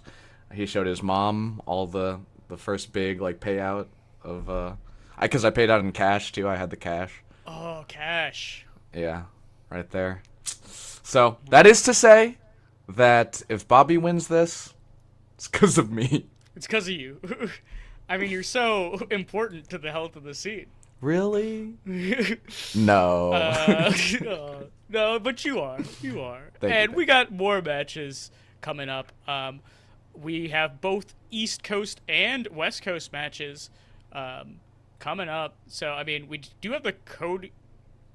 So, yeah, we're going into the Cody versus Aklo winners finals of the East Coast side. And I will issue a little errata to what I said earlier. Cody has actually won the last 5 sets. Oh, between damn. him and Aklo. So, even though Aklo and him were 4-4 prior to that, Aklo has lost the last 5 sets. I think count the ones where Aklo is nearby home. All right, so the nightclub, Cody won. The nightclub, Cody won. Okay. Arca Melee, where was Arca Melee? It's in France. Cody won. And Doesn't count. Coinbox. I mean, they were both in New York, maybe. At the time. Oh my god, wait, Cody's actually destroyed. Oh my god, look at this gentle touch too. Like, he's just doing the most graceful, like, he's like doing like a Neji Hyuga ballet situation where he's just like pirouetting around Aklo and just doing a light touch on all of the pressure points. Is that some anime stuff? I don't watch anime. Neji Hyuga? You know Neji. That's Naruto? From Naruto? Yeah. Is that the blind one? Yeah. He's not blind, but he does does lack pupils. Okay. He just has it like that. He's just built diffy. Well, they have their own eye thing. That's like a thing in Naruto. Is if your eyes are different, you have superpowers. Aklo Speaking having of the eyes, Aklo needs to look at the screen. Shoutouts to Drug Fucks. Junebug, and the award for best segue goes to Junebug. The award for best corner pressure, goes to Cody. Yeah. Zuppy Shine. Crazy. Oh, edge cancel on the fair into making the other guy kill himself twice. Something out of shield there, man. Nouns Cody looking so fresh there. I was not expecting it to be just kind of like a bloodbath. I thought it was going to be like a pretty strong showing, but I mean, Aklo, he's one of those long set players. So yes. I'm excited to see what he brings to the table in this game too. Has Cody dropped a game yet? Because he didn't lose one to Dawson, nor did he to Dreffen. It doesn't look like Cody's dropped a game. Also, Cody, it's so strange nowadays in 2024 that our kings, this is their home. Cody was a net play and online melee fiend. Warrior, yeah. Yeah. Like a net play. You younger kids out there, you may not know this term net play warrior. But back in the day, not everyone, back in my day, when we had to walk uphill both ways to get to the local, you know. When we had to put in the code when you wanted to play somebody in Slippy, and then you had to set the delay. Oh, yeah. Whoever hosted.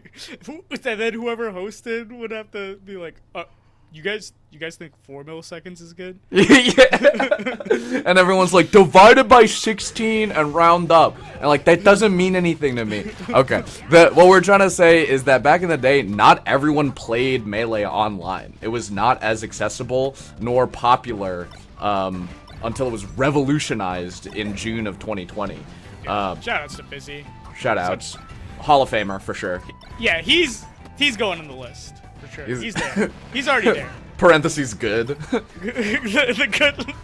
I'm putting you on a list, brother, of some of the most influential, positively impacting people in my life. So you better watch out for your invitation to a thank you gala. Cody was a net play warrior. Like Cody back in the IBDW days. Yes. Like where he's in these servers that are dedicated to net play grinders. Like this is his home, you know. Sometimes when I'm looking at online sets and I'm like, oh, Hbox is out of his element, you know, it's online or whatever. Cody was raised in these streets, and now look at him. Such a fast fox, and how did he know to do all these fast things in delay? In delay, that's right. He had to buffer him. He had to buffer them. Oh, look at that SDI on that shine. That was crazy from Cody. But that is to say, like, look at him return as a king. As a sponsored player, by a sponsor who sponsors the tournament that he now plays in. By the way, there are online tournaments now that people take seriously with actual money behind. That's crazy. Oh! If I'm Nouns, I feel great about a Nouns winners finals and also Salt being in grand finals. That does feel pretty good. Are we actively just talking to the Nouns Discord production channel right now? Hey guys, you did good picks. You got good picks. We look in the camera. Hello, Peter, specifically.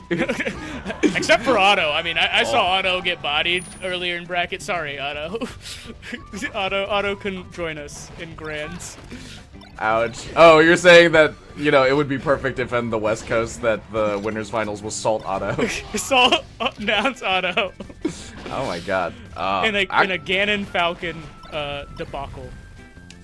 Yeah, this is a debacle right here. Oh yeah. Oh, what a coverage into the amazing extension. Oh, you know Cody is on to Aklo's tricks. I just had to like roll my eyes at how like disgusting that coverage was.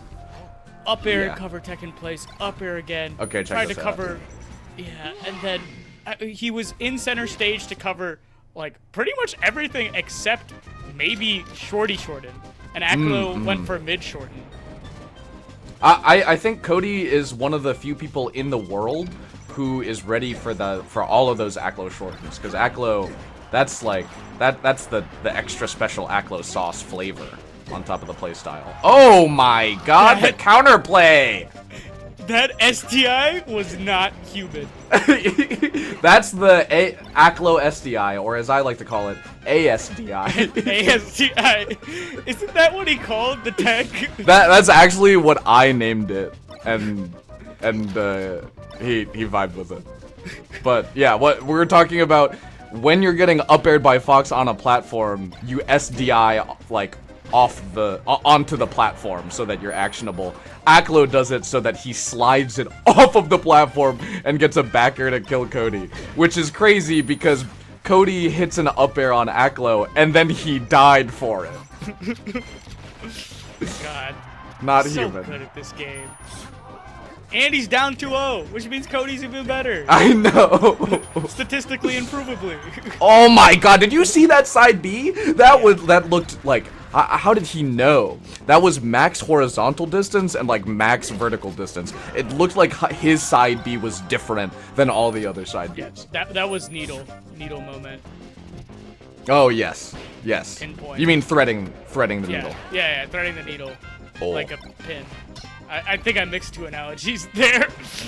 Dude, it's like finding a hay. And I think if you teach a man to find a pin.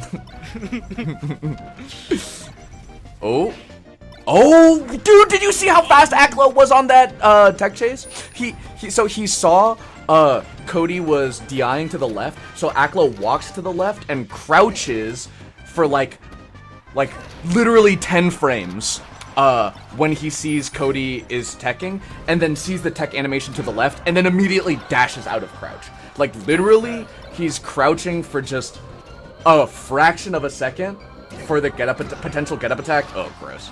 For the potential get up attack, and then inhumanly reacts to run over with a running up smash on the tech chase. It's crazy stuff, folks. that's awesome. As a Sheik player, I approve. As a Sheik player, I gotta get those. Yeah, you do gotta get those. They're great.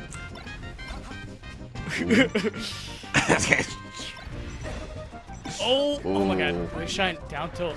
I've been loving the wave shine down tilts to catch Miss Tech that I've been seeing a lot of recently.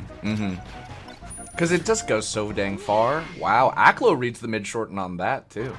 Holds ledge, and Aklo takes it. Hold the phone. We're not gonna get 3-0 in winners finals. Love to see that. Oh my god. Fucked up, right? Fucked up. Really fucked up that he hit that. And Cody's first dropped game. Wow, Yay. yeah. Oh, yeah. Wow. The angles on that from Aklo too. I'll say it. These two are freaks. These two are freaks. And the fact that they're both doing these crazy angles and the others are still covering it. Oh my god. This is like true. Oh my god. This is theoretical. This is like the Matrix melee. Yeah, this is like the DBZ melee clips you used to watch. It's like, whoa, is this what Smash could be? Why doesn't everyone move this fast? I'm gonna get that to one day when the bombs start spawning on the screen. That I just tech all of them to 900%. And then die at the same time as your opponent. And then we do a synchronized taunt too. Yeah. Oh my god. What's not synchronized is the loss of stocks right now, because Aklo is down 2 and Cody has been unrelenting here. It's so fast! Oh my god, from both of them. I like that. Oh my god, he couldn't even see Cody and he hits the Armada Shine. Amazing. What's crazy is that Cody stalls to prevent... Yes, not Cody Schwab. Cody stall... Oh wait, you were just saying. Yeah. Cody stalls to prevent the Armada Shine. Aklo still gets the timing after that. How insane is that? I couldn't do that if you gave me probably a year specifically to do that.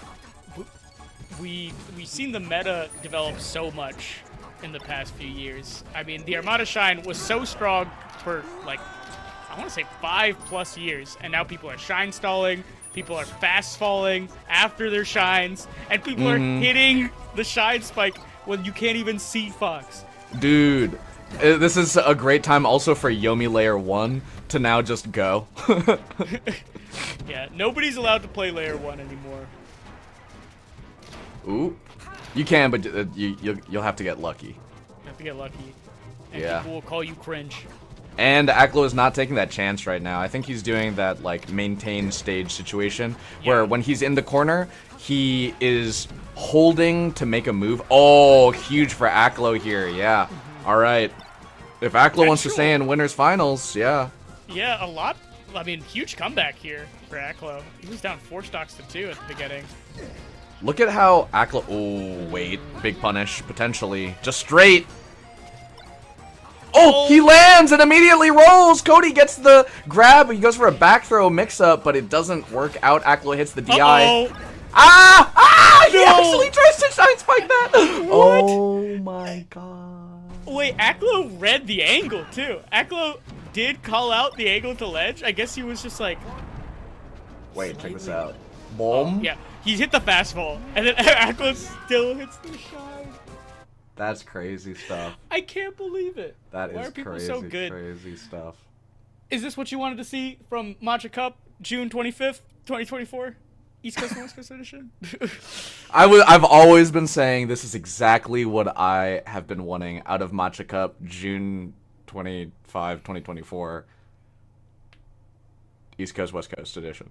East Coast, West Coast edition. Also, it's kind of messed up that people beat me this month. People beat you this month? Yeah, it's supposed to be my month. Oh, June. Yeah. Shoutouts to Zanya. Shoutouts to Zanya. The Sheik I am least prepared to warm someone up for. Jorge presses so many buttons, and Zanya presses all of the good buttons, aka grab and crouch. What is it that Sean said? He was like, oh, your monologue after playing me was like, oh, you know what's a great move against Sheik? Shield. Oh. And then you play Zanya and you're like, fuck! Oh no! All of my shields are getting grabbed. Yeah, this is your month, dude. It sucks. It's my month, but you know what we got to cap off our June Matcha Cups is some great grand finals action, and the first grand finals we're gonna watch is Salt versus Bobby Big Balls. Wow, Bobby. Cody Schwab moving on to grand finals. I mentioned that part. Yes. I do know, for folks at home, what you're not seeing is the TO and production in their voice channel probably talking about how Marxist Athena versus Dawson was one round of losers, and the winner of that, which is Dawson, is now playing Hungrybox. Oh, no. So we do have grand finals for West Coast, but East Coast is just progressing as it does, because we've got a back-to-back Puff Ditto on one side, and on the other, a Roy Pikachu. I think we're gonna be here for a while. Guys, it's Roy Pikachu, isn't it?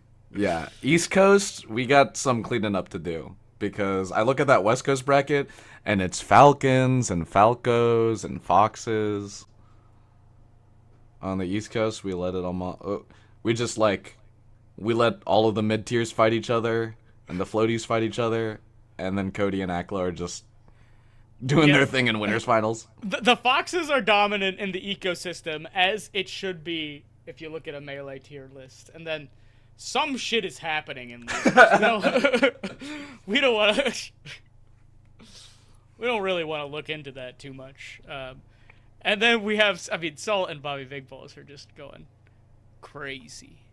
Do we have... All right, yeah, if we have the set, yeah. Because I'm still thinking about my carrots, June. All right. I think after this set we can probably do a carrot, but we'll let production let us know. Yeah, sure. But yeah. Oh. Okay. All right. Nice. Platform tech chases from Salt, and this still keeps going. But Bobby hits a big reversal and the read on the roll to the left, too. Yeah, big damage here, but the sick drift on the up B. That's why you want to catch Falcon before she enters the up part of the up B. Oh, yeah. Like Falcon curls, becomes a little ball, and then it's really easy to drift back and forth. Yeah, I think it was only in the past few years that like instant up air, the short hop instant up airs have really become like a big neutral tool. But there are Falcons now. They just get out there and they're windmills all around here. Look at that hitbox too. Oh my god. And Bobby knows that Salt hits that edge guard, just doesn't even go for the up B. It's like, all right, Oh! and she's dead. And she's dead. Halftime. all right, minute 20 seconds. Let's go. Yes. Okay. Wow. Look at the bouts happening at this low percent. I love to see these two players duke it out because they're just scrapping and counter hitting at this low percent, and it's so sick to see who wins out on the rhythm. If they were having a conversation, what do you think they'd be saying to each other? It sounds like a New Yorker talking to an equally angry New Yorker in a different borough. You know, it's like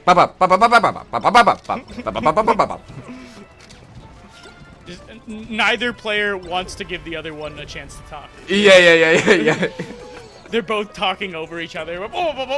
They're both doing their own moves. They've got their own ideas over here. But there are some times when just like, yeah, there are these moments where you just know each other more intimately than, you know, through the competition than you could in any other way. And something to be said, I mean, both of these are, you know, top 100 level caliber players. They know how to slow it down.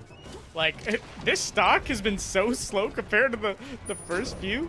Yeah. This is the up airs. Anything? Oh, dude, she misses the dash after down tilt. It's actually hard to jump out and get the dash after crouch. I agree. Yeah, but regardless, Salt plays the percents well, gets the trade that she needs. Yeah. So, interestingly enough, Salt was playing a Falco player like round 1 or round 2 of bracket, and those same down airs, which like Wizzy or a more like patient by the book Falcon would destroy a Falco for doing on the platforms. You just up air them, right? You wait till the Falco down airs and you up air them. They got Salt so many times because Salt just wants to move. Salt's Oh, yeah. Even if it's not right, like, she wants to hit you. To her, melee's physical. It's a dance. You know, she wants to move. Check this out. She covers with the stomp. And then a forward smash after that? Oh my god. Okay, that might be one of those situations where you don't know necessarily what move you need to do, but you know you need to do it in that direction. Do you know what I mean? Yeah. You ever been like, I need to go hit them left somehow. Oh my god. It's been a minute. What Wait. I like Last stock warning? I was trying to catch up. And I'm like, how did Bobby lose the second stock? And then another stock got deleted. At that point. Wow. And now I'm thinking about the F smash sending on. That's also the Olimar from Brawl, where you just point towards the. Oh my god. The match is over. We couldn't even talk about the one bit. What the fuck? That's awesome. Okay. All right. If we blink, Grand Finals is gonna be over. So that's awesome. Let's bring it in. Game 3, Grand Finals. Salt up 2-0. Stomp immediately. She tries to get the grab off of the power shield. She knows at this low percent that Bobby's not really gonna give anything away that's crouch cancelable. If it's crouchable, he's gonna crouch it. So good at that ASDI down game. And ooh, nice air dodge. Yup. Oh, Okay. Salt holding shield there, but the AC back air from Bobby, yeah, seals it, and then some solid enough ledge play clears the edge guard.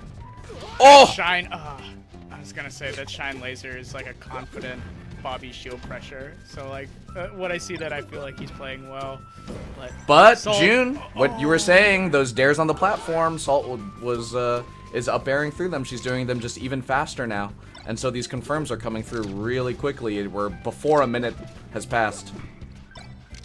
I feel like Salt and Cody Schwab are two of the only players I see contest Falco down air with up air and win. I'm like, okay, you guys are just built different. Do it faster. Yeah. Do it better. Have you tried simply being faster than anyone else? Ooh, wow, really nice sweet spot on that up B. Randall makes it a little ambiguous. Oh my god, but she's hitting the wall jump, but Bobby is edge canceling off of Randall and hitting the recovery off of that, but Salt still tries to cover, and an up B kills off the top. I'm sorry, June, what the fuck is going on? Bobby always going for the extension. Somehow it's the up B there. Oh my god. Bobby's cooking. Avoids the stop. How does Salt hit that? Dude, he's hitting the runoff laser, double laser back onto the stage, and the Randall makes it a little more tricky as well. But Salt, that up air allows Bobby to slide off. Knee? No. Oh my God! The pressure from Salt covering everything, covering shield drop, covering roll. Oh. Roll in. We can see Bobby's not panicking now. Okay, roll in as a mix-up, but Salt still covering that. I think she's saying, I'm going to cover center stage. I'm going to go for the positioning. I'm going to try to hold my space right now and then win out on the trades. I'm a little bit in the lead right now, so I don't really have to cover that roll out or go for a really hard read. I can maintain this spacing right here. Shield poke. Oh! Double the attempt? Oh, no. Oh, Salt taking Matcha. Oh my God, dude, she hit him with the Goldilocks combo, June. I was gonna say the fucking fuck. Oh, that's also true. The 3 bears. Yeah, That's 3 good. bears. Thank you. Wow, yeah, Salt, 3-0s in the grand finals, Matcha Cup, West Coast edition. She is the queen of the West. The queen of the West. And I think the pace that was played there was insane. It was awesome. That was awesome. That was just one of the quickest 3-0s I've seen. Not like a 3-0. I mean, a 3-0 is already quick, and then those matches just So stocks fast. were flying. So that's the end of the West Coast matchup. Congrats to Salt. Congrats to Bobby Big Balls taking 2nd place there. And then we had Smash Poppy and Eddy Mexico coming in at 3rd and 4th place, respectively. All right. So shout outs to all of them. They're going to be placing in the money. Nouns Salt. I feel like she's won at least one other Matcha Cup, or like I feel like she got 2nd place in another Matcha Cup. So She beat, constant. with Hbox, right? With the yeah, with the Hbox. Yeah, that was a crazy one because Salt ended up beating Hbox in winners, and then Hbox came back and won 2 sets. Yes, grands. and he popped off like crazy. He popped off like crazy. Yeah. And Salt had the weird skin of Hbox puffed, looking like a demon. But carrot time. Let's do it. All right, folks, if you're just joining us, I've had these 3 carrots with me during this whole broadcast, and we've not revealed what they're for, but I'm going to do it now. Let's see who comes by. You're in for a treat, folks. That's all I'll say. Hello, Odie, Jax. Odie, Jax. I hear tippy taps. Bo This is came Bojack. instantly. This is Odie. Odie, sit. There you go. Alright. And Jax. There you go. Sit. Stay. We got a carrot for each one of them. Here you go, Bo. Here you go, Whoa. Jax. Great. Here you go, Odie. Oh. And they're so good with it. Jax wants something else. Jax actually hates carrots. Jax confused why there's no meat in his mouth and only vegetable. Hold on, let me put my headphones back on.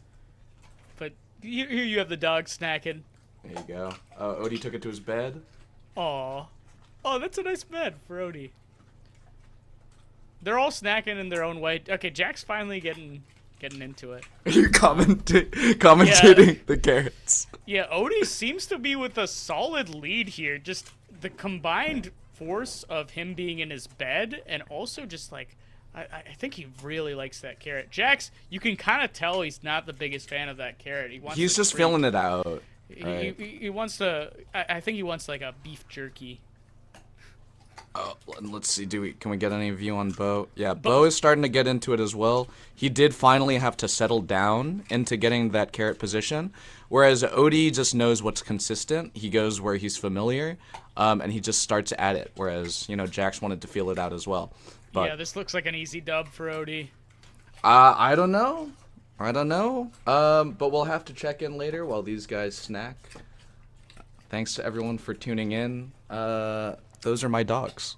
But we got some dog matches. No. Okay. We got another match coming up. If the Foxes, Drein versus Zain in Sheik Roy, which is a pretty difficult matchup. For sometimes Sheik, yeah. Sometimes the Sheik. If I were a red Sheik in this matchup, sometimes I could have some trouble. Thank you, June. Thank you, June. Actually, I did almost beat Zain's Roy in a rollback rumble one time. You've almost beaten my Roy so many times. Shut up. Shut up. But, Roy's just a really clutch character. Weak up there, my trophy. But we've got Don't Test Me, Zain, and he's on Roy Day. Have you talked about Roy Day? I think we mentioned it. PJ mentioned it. Zain is going all Roy in both Ultimate and Melee today, and he also cosplayed as Roy. Yes, he's wearing a Roy costume now as we squeak. Yeah, I tuned into his stream, and he took off the wig was super hot. Yeah, he did an extra roulette spin of punishment to take it off. Okay. Yeah. Now June, this Zain makes it look different because the punish gets really, really gross. Not gross because that F smash doesn't work properly, but because the conversions are just so crazy. Like, he keeps you in a disadvantaged state for so long, and then finds these F smashes. Oh, big! But Drein misses the uppy. You have to get a quick uppy after that. Unfortunate. And the reasons that I thought this would be really hard for Zain, they aren't happening. Drein hasn't gotten any of the big grabs, and we're kind of starting on VOD, which I feel like isn't bad for Roy here. Yeah, you like keeping it close, not letting she camp. Yeah, I like scrapping if I'm Roy. And also, VOD's one of his best stage in general. Yeah. Really? Yeah. What's good about it? So the plats make it hard to interact with down tilt. A lot of times you avoid Roy by going to plats. And if it becomes FD sometimes, then you have to interact with the Roy down tilt and the Roy scrap. You also don't get chain grabbed. Oh, right. Because of plats. Yeah. It's a little bit more narrow as well. He kills off the side a lot with F smash. Yep. Early kills. I think there's a clip in my Roy video of me near F-smashing you and you dying at 30.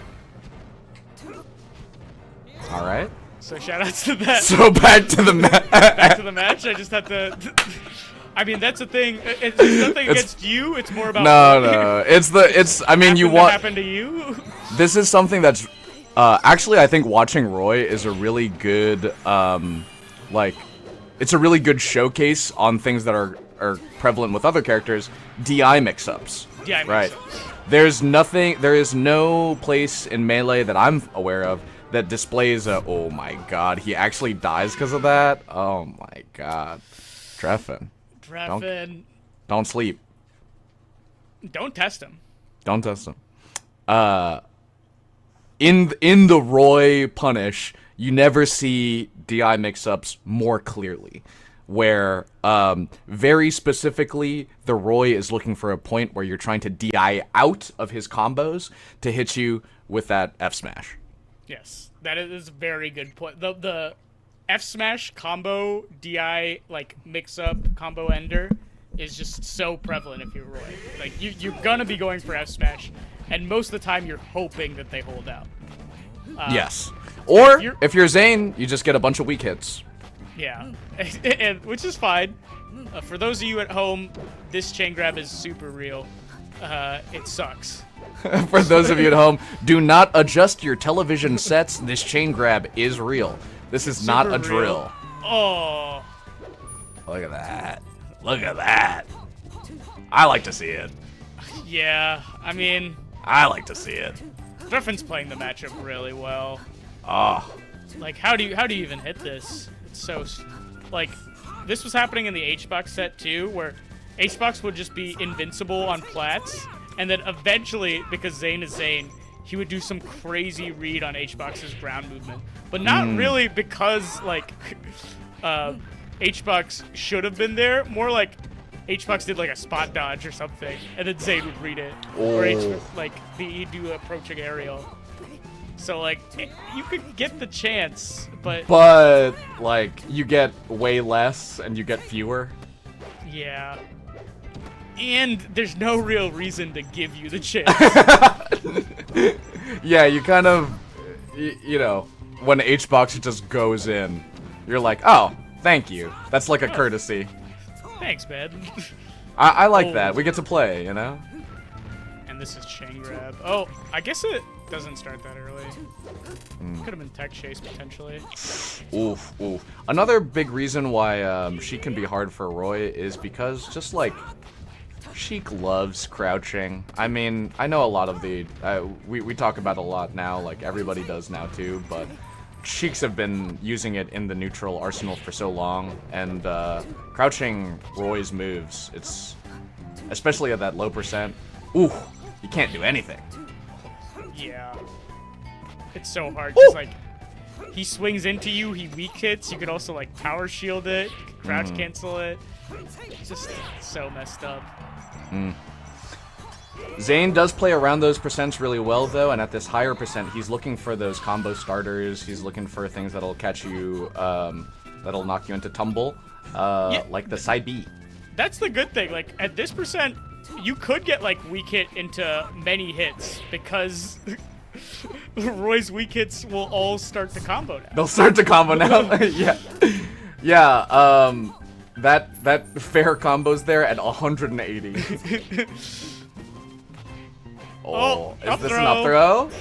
Oh. Could have been an up throw angle, but instead goes for a crazy extension. I like that. He does that with Marth. Ooh, really nice dash dance from Zain. I guess you could do the same combos with Roy as Marth. You just have to wait till about like 160. Oh, no. That's the reason I play, baby. That moment right there, charged up smash, you get a kill you really, you know, in a lot of cases are not supposed to. Dreffin's so good at I feel like he's been doing... he might be one of the first Sheiks I saw doing that up smash read. And it's gotten higher EV because of the prevalence of slide off. Like everybody's tech rolling in. So just up smash platforms. If you're Sheik, up smash platforms.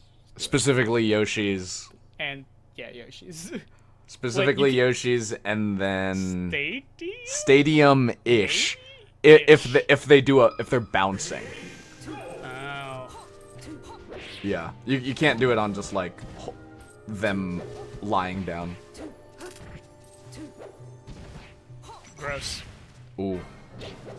Dreffing a wall right here. Yeah, it's just, I'm trying to think about what Zain could be doing.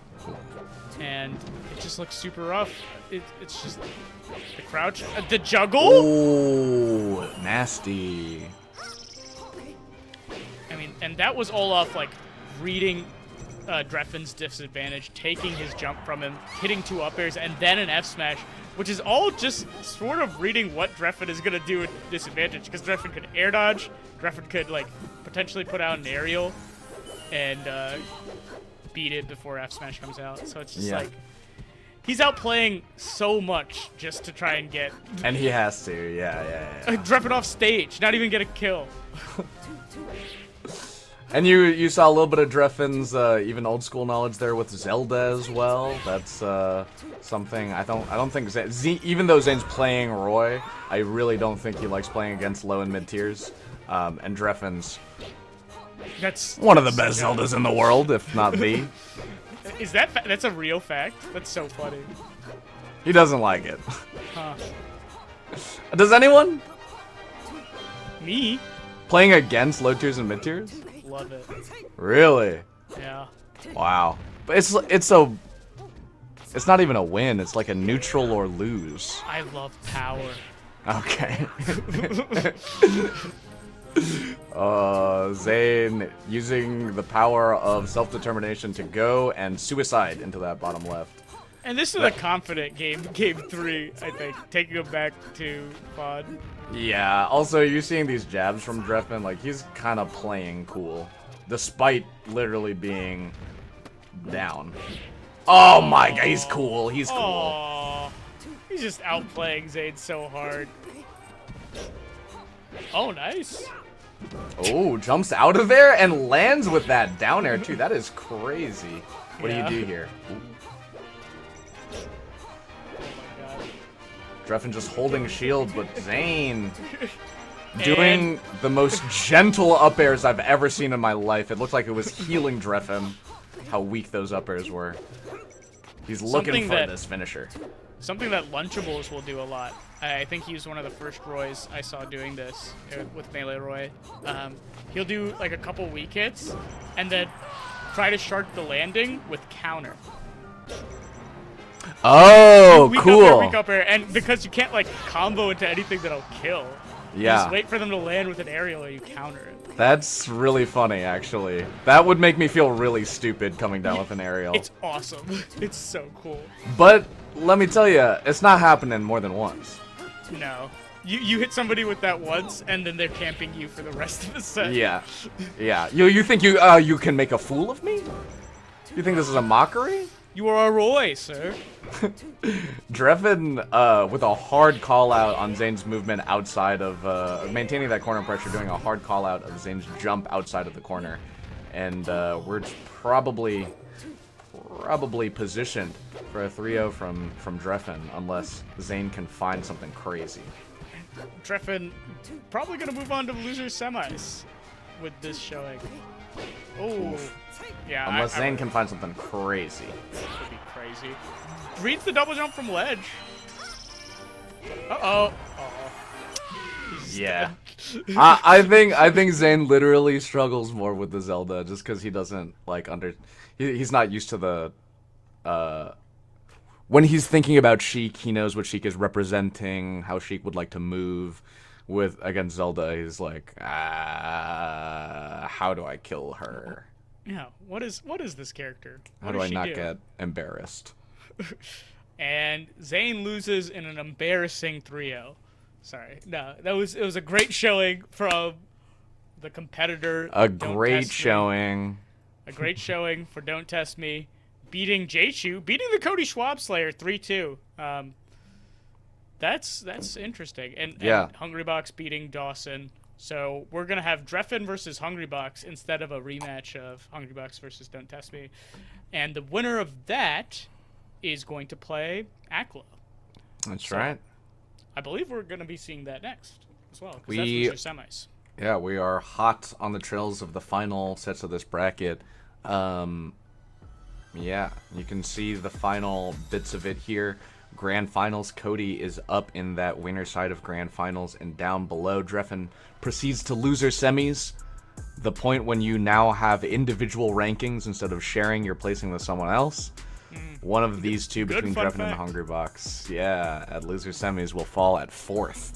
And this is an interesting matchup because Hungrybox has said that Drein is one of those players that gave him trouble during COVID and the online Smash era, but in person not able to replicate any of those results. He says that he dogged him at Super Smash Con last year, but we're back online, and Drein is looking pretty confident after just beating Roy's ass back and forth Monday to Friday, off on weekends.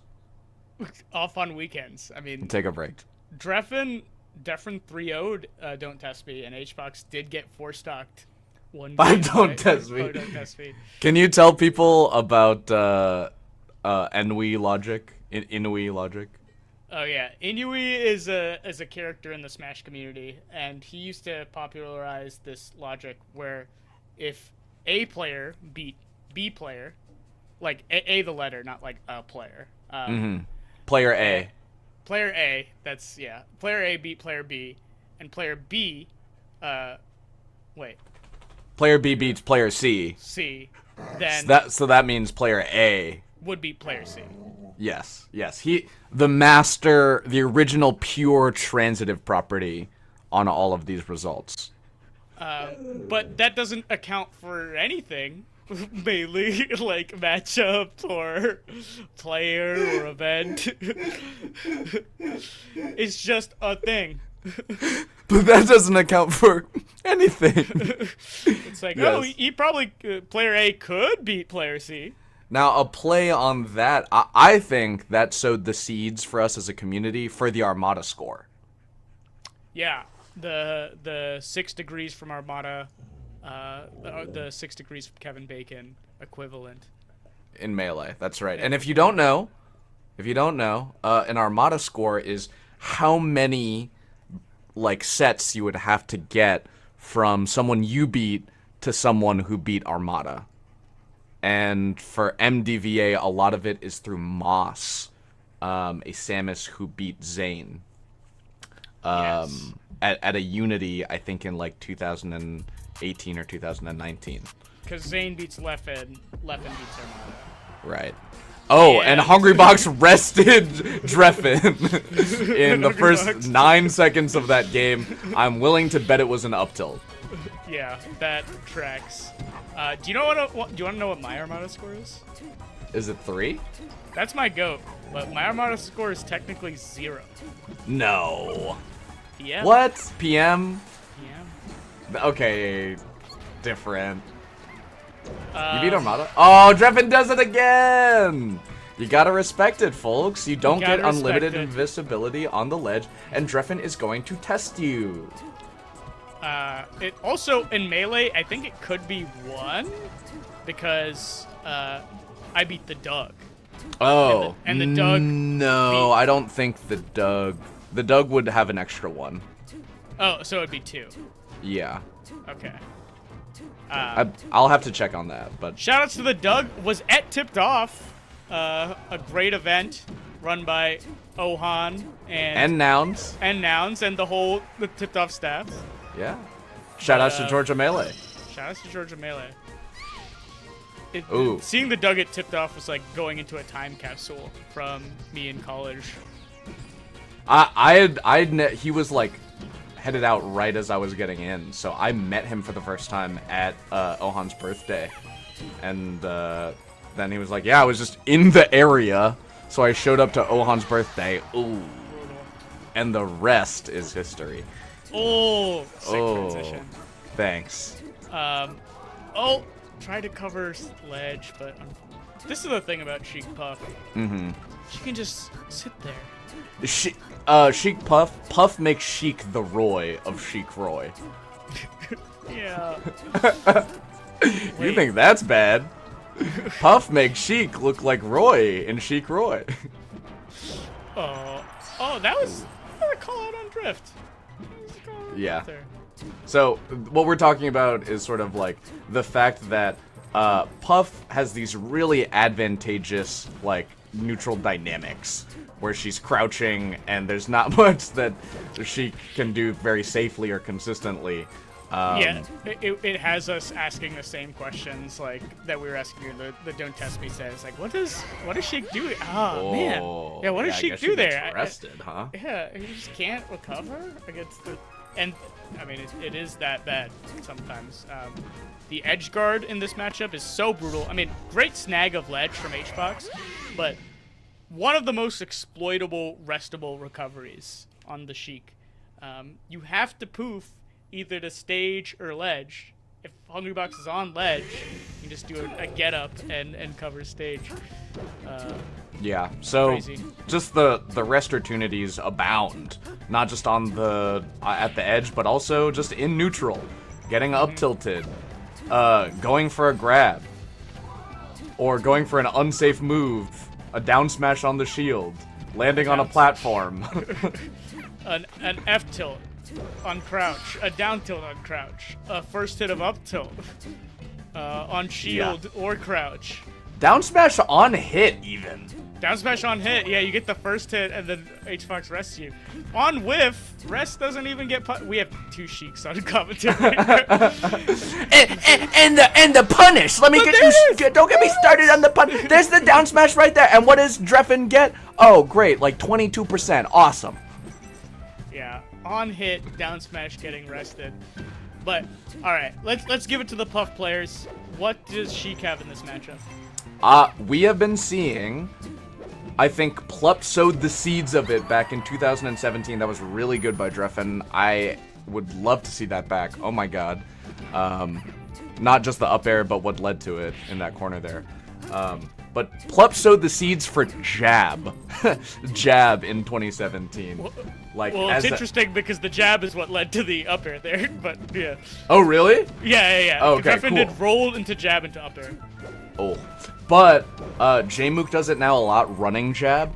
Basically, it is a way to probe. You know, Hbox can't be crouching the whole time, right? And running up and jabbing will probe the Puff to see if she actually is, yes, safe here, or if she's drifting and moving through the air. It sets you just like, it holds her in place for a second. What is... Alright. That's just gonna work. Yeah, I can feel it about to work. And if you shield it, you get grabbed. Oh yeah, because you can't like grab her. Or maybe you can't grab her. Oh man, she just crouches afterwards. Yeah. Oh, no tech? I'm like remembering how bad this matchup is. I'm glad I get to play DK Puff now. That one's hard too. Yeah. You can kill. I can kill. Yeah. I got punched. And you don't rested so much. Oh, I love that. Forward tilt from Dreffen actually almost kills. Oh, and waits out the pound too. Really, really good timing by Dreffen, not getting caught or baited out into that pound. Ooh, great double fair. Check this out. He actually lands on Randall too. Oh wow. He could have teched. And as much as we were talking about Puff destroying Sheik, Dreffen found it. Yeah, he found a bunch of really good interactions, and he wasn't really getting baited in the center, which I think was due in large part to how good Yoshi's was. Or how close Yoshi's is in the center. Right. Like the scrappiness is sort of like more focused towards the center because the stage is smaller. But also like I feel like the way Dreffen plays this is unlike other Sheiks in the modern area, where he's like doing the modern Sheik stuff, where he's zoning Puff out with his aerials. He's controlling space with these forward airs and back airs. But there are like full hops and like down airs and like all these like anti-off meta options, and I wonder if that's throwing Hbox off. Yeah, the cold is colder with the hot. You know what I mean? Good throwback. Yeah, but left mixing like in these options. This is an ice age cold. This is a cold that hasn't been seen in centuries. Yes, this is. But when it starts to thaw and those microbes that have been locked away for several centuries come out, they're super potent. And this is one of those ancient diseases. Is God. Yeah, Dreffen. We're both like, Wasn't Ice the one who was really? Well, Ice was the one. Yeah, Ice was the one I think that was like, ooh, nice jab there. Ice was the one that made, I think, a lot of people pay attention to it, but building damage with Sheik and then doing as the developers intended, which is after you build damage with Sheik, transforming to Zelda to find your finisher. One of the more consistent ways that Sheik is able to kill Puff is transforming into Zelda and using the forward air or back air. Right, because those moves are incredible. Like, Zelda's entire kit, not that good. But forward air and back air, two moves that look the same. They're both sword knees. They both do like 20% and just kill at 60. They're very frequently the best punish that Sheik has on a rest as a rest punish for Puff. Is that it's literally optimal in some stages and some percent thresholds to transform into Zelda and look for a forward air. Transform into a low tier character, use one of two functional moves, and then turn back. Turn back. Oh my god. Needle jab. Dude, Dreffen is playing right outside Puff's grab range. Oh no, but a huge up air and no jump! Puff actually, Hungrybox finds the double jump from Dreffen, and I don't think he realized, just like we didn't, and just falls down from the ledge. Oh my god. And now Hbox is doing the thing that, I mean, we saw a lot last Matcha versus Salt, where you'll crouch and then, power shield. Yep. And, like, you can pretty much do that not on reaction to all Sheik aerials, but, like, based on the certain height of a Sheik. Like, you know she can only come down with an aerial. And then, like, and then the timing's free. Yeah, the timing's free. You just shield, and then you can roll or crouch if you think she's gonna grab or something. Ooh. Hbox actually lets Drein back on. A little bit of a flub there. Actually gives him a second lease on life. This Zelda pick is hard, though, because he can't transform back on stage, or else he'll die, right? Yeah, no, I think we saw, and he could be dead here, actually. Oh my god. Yeah, actually, it's the transform back into Sheik that dooms that game. Yeah. We saw a few of Zelda's other functional moves there, namely down smash and dash attack. Both actually pretty solid. Down smash is fast, and it hits pretty fast. Yeah. Dash attack is far. It's far. It catches people off guard, and it makes them go, "Whoa! I just got electrocuted." Yeah, it can combo sometimes too. Yeah. It's like, it's kind of like a worse Peach dash attack. Kinda, like, yeah. Interesting. Zelda goes, ugh. Oh. And then, like, let's look at this. Nair. 22%, folks. Right. That was when Plup started doing that around 2017. We were all like, "He's figuring it out. It's the more optimal technically by like 1 to 2%. He's figuring it out, guys." And then he just switches to Fox forever. He got a couple. He did get a couple. Shout out to the GOAT. I don't remember how many he won with Sheik, but I remember it was once in a Florida tournament. Yeah. But when he got it, it was like all the Sheiks remembered. That's right. We thought it's doable. We thought it's doable. It's doable. Down throw fair. We still got those, baby. Down throw fair. No. Puff out. Oh no. Oh no. And she's dead. God. Oh, man. All right. Now, Griffin, the reason someone would go to Stadium here is that low ceiling. Yes. And that could potentially do, like, up smash kills earlier. Oh, that could have been rushed out of shield. And I also, something I noticed is Hbox is starting to play around the Drein full hops, which I thought would be bad against Puff, but I think they're good as a mix-up.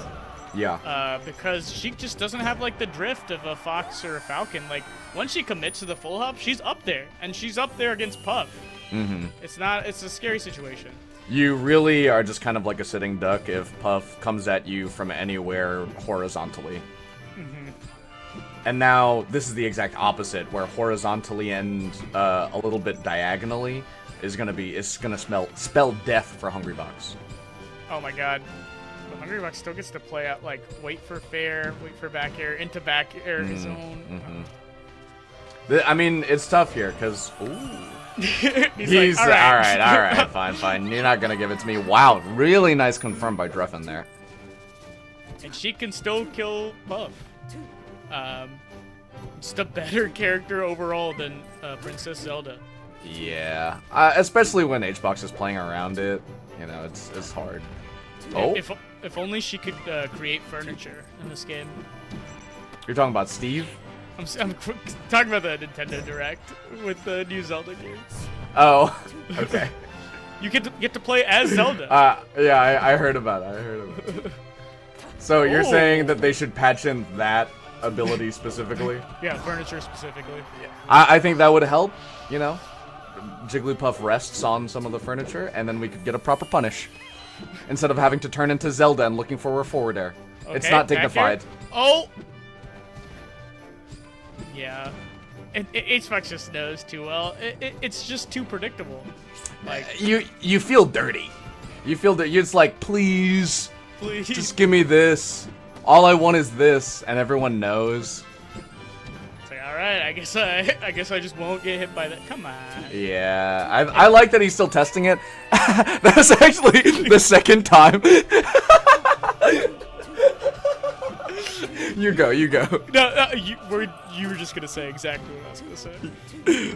Yeah, that's the second time that's happened. As soon as he turns into Sheik, punishing the attempted punish, and he gets like a down tilt into up air kill. Yeah, Drein not going Zelda for the forward air, but rather for the false sense of security that it puts Hbox in. Oh my god, that might be the new meta. It is looking pretty secure though. Dreffen's got to find some big punish right here, otherwise it's gonna be over for him. Wait, we're looking. No! Wait, he's gonna do it again. What if he does it again? Okay, let's watch. Hold on. Oh, double jump away and then Drein, late. If Drein does it again and wins the game, no way, Drein wins. That. I had that move on one of my worst up tilts. It's so slow. What did that kill? That killed at like 80? That killed at 80. I guess Okay. it's strong. An A tier in a way that Hbox had probably never seen. And He didn't use up tilt yet. Yeah, I've never seen Zelda use up tilt like that. Maybe all 3 Zelda mains left. You can tell me how good Zelda up tilt is. Yeah. In chat. Dude, both of them are gonna DM you. Oh my god. I'm so excited for the 1 DM I'm gonna get. Oh, okay. So we're on FD now. The saving grace here is the needles. Drein does get to sort of like hang out. Never mind. I say no to all of those things. Oh, yeah. Misses the DI too. Dies off the top. And the Drein full hop game is oh so dangerous. Oh god. Oh no. Okay, see, that's the thing. When you're transforming into Zelda, you gotta plan your escape route. The fact that he died as Zelda and was coming down as Sheik, knowing that he was gonna lose his invincibility when he transformed, he tried to time it in such a way that Hbox would not be able to punish it, but actually Hbox punishes the second beat after that, where he crouches Dreffen's jab and then goes for a rest off of that. Yeah, good adaptation from Hbox after getting down tilted into up air the last 2 times he tried to punish the Zelda. Just being like, alright, you got it. I'm gonna wait. Yeah. Because now you're just Sheik. Yeah, you're Sheik. A It's matchup like- I probably feel good about. Yeah. Was that a dare kill off the top? Yeah. Alright, yeah, that's tough. Oh my god, the Drein full hops have been so dangerous on FD. There's nowhere to run. Oh, that's right. Okay. Great recovery, though.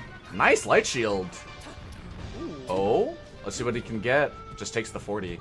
Or takes it up to 40. Oh, crouches the F tilt? Okay. I'm so scared. Oof. I'm Drein, I think, is needling at really bold distances. Oh.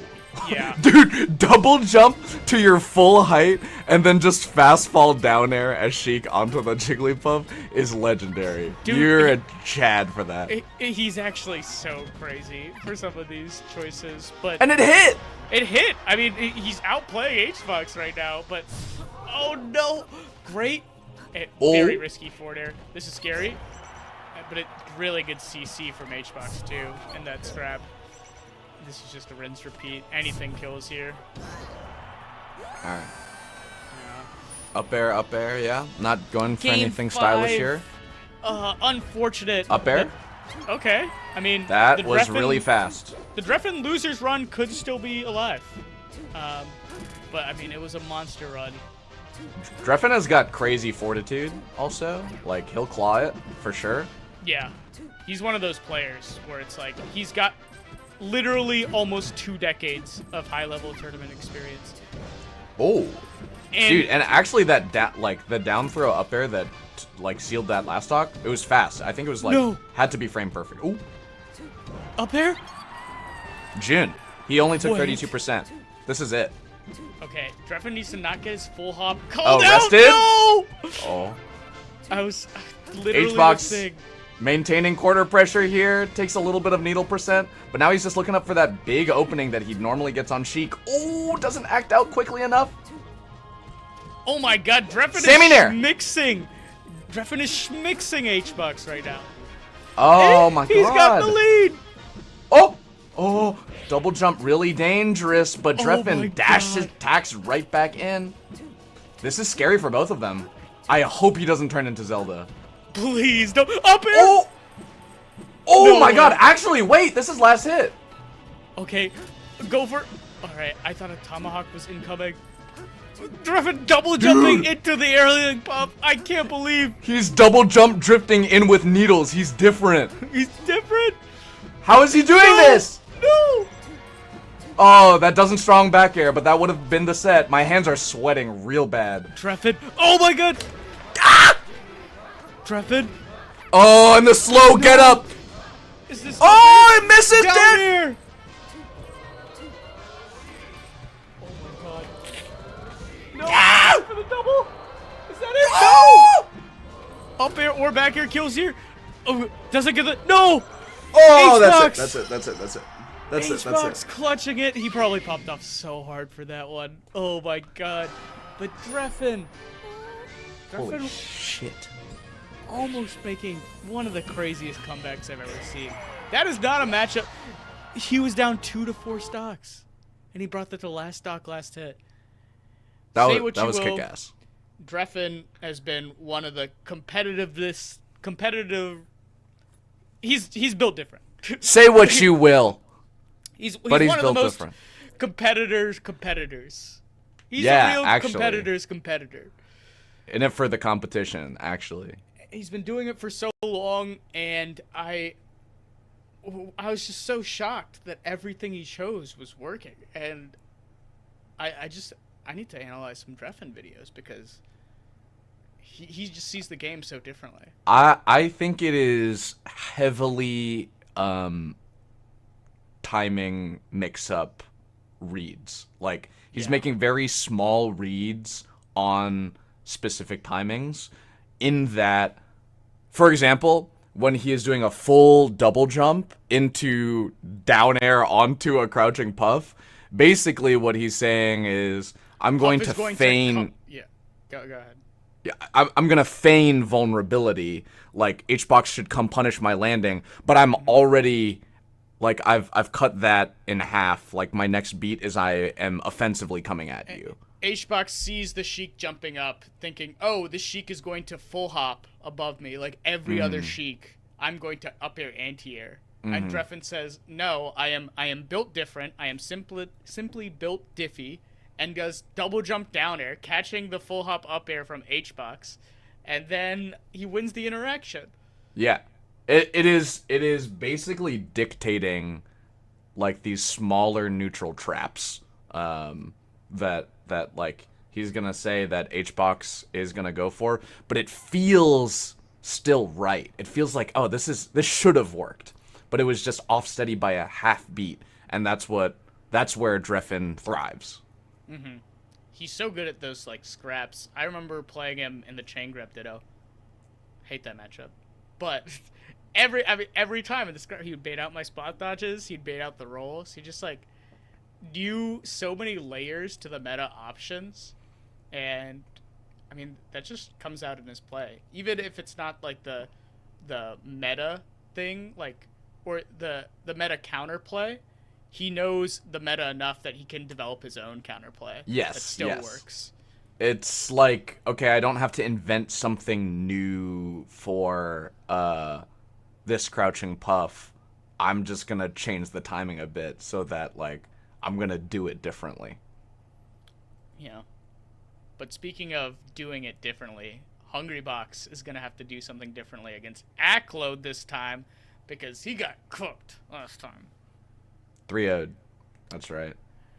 It was, I mean, they were fighting back and forth, but definitely Aklo was going crazy. Yeah, I feel like the game one really just set the pace. And Hbox was doing super solid in the game one, and then Aklo just went ham that last stock. So, yeah. I mean, if Hbox is able to just keep it steady the whole set, I think if it goes to game 5, I favor an Hbox. Just because of the Juan factor. But the clutch zone. Yeah. Anything else other than a long set, I'm probably giving it to Aklo. Would you bet on this? Yeah, I got Aklo. But I gotta have Aklo. Well, I gotta have Aklo. It seems we're at an impasse. Really? If it goes game 5, I'll take Hbox. I'll take Hbox for something crazy. I'm not sure what that something crazy is yet. Oh, I mean, I feel like it's close though. It is close. It is close, but it's that fresh 3-0 like rings true in our mind. I'm just looking at my own sleeve. That's new. Tell the people. Yeah, I just got this. It's kind of a little flaky right now. This Yeah. is my equivalent of dogs. This is what I spend my money on. This is a tattoo from Full Metal Alchemist Brotherhood. And Speaking of brothers. Aklo is not my brother, but he has several. Yes, formerly sponsored by the Brotherhood as well. Is the Brotherhood, like, was the sponsorship real? I thought it was more of a crew. I think it was more of a crew. Yeah. Because if it was real sponsorship and like what got them out to the tournaments, it would be the Motherhood as well. Yeah, that's true. Yeah. Shout out they're to playing. Mama Aklo. Oh, Aklo not going for up air there. Aklo also hasn't taken damage. Yeah, it made me think that it was a hand warmer, and then Aklo up smashed I was also Hbox. confused. But Aklo, I mean, super solid lead here. Oh, and look at that China to shield. Oh my god. He's playing hot. He's playing so hot. Double grab. He's hitting the DI there. That's how you know Hbox is playing to Demon win. mode?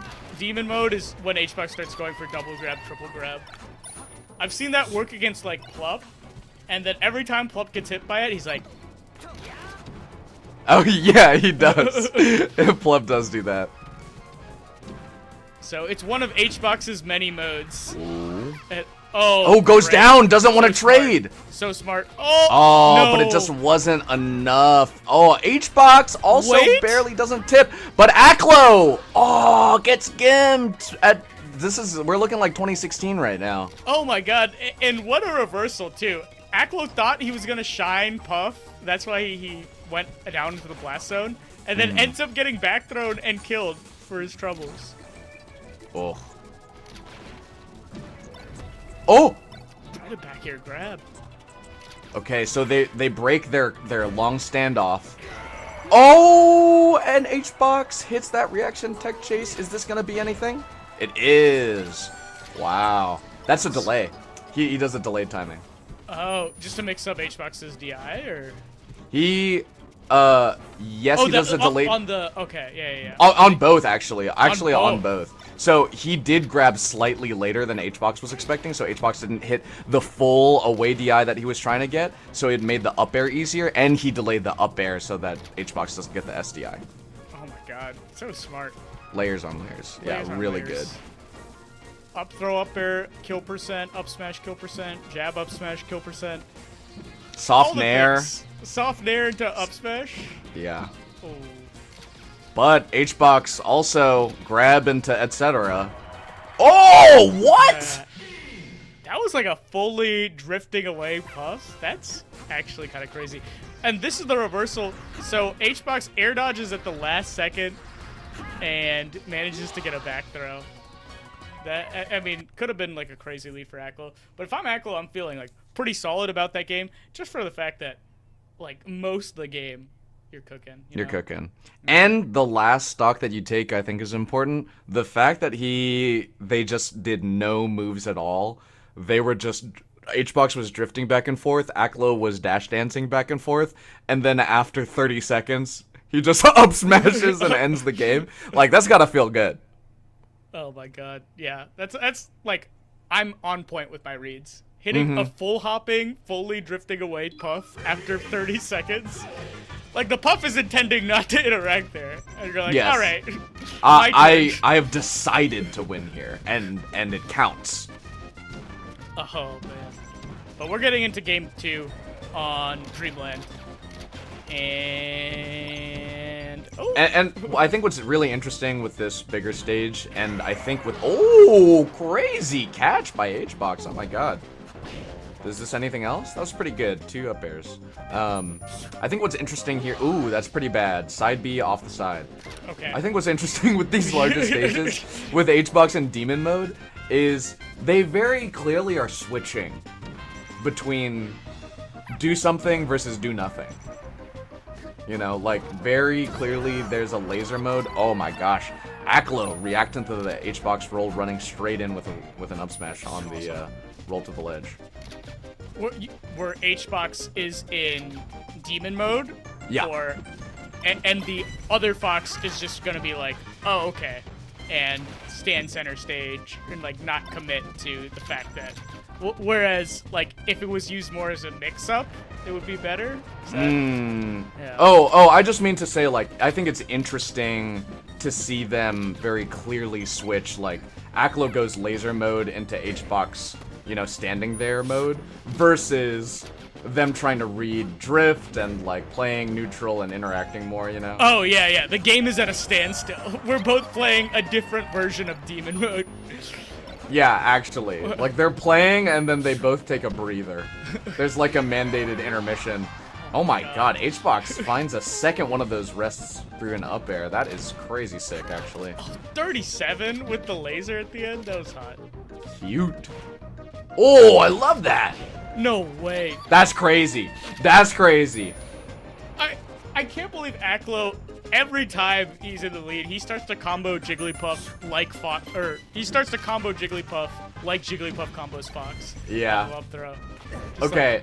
Like, up air. That's the third game. That's the third rest for I this know. game where he finds it with an up air. I feel like Hbox caught the DI every single time. No DI on the up airs, meaning that's just rest. They're actually both reading the hell out of each other. Yeah. This is gonna be a good set. It's a good set. It's already a good set. It is already a good set. I would also like to note that that's the third time. This is a very small interaction. That's the third time I've seen Aklo. He has Hungrybox on platform, and then he does a full drift drill onto Puff's shield, and at least two of the three times that I've seen, it gets shielded, but one of the last hits shield stabs. Oh. Wow. Which had led into those other conversions. I don't know how real that is, but I think he does it relatively safely because he'll like aim to edge cancel the drill as well. Right. Yeah, I saw him go for that on the Dreamland platform, and it's like, it's kind of discombobulating if you get hit by like one hit a drill. Yeah. I'm like, oh shit. I hope I don't get shined. Oh my god. Oh shit. When I get hit by Pound, I'm like, I hope I don't get arrested. Yeah. Alas.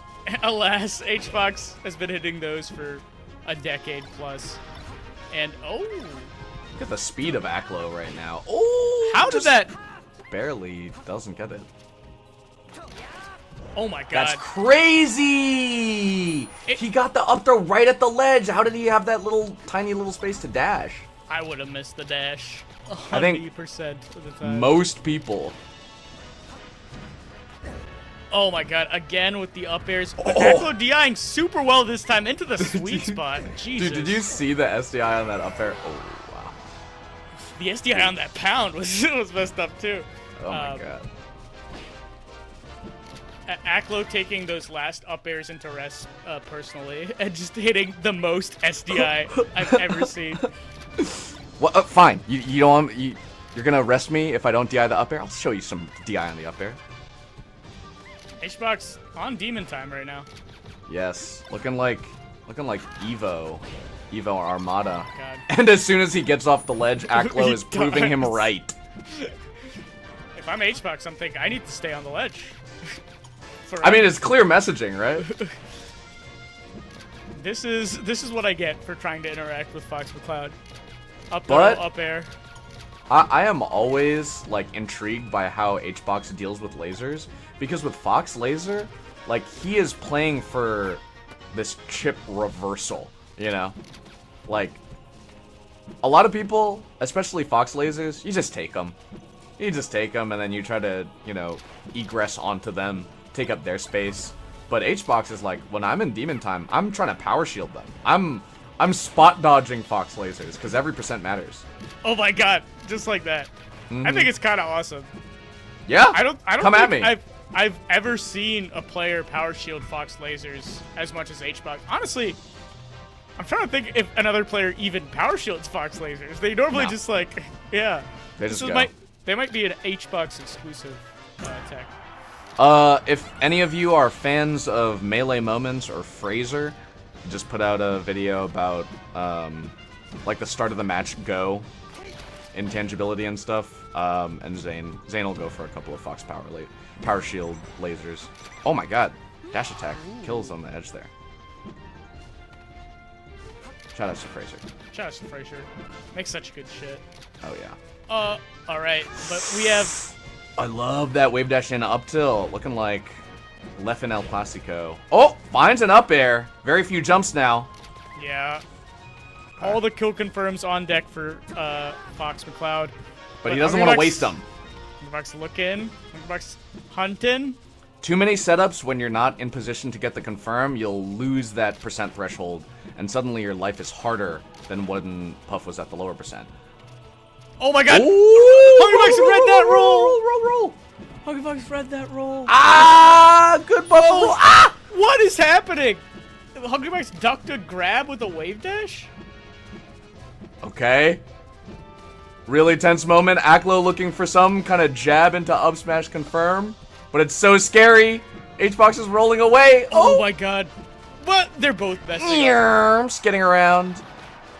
Alright, now, like, the stray aerials, like the back airs, yeah, could come into play and kill. That's what Aklo's looking for now. Yep, back yep. air. Yep. That's it. Wow. I think percents are a huge part of the game plan versus Puff. I mean, Zain has attributed that, like, that mindset as part of his game plan versus Puff. Just, like, acknowledging that at low percents she's going to do something, at mid percents she's going to go do something at high percents. And Aklo has the, like, inverse of that pretty solidly memorized, where it's like, at mid percents, I know when up throw is going to kill, up smash. And then when she's at high percents, I get access to all of these options. Just like a grid of options being opened up as the percents increase. You could tell at that 60% range he was kind of looking for some of those confirms. And then as like a little bit of more time passed and he wasn't finding them, he was like, all right. We'll get you up to 90 and 100 then. And we'll do it the old-fashioned way, huh? Yeah, I guess I'll take an up tilt or jab. Yeah. And what I love, like you were saying earlier, and I think it's so well said, that Aklo is one of those players that can match Hbox's discipline. Where, oh, that is really, really good. No DI on the up throw, and Aklo gets that late timing of the up air again. The sick delay, too. Oh, my God. But, like you were saying, he's got the discipline. Aklo is not going to be swinging for the fences or like throwing any haymakers that might leave him vulnerable. And you can see like how high quality of a situation Aklo needed in order to pull the trigger. It was really high. You know, he was not throwing things out just cause. There was like a solid minute and a half of really scary Hbox interactions before he finds something like that he's confident about. Every time a normal Fox does that side B, I'm scared they're about to SD, but I know it's some elaborate edge cancel machine if I'm watching an Aklo. Yeah, Aklo hits a side B and a bowling ball goes to hit like a match. It's like, one more edge cancel. It's like, where did that domino come? The clock. Oh my god. And he knows his percents, going for up smash. Oh, wow, what an air dodge from Hbox. Ooh.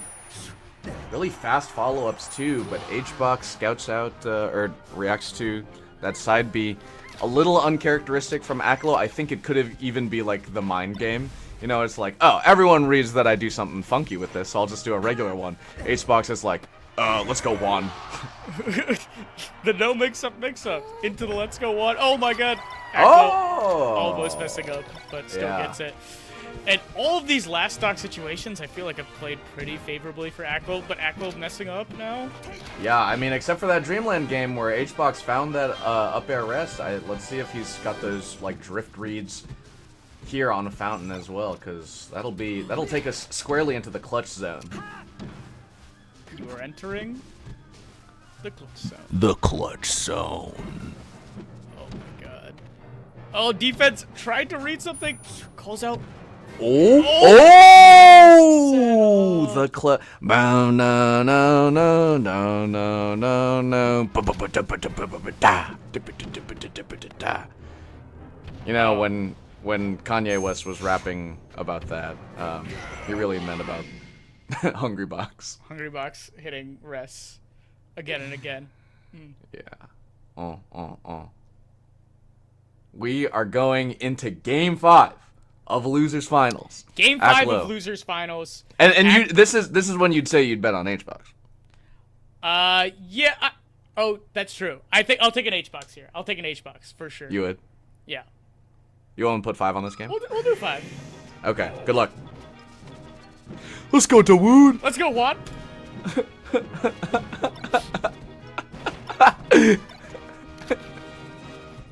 All right, on Stadium though, this is tough for Hbox, especially with how early the kills have been for Aklo. They're going to be coming even earlier. I mean, this is such a good counter pick. Oh. Okay. So back air's coming out. Yeah, he's trying to read with those up smashes now. But Hbox is not giving them to Aklo just as freely as he was earlier on. Single hit! Aklos has those on deck? That's unfair. He's cheating. Oh, the walk away. Cool guys don't look at Jigglypuff's F smash. They just walk straight to center stage because they know the spacing. Aklo is very comfortable taking up this ground space and just like knowing when actually he's going to be threatened by Hbox landing. When he sees Hbox like double or triple jumping up there, he's like, yeah, I can just run through, whatever. And I mean, Hbox needs to find a kill really fast here because if not, Aklo's just going to start edge canceling everywhere. It's going to be great for him. A little pesky, a fly that Hungrybox needs a fly swatter for. Oh, yeah. Unfortunately, Ooh, that drill normally on floaties would lead to an up smash. Even at this percent, I think an up smash would have killed on Stadium. But good DI from Aklo lives that forward air too. Hungrybox has got another hard hit.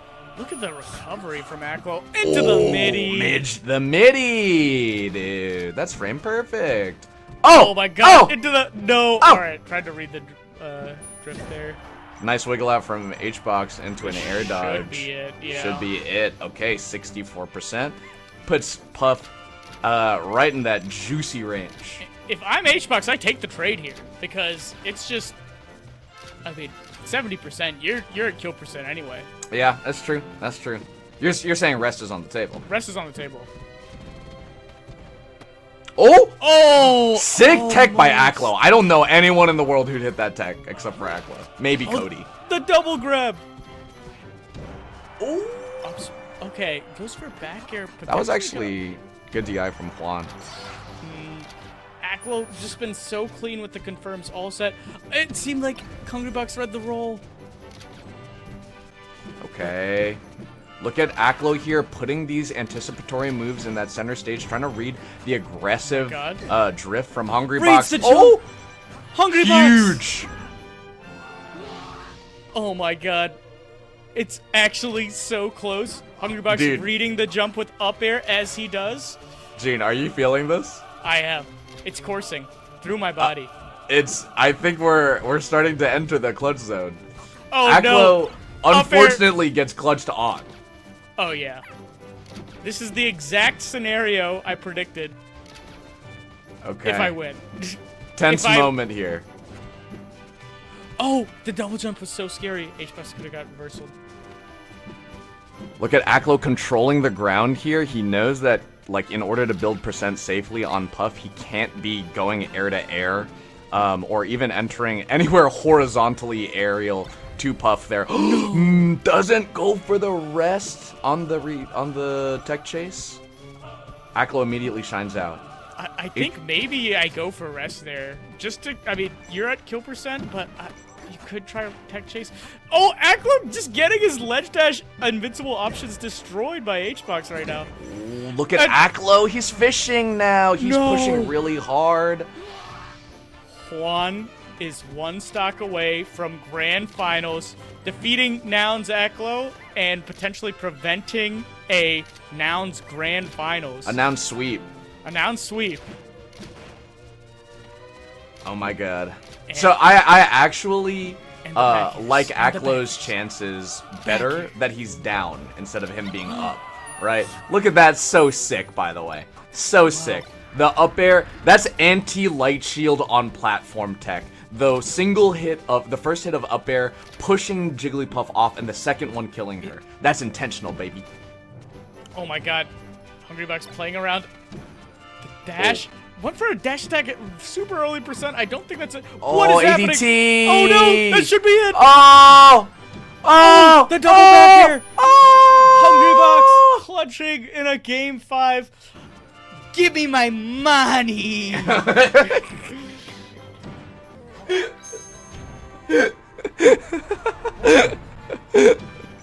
We just have Peter send you five of mine. Yeah, Peter, just give me 5 extra. No, I'll send it.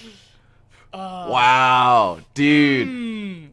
That second to last stock, Aklo was pushing real hard. He was like, you could even see like he was run up shielding, and his shield had not recovered yet from the last time that he had run up shielded.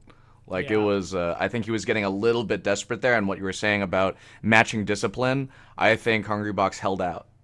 Yeah, and that's the only situation that I first saw the Aklo discipline maybe crumbling a little bit, is the game 5 versus potentially the most clutch player to ever do it in Melee history. That's just the truth of it. Sorry, Goat fans. Sorry, Boat fans.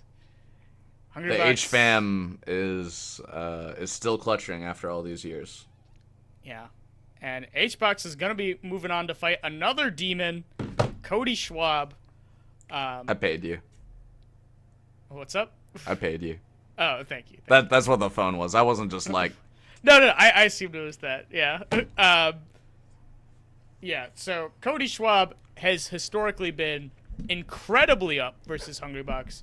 Shoutouts to Cody at, I believe it was Summit. I don't know which one, but his breakout Summit was when he beat Hungrybox. And day 1... You had a role in this, June. Yeah, I had to, I'm going to tell the lore. Day 1, he gets destroyed. And you know Cody. Anybody who's seen Cody knows who Cody is. He's like, I'm playing that dog shit. He's an emotional player. He can take a loss hard. And I'm like, it's okay, man. And at this point, I mean, I'm just vibing. There's no stakes for me whatsoever. I'm there to coach and have a good time. And Cody's like, I'm just playing so bad. And then me, I didn't have like Cody remembers this in like oh, you're so insightful, June, for giving me this because I needed it. But I'm just drinking a Jack and Coke. I'm just chilling. I'm like, you want a Jack and Coke? And he's like, yeah, man. And so Cody takes this Jack and Coke, and with the performance enhancement of the Coca-Cola Company and Jack Daniels, he is able to defeat Hungrybox for the first time. I remember, like, as he's doing it, as he's like 3-stocking Hbox on Fountain or something, they're both like laughing, like, what's going on? Like, can you believe this is happening? Yeah, it was one of the most brutal Fox Puff showings I've ever seen. Just like a dominant destruction. But to be fair to Hbox, the last 2 times, I think Hbox has won. So Hbox won at Collision 2024. That one was bad. That one was Cody was playing real bad. Yeah, and I'll have to look it up, but all I'm saying is it used to be heavy Cody's favor, and now Hbox takes a couple. Hbox takes a couple. In fact, I remember even one of the last crazy drift read on the up air. That was really a hard call out. If I remember correctly, one of the ones that Hbox won online, he popped off pretty hard, and Cody goes like, dude, I lose 1 out of 10 on any of these, and I never fucking hear the end of it. Oh my god, like, dude, he pops off so hard. And it's really funny because it's often interspliced with Hbox going, yeah! Yes! We're still in it, baby! Yeah, it's like a huge ego, like, validation thing for Hbox whenever he can beat, top dog. And for Cody, it's just like, oh man, not again. Not again. And according to stats, we are 12-36. So Cody has 3 times as many Hungrybox wins as Hungrybox has Cody wins. 12-36? 12-36. Yeah, they played 48 sets. Really? Cody winning 36 of them, according to PG stats. That's crazy. I did not realize. Yeah. But Hungrybox did win the last 2. Wait, what's the ratio on that? Oh, almost kills. So it's 12 wins 12 for over Hungrybox and 36 wins for Cody. Okay, so that's 12 out over of 48. 12 over 48. That's 25%. 25% win rate against Cody Schwab. So the money has it at 3-1 for Cody, right? Yeah, it's actually crazy. I think Cody might have the best rate versus Hungrybox. Oh, wow, and dies off the top there, actually. That was a big rest find for Hbox as we were talking about the money that someone could make off of betting. Based off of the stats. We're into the highest stakes, the double pummel into the up. Oh, Cody wow. Schwab, showing why he's the best versus Puff. Cody gotta grab at 53. Gotta grab at 53 and parlayed it into a kill off of the top right side. And he was yeah, like, that was really I know well I played. need these pummels. Super strong. I mean, that's why he has the best win rate. I was about to say, I don't know if I finished the thought, but it looked like Cody has the best win rate of anybody versus Hungrybox. Over Zain? Zain is at a 39%, simply because he used to get you count early. Dog. He used to get destroyed. Oh wait, Right. hold on. There's some people he has a 0% win rate against. Oh, wait, how does that? Tell me what you're seeing, Jude. Hungrybox Because has right now. Okay, I think there are people that Hungrybox has won secondaries a few times. Oh, okay. And one of the people that Hungrybox has a 0% win rate is our beloved friend and commentator, Snacks.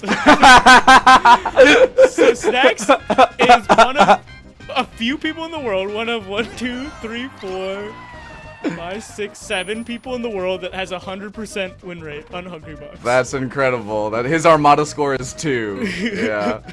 Wow, that's incredible. Hbox also looking to even up that win rate on Dreamland, but Cody has just been like, it hasn't been as, I think, elegant as Aklo, but the sheer force that Cody is coming to Hbox with is undeniable. Like, yeah. Ugh. This is looking like they're set at Summit, where it's just low percent Cody at 4 stocks and Hbox getting dogged on his 3rd stock. And okay. Ooh, that was actually a crazy random rest. That was pretty pimp, if you ask me. It's a good trade. You're saying why he's the best in the world at like versus Hbox, but it's so punctuated that even before a pro rest, but he lives that. That's crazy. Yeah. Before Cody had ascended, when Cody was like chomping at the heels of being that top player, his campaign for Summit was, help me get to Summit, I will beat Hbox. Yeah, like I have not dropped a set to Jigglypuff in my life, literally my life, which was crazy because he had played against, wow, nice up smash and a shield. He was playing 2 Saints, the 2nd best Puff in the world. Yeah, and I mean, his win rate versus 2 was incredible. It's crazy because every other Fox at the time was like, Fox Puff is a slog, it's so boring, and I mean, Fox wins, but at what cost? And then Cody just sprints. Cody Schwab goes around pressing forward into the Jigglypuff. Traditionally not a good thing to do. And shows us why he's currently the best in the world. Not only versus Jigglypuff, but at Super Smash Bros. Melee. I think, oh, crazy angle. I do think, like, what he does well against Jigglypuff is also what he does well against Marth, where, you know, where people give them space, he actually creates the pressure for them to make mistakes. You know, like pressing inwards and then not taking it. Wow, that was a crazy up smash. That almost killed, too. Yeah, oh my god.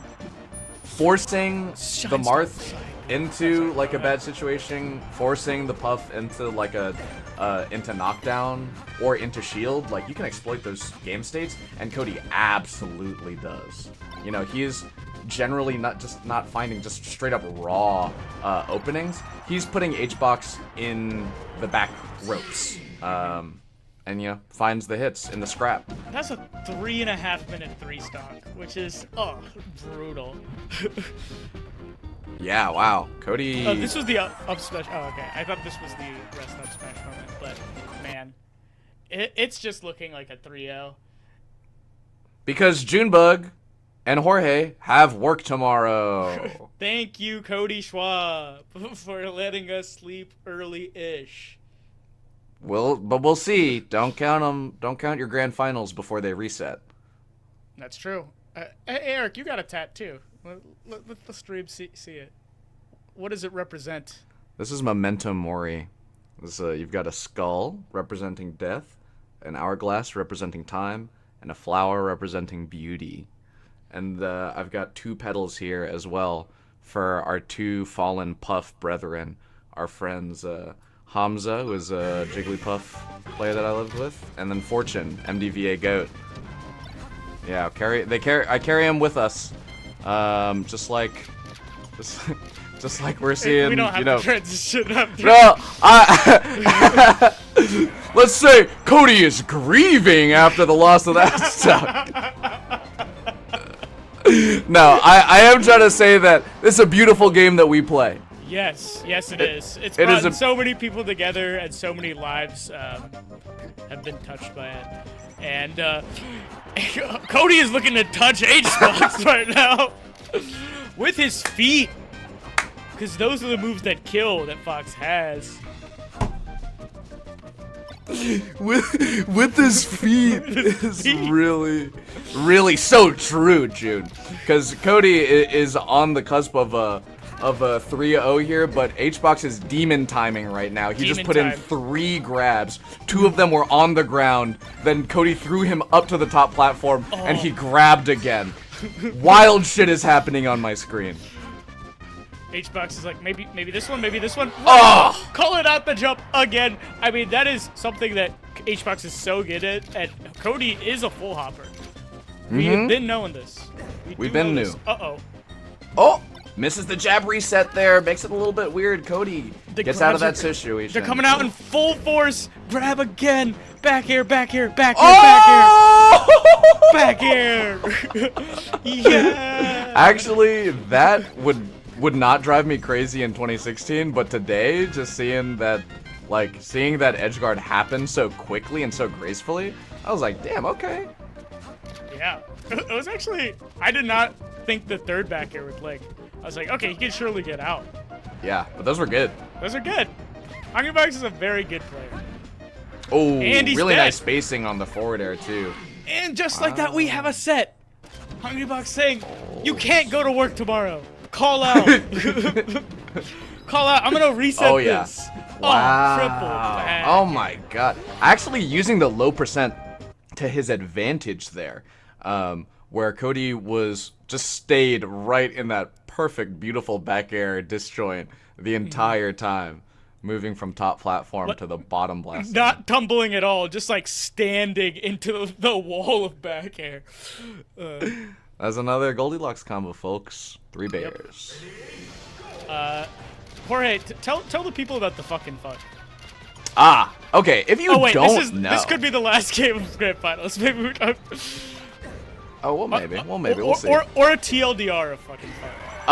Hbox hit those walls of pain so consistently, and now is trying to hit it again on Cody because this is a mess of a game, and Hbox has thrived on mess. Oh, he's such a sloppy person. Puff player. Puff player. But I was gonna call him a sloppy bitch, but I see. But we don't condone that language. we don't condone that language. He's kind of like Littlefinger in Game let- of Thrones, where he says chaos is a ladder, right? Yeah. It was gonna be like in the good way, like parentheses good, but I didn't want to say it in that context, you know. And then I said it anyway. Yes. Oh, wow. Hungrybox just tips Cody into that ledge here. And I think the fact that he's been so aggressive. How are you shine spiking Puff, Cody? That's crazy. I mean, Aklo was trying this and it wasn't working.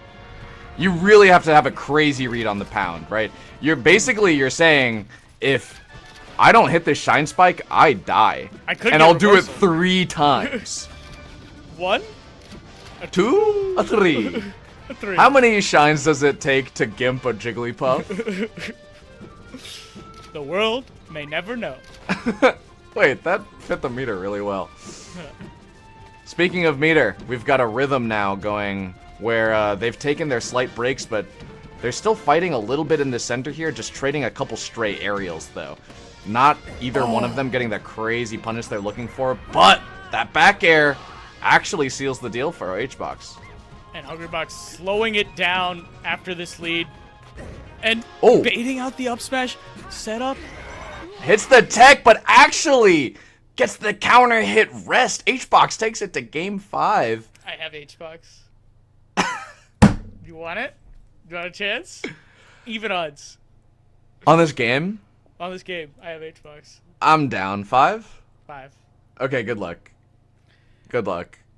It's the clutch box. The momentum is so high for Hbox right here, but Cody, if there is someone who can grab it back, seize it, mangle it, I think it's Cody. Yeah, he's going to have to hit some crazy mangles to win this one. We're going to have to see the best recoveries in the game consistently. Oh! I mean, dash dance around the pound? Oh, Hbox. Cody! I also note that switch the counter pick. Yeah. Right? We went from FD to Stadium. I like this. I'm not a big fan of going back to a stage you just lost on. If you have a double stage on the counter pick, like That's true. I wasn't a fan of Just like. see. Yeah. Well, the book says you should continue to go back to FD. You should go back to the better counter pick forever. But I think. Just see. You gotta see. It's good still. Oh, and that That's kills on actually Stadium when it doesn't kill on FD. I'm no longer confident in my bet after Hungrybox loses that first stock. Yeah. No faith at all. No faith conviction. at all. Oh, drill there. That's a God. read. The That's Hbox that drill is a read like Falcon Stomp in place is a read, you know? Was that a Phantom? I think that was a Phantom on the Firefox. Oh my god. Check the disc. Check the disc. The disc is pro Hbox. It's HFAM. Okay. Cody. There's a first place writing on this, by the way. Yeah. This is game 5 of Grand Finals, literally. Both players are playing it well. You should wait. You should take your time. Although... Cody, looking for that drift in with a up air. He is just sort of... Oh! No! That could have been grab. Hbox has gotten so many wave dash back grabs on Cody Schwab. Trying to read a roll in, Cody doesn't give him anything. Instead, wave dashes in, jab up smash. That's badass. Yeah. That actually, I like, love you're that. in disadvantage. Yeah, You're, yeah, like, yeah. in one of your most vulnerable positions, and instead, he just moves forward and does his riskiest move, because that's when it's least expected. Takes cojones, Gene. It's kind of awesome. Oh, my- love that low nair, too. He knows that he can hit Hbox's shield if he's shielding on platform. If he's doing it low enough, late enough. No! Dies off the top. If he's doing it low enough and he's doing it on the reverse of Hbox's shield. Okay. Hungrybox tried to get another wave dash back grab. Oh, looking for the wave dash through grab. That's actually what won him their last Matcha Cup set. Was able to wave dash through a Cody full hop up air. Oh, okay. At 58% now. Cody has got him at 63 and it's juicy. Oh no. And Hbox knows. Hbox knows Cody's gonna be fishing for those low commitment setups, and he's got to find a way to get these aerials cleanly. Looking for it. Oh, what an angle! Oh my god, that almost killed, and I was like, no way, Fox McCloud. Genius though. No way. Oh. Oh, doesn't. I feel like he was ready for the roll, but doesn't react appropriately. Wait, dash turn around. Up tilt. That's the second one. But actually this time Hbox was not grounded because Hbox was actually in the air. The up tilt did not kill. The weaker hit. Ooh, I can't believe that didn't get shield stabbed by the drill. I think Hbox did as well. It was maybe good shield DI by Cody, but he doesn't make it back. Hbox with the lead. This is so difficult. No, Cody! Oh, Cody! Cody! Actually, it's a huge bait. Stage spikes Hbox to get that kill. Yup, that's a thing. That's probably that's a thing. One of the most reliable kill setups on PUB is getting her to get stage spiked by you. You want to actually go off the stage versus Jigglypuff, bait the Jigglypuff into a false sense of security. Hungrybox whiffing. Ooh, huge right now. Yeah. They're basically at mid percents. Ooh! There's that shine down tilt that we were talking about before on the tech chase. That's good damage. Cody's just wanting to get a couple more lasers, or yeah, an aerial into shine will be pretty nice too. It's so even.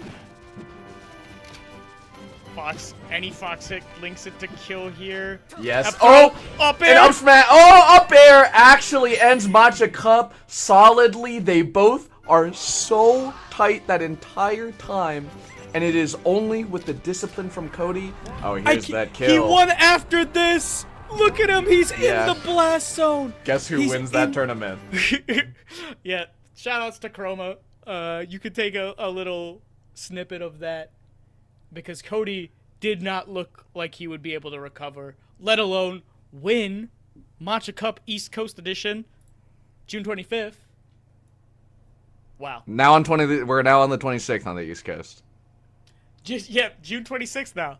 That's right. Cody taking this 2-day tournament now over Hbox in a grueling Game 5 after Hbox hits a grueling Game 5 against Aklo. After a grueling Game 5 with Drein, I think Hungrybox has been through the ringer tonight, and Cody comes out victorious.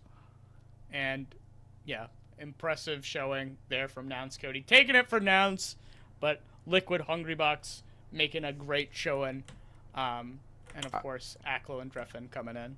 I think that's an impressive Drein appearance as well, because you got 3 top 10 players. And then Dreffen's up there, too. Drein beating Don't Test Me. So technically beating a top 2 player. That's right. That's right. Yeah. And he's not 1.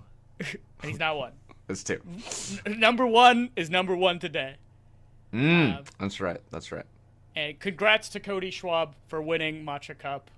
And Salt. And Salt for winning the West Coast Edition, which we... And, of course, for those of you who are tuning in, we have to shout out our sponsor. They are the reason that we are able to do stuff like this. So big shout outs to Matcha for putting this together, getting me and Jorge on in a call together so we could do banter for hours. And, we were doing that anyway, but now someone is filming it. Yeah, it's a great gig. And please visit nouns.gg/matcha to support !matcha for those of you in Twitch. And also check out the Nouns rounds that are going on, notably the Supernova round.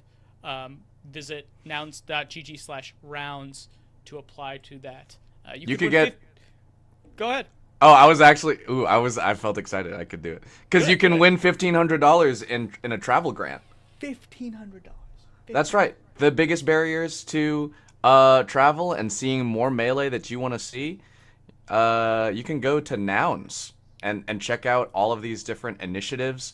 There's proposals. You got Warehouse War. Shoutouts to Rooster and the Tennessee gang to throw in it. Yeah. And also, MDVA, we got our folks running at Supernova, formerly SmashCon.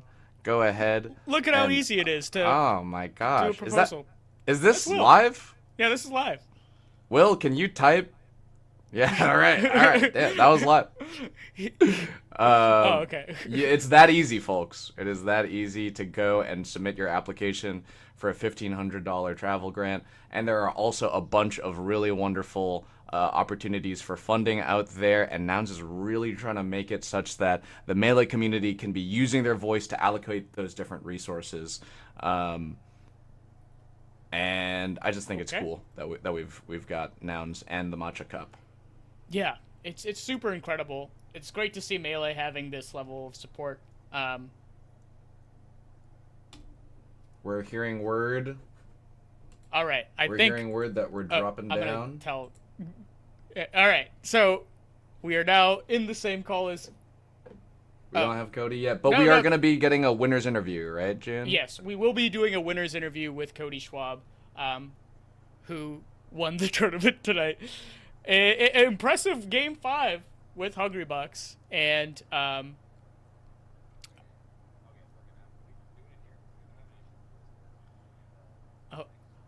hear Cody Schwab in my ears.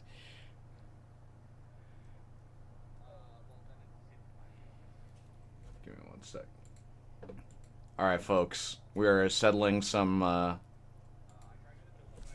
We're settling some production issues with getting Cody onto the stream. But this is your king, folks. This is your number one. Yeah. I should mute or something. The people want to hear what Cody Schwab. Oh, you can see my earring. All right, hold on. All right. Should we go to the other until Cody? No. All right. So, we could do carrot time. Yeah, let's do carrot time again. Okay, Cody's here. Can you see Cody? Hey, What's up, I can do this on my stream by just bringing this over, and then they just see this. No more dog carrots. Just Cody. And maybe his dogs, if he wants to show us. Cody, how you feeling? Oh, God. I need to work on my counter picks against him. I cannot be that close on both stages every time. Yeah, you switched from FD to Stadium. That means I gotta come back with new stuff. That's pretty much it. Like, in my head, that just means I gotta get better. I feel like he was way more willing to throw out grab. Yeah. I noticed Aklo was... Dude, I don't know where Aklo was finding the up smashes. I couldn't find him. I gotta go back and see if he was playing differently against him, or if it's something that I'm just missing. He stopped finding the up smashes. Like, that was in the winner's set, but in losers it was way harder. Yeah. He just doesn't want to get up smashed, so he's just hella patient, and then he just makes it so hard to kill him. Like, just hard to find a hit on him, I guess, is the easiest way to put it. So how you feeling about your run? How you feeling about competition in general? Good. Happy with mental. And that's the big thing. Tipped off was a step in the right direction. This was a double step in the right direction where I got nervous and frustrated and then just was able to keep it calm as long as I can do that. I did not keep it calm when I helicopter crashed off stage last stock in Game 5. Dude, I can't believe you won the game and the set, I guess. Yeah. I mean, once you live something like that, you know the other person's freaking out. Like, they're going to choke. So it's just on you to hold it together. How are you feeling between FD and Stadium? Check my invincibility was the big thing I was telling myself. My invincibility was bad, and then stop jumping when I see that he's fishing for full hops. And then I don't really remember how I lost my stocks. I think I was down. I got to go back and check what happened. I really don't remember. Yeah, I thought it was good what you did, where you did the FD Stadium instead of going double FD. Yeah. I really hate it when people go back to a counter pick that, like, even if by the book should be good, like, they just go back to a counter pick they lost. Well, I mean, I think just both of them are good enough that it doesn't really matter. You can pick one or the other to pick your poison. And I was like, all right, let's try with the platform. Yeah, I guess that's good. Where you just have two now. Yeah, pretty much. How are you feeling versus Aklo? Your Aklo set. Pretty good. I got a little antsy last two games, which I'm not happy about. But the first game, I think I played great, except it just Fox did a shit happen, so he got trolled. And then second game, I played pretty well, and I didn't like how I played third and fourth. I got too nervous, and that's the thing I'm trying to kind of, stifle. No more of that. I don't want to be nervous. Nerves are part of the human experience. It's just how we deal with them. I don't want them. I want to be the best. I want nerves. You gotta wield them. Yeah. That's what I used to do. I was doing it good last year, and then this year, I think I just focused on other things, and I let my mental slip a little bit. So I'm trying to rebuild it back up. Yeah. Are there any things specifically that you've been focusing on? Any other exercises or things that you've been doing for your overall mental health? Just going into the tournament and the set with the right mindset instead of like centering yourself before every single one. It's the most important thing. Yeah, taking time to reset, make sure that you remember all of your cues so that you can remain mindful. Is that what you're talking about? Pretty much, yeah. Just make sure I'm going in doing the thing I'm supposed to do and not just kind of throwing myself at it, which I have a tendency to do. It works out for you a lot of the time. Too much. I should not work out as much as it does. So I'm going to try to do it a little bit better than that and not just throw myself at shit over and over again. Anyone you want to shout out? Nouns. Nouns. Nouns sweep. West Coast and East Coast. Yeah, that's West right. Coast and East Coast. What have you got going on right now, and what's your next tournament? I'm actually going to Indiana tournament with Peter like this weekend because he wanted it's in his hometown and he wanted to see. So I was like, I can make the drive. It's like a 2-hour drive. So I'll go there. I don't even know if I'm playing Fox. I probably will, but I'm going there to have fun with Peter. What tournament? I don't even remember the name. I'm sorry, Peter. I don't remember the name. I really don't. It's in Fort Wayne, Indiana. I know that. That's all I know, though. Go to his home, like a childhood home, and there's gonna be a tournament there. I didn't meet his parents. Yeah, it could not even be like a tournament for all you know. Like it's just going to getting dinner. Yeah, I have no idea. So we'll see. Dinner with Peter featuring Cody Schwab and more. And more. But yeah, so I'm doing that, and then nothing big until Warehouse War. Yeah. Okay. Yeah. Warehouse War is like coming up too. So yep. You know. And Mango might be going, so it should get pretty stacked. So that means it'll be me, H-God, Mango, Jake, and that's a pretty good tournament. That's a lineup. Yeah. Yeah. We'll also, recently sponsored by the Tennessee Titans. So. Oh shit! Did not know that. As of yesterday, maybe that's even today. That's a big backing. Yeah. Good shit. All right, badass. Yeah, I guess we'll see. Wow. Yeah. Super cool tournaments coming up. The unnamed tournament happening in Indiana, the Warehouse Wars. We got Gridiron Gateway. We got CEO this weekend. Yeah. I'm probably watch party that on Sunday. So many good tournaments, but that will conclude the Matcha Cup for tonight. I have been Junebug, and this is Jorge and Cody Schwab. And the dog. And the dog. That's Bo. My dogs are sleeping downstairs. All right, bring them up. And Cody's dogs are asleep, which we will also be soon. So good night. Thank you all. And bye. Bye.